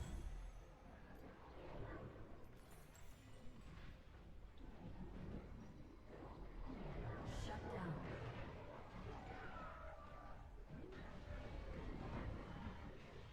An ally has been slain. And these guys only do care about their kill stats, huh? An ally has been slain. An enemy has been slain. Double kill. An ally has been slain.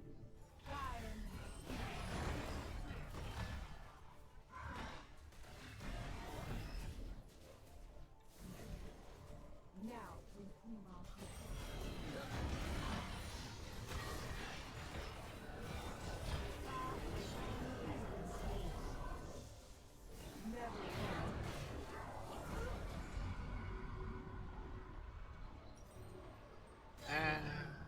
just about to ask, man, how can you not kill that Zera? He had no stun or nothing. He didn't kill Zera, okay. Then yeah, the question is, how can you not kill that Zera? You were on him, he had no stun, no nothing. Ah, have a good journey home, my man. See you later.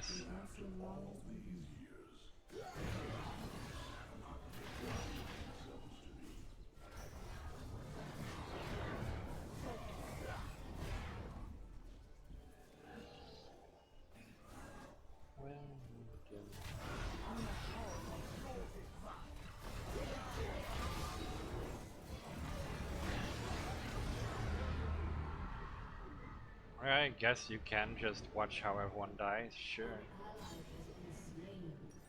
An enemy has been slain. Your turret has been destroyed. Oh, it's a crit Garen, that's why he's useless. An ally has been slain. Crit Garen gets like 1 or 2 shots, like they're all fucking playing poke and you're gonna go like, ah yeah, so let me not build anything tanky. An enemy has been slain. An ally has been slain.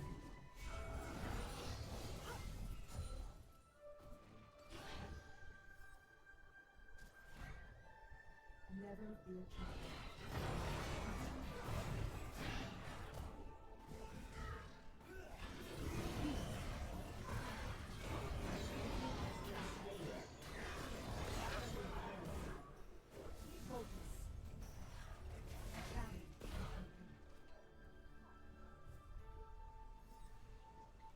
Never falter. Of course.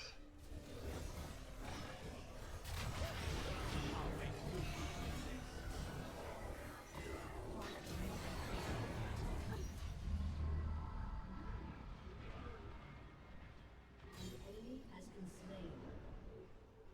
Rampage. I mean, I did my job, I kept the fucker alive.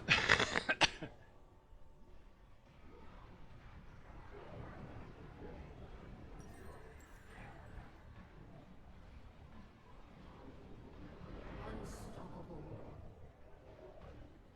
An ally has been slain. Never again. Enemy double kill.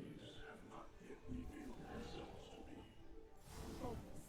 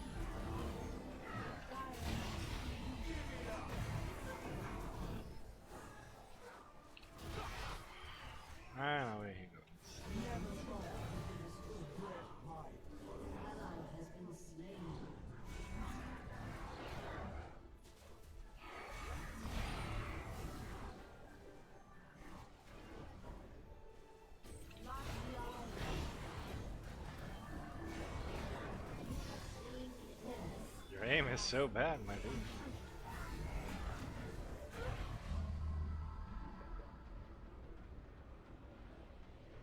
An enemy has been slain. Even a broken clock is right twice a day. An enemy has been slain.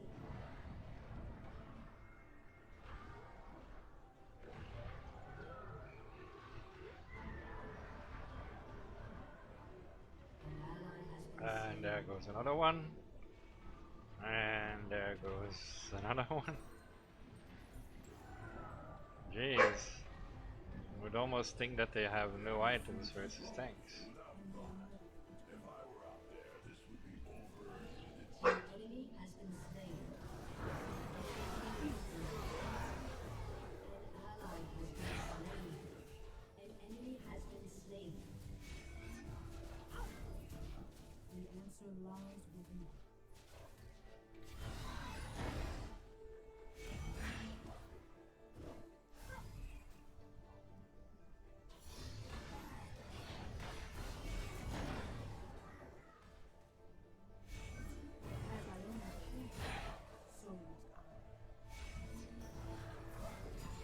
Never falter.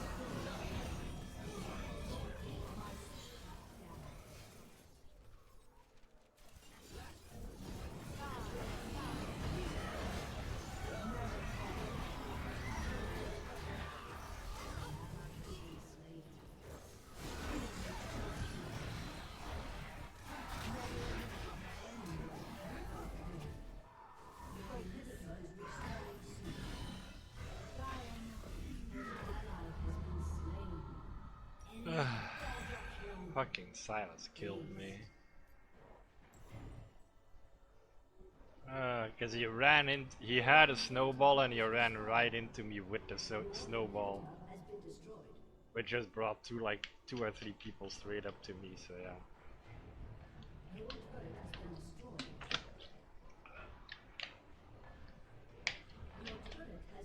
Let me see this video build. Yeah, he has Lord Dominic's regard, so he has something. An enemy has been slain. An ally has been slain.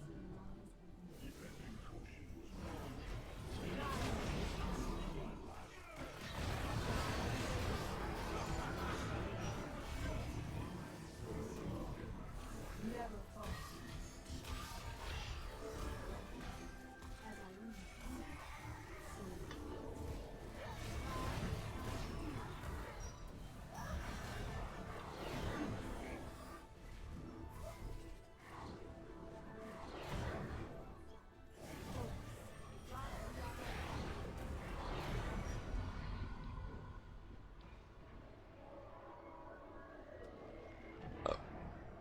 defeat.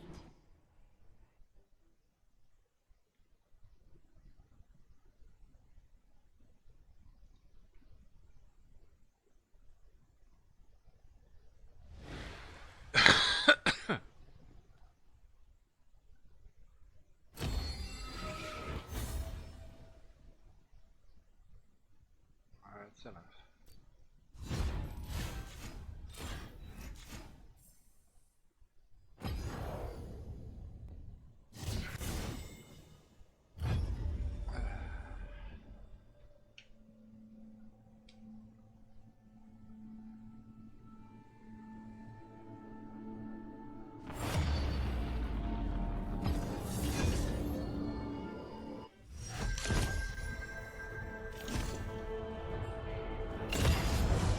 Trust nothing but your strength.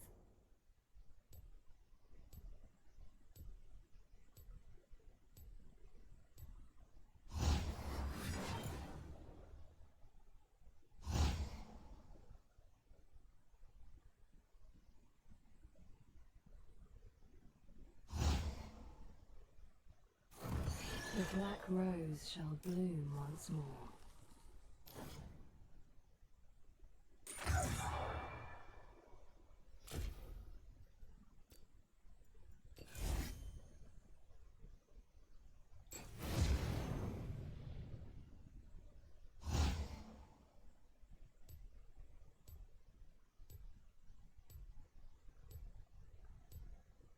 They gave her very, very British accent, which she didn't have last time that I played LB LeBlanc, so it's new, that's for sure.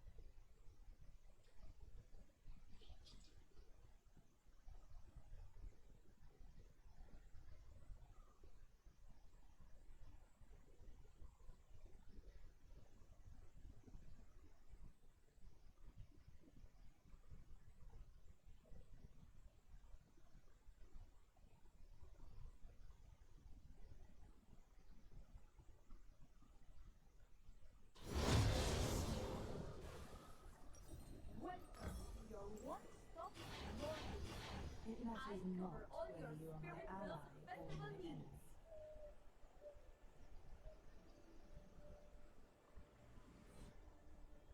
Enjoy the festivities. Let's have a look. Up is down and night is day, if I say it is so.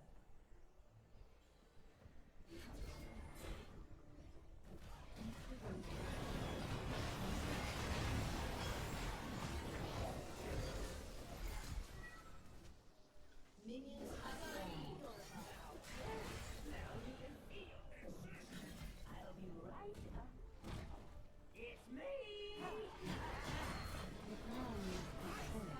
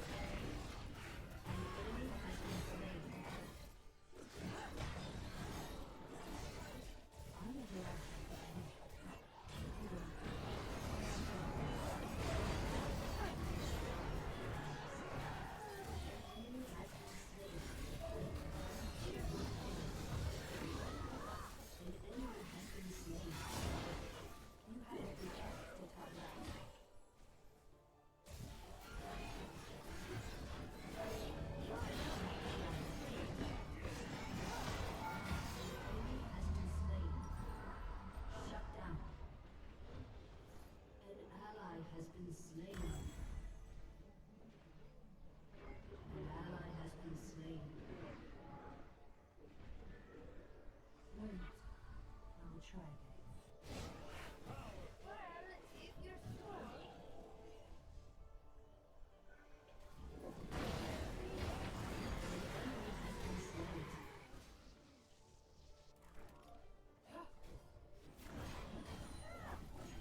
I don't have time.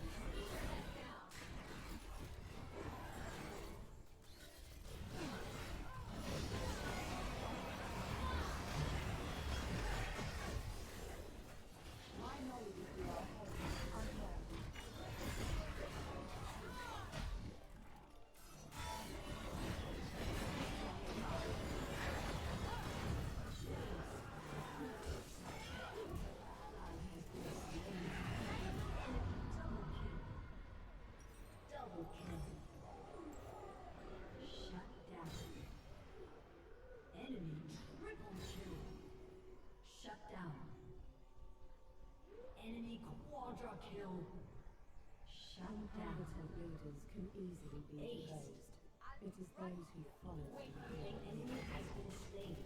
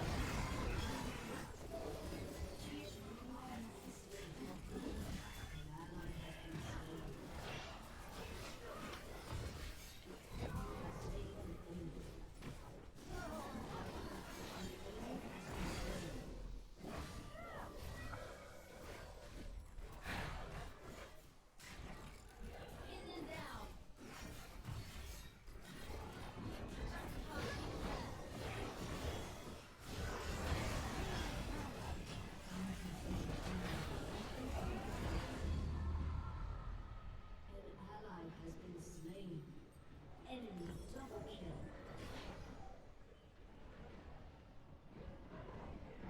Enemy has been slain. Enemy triple kill. Aced. An ally has been My slain. greatest strength is that there are so many.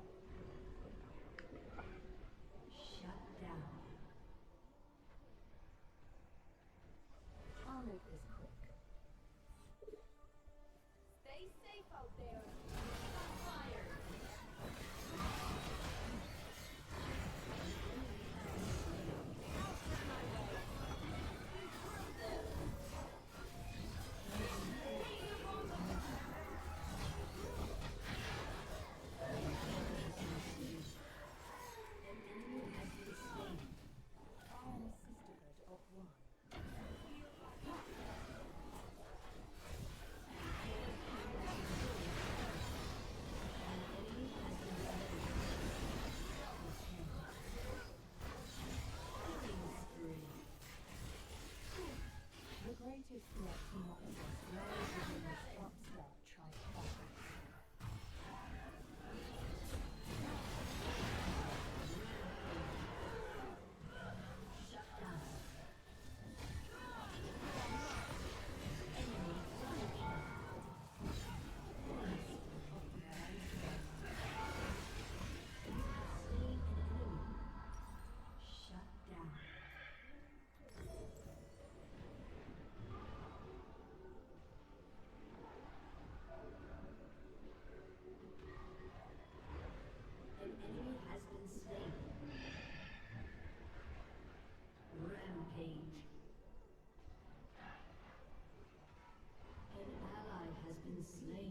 My return should come as no surprise to anyone at this point. Hope to see you again soon.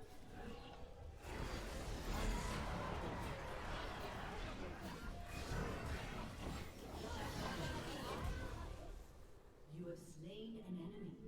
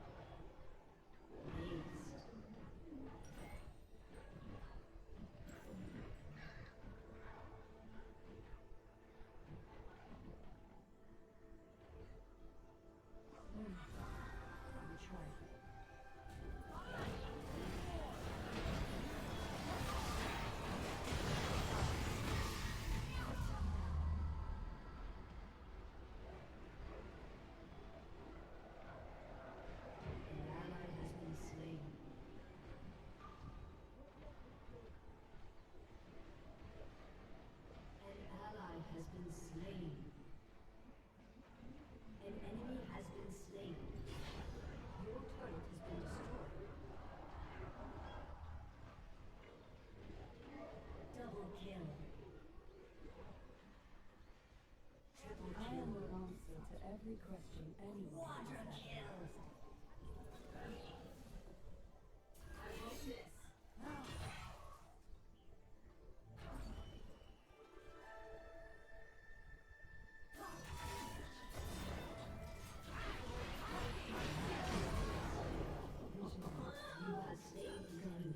It's almost comical how history repeats itself.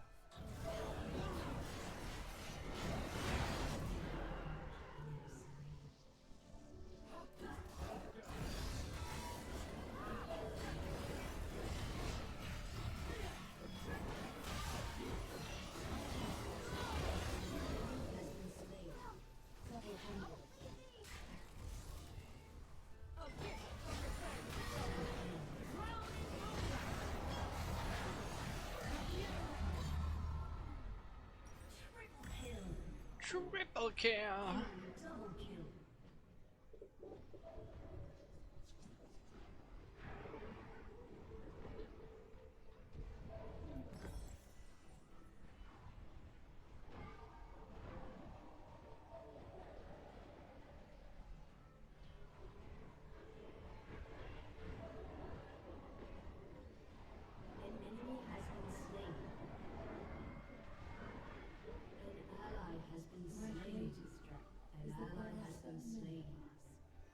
Enemy double kill.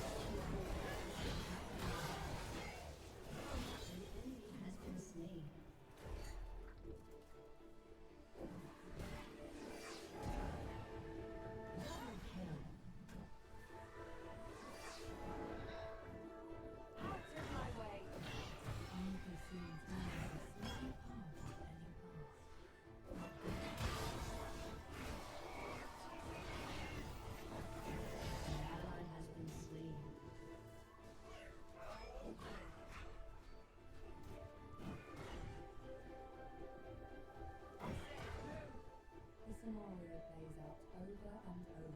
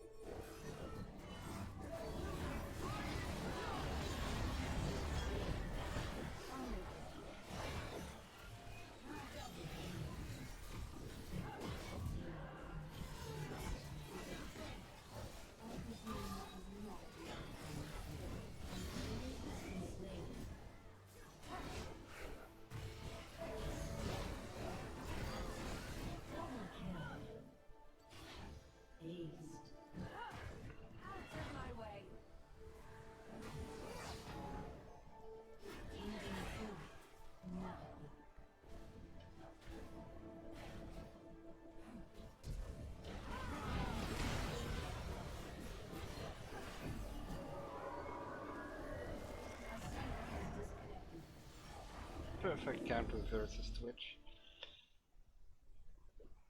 I just needed enough damage.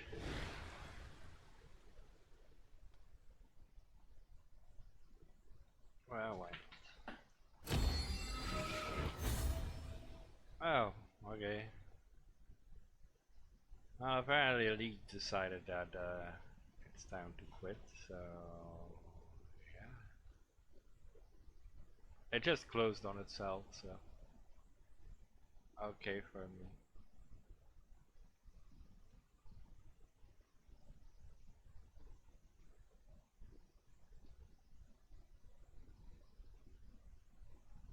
Liver. She just did bald ears, that not enough. Just go to church and get better friends, simple as. Just go to church. Alright. I wanted to raid someone, but they are not allowing it, so yeah. I'll be back tomorrow. Hope you all have a great rest of your day. Bye bye!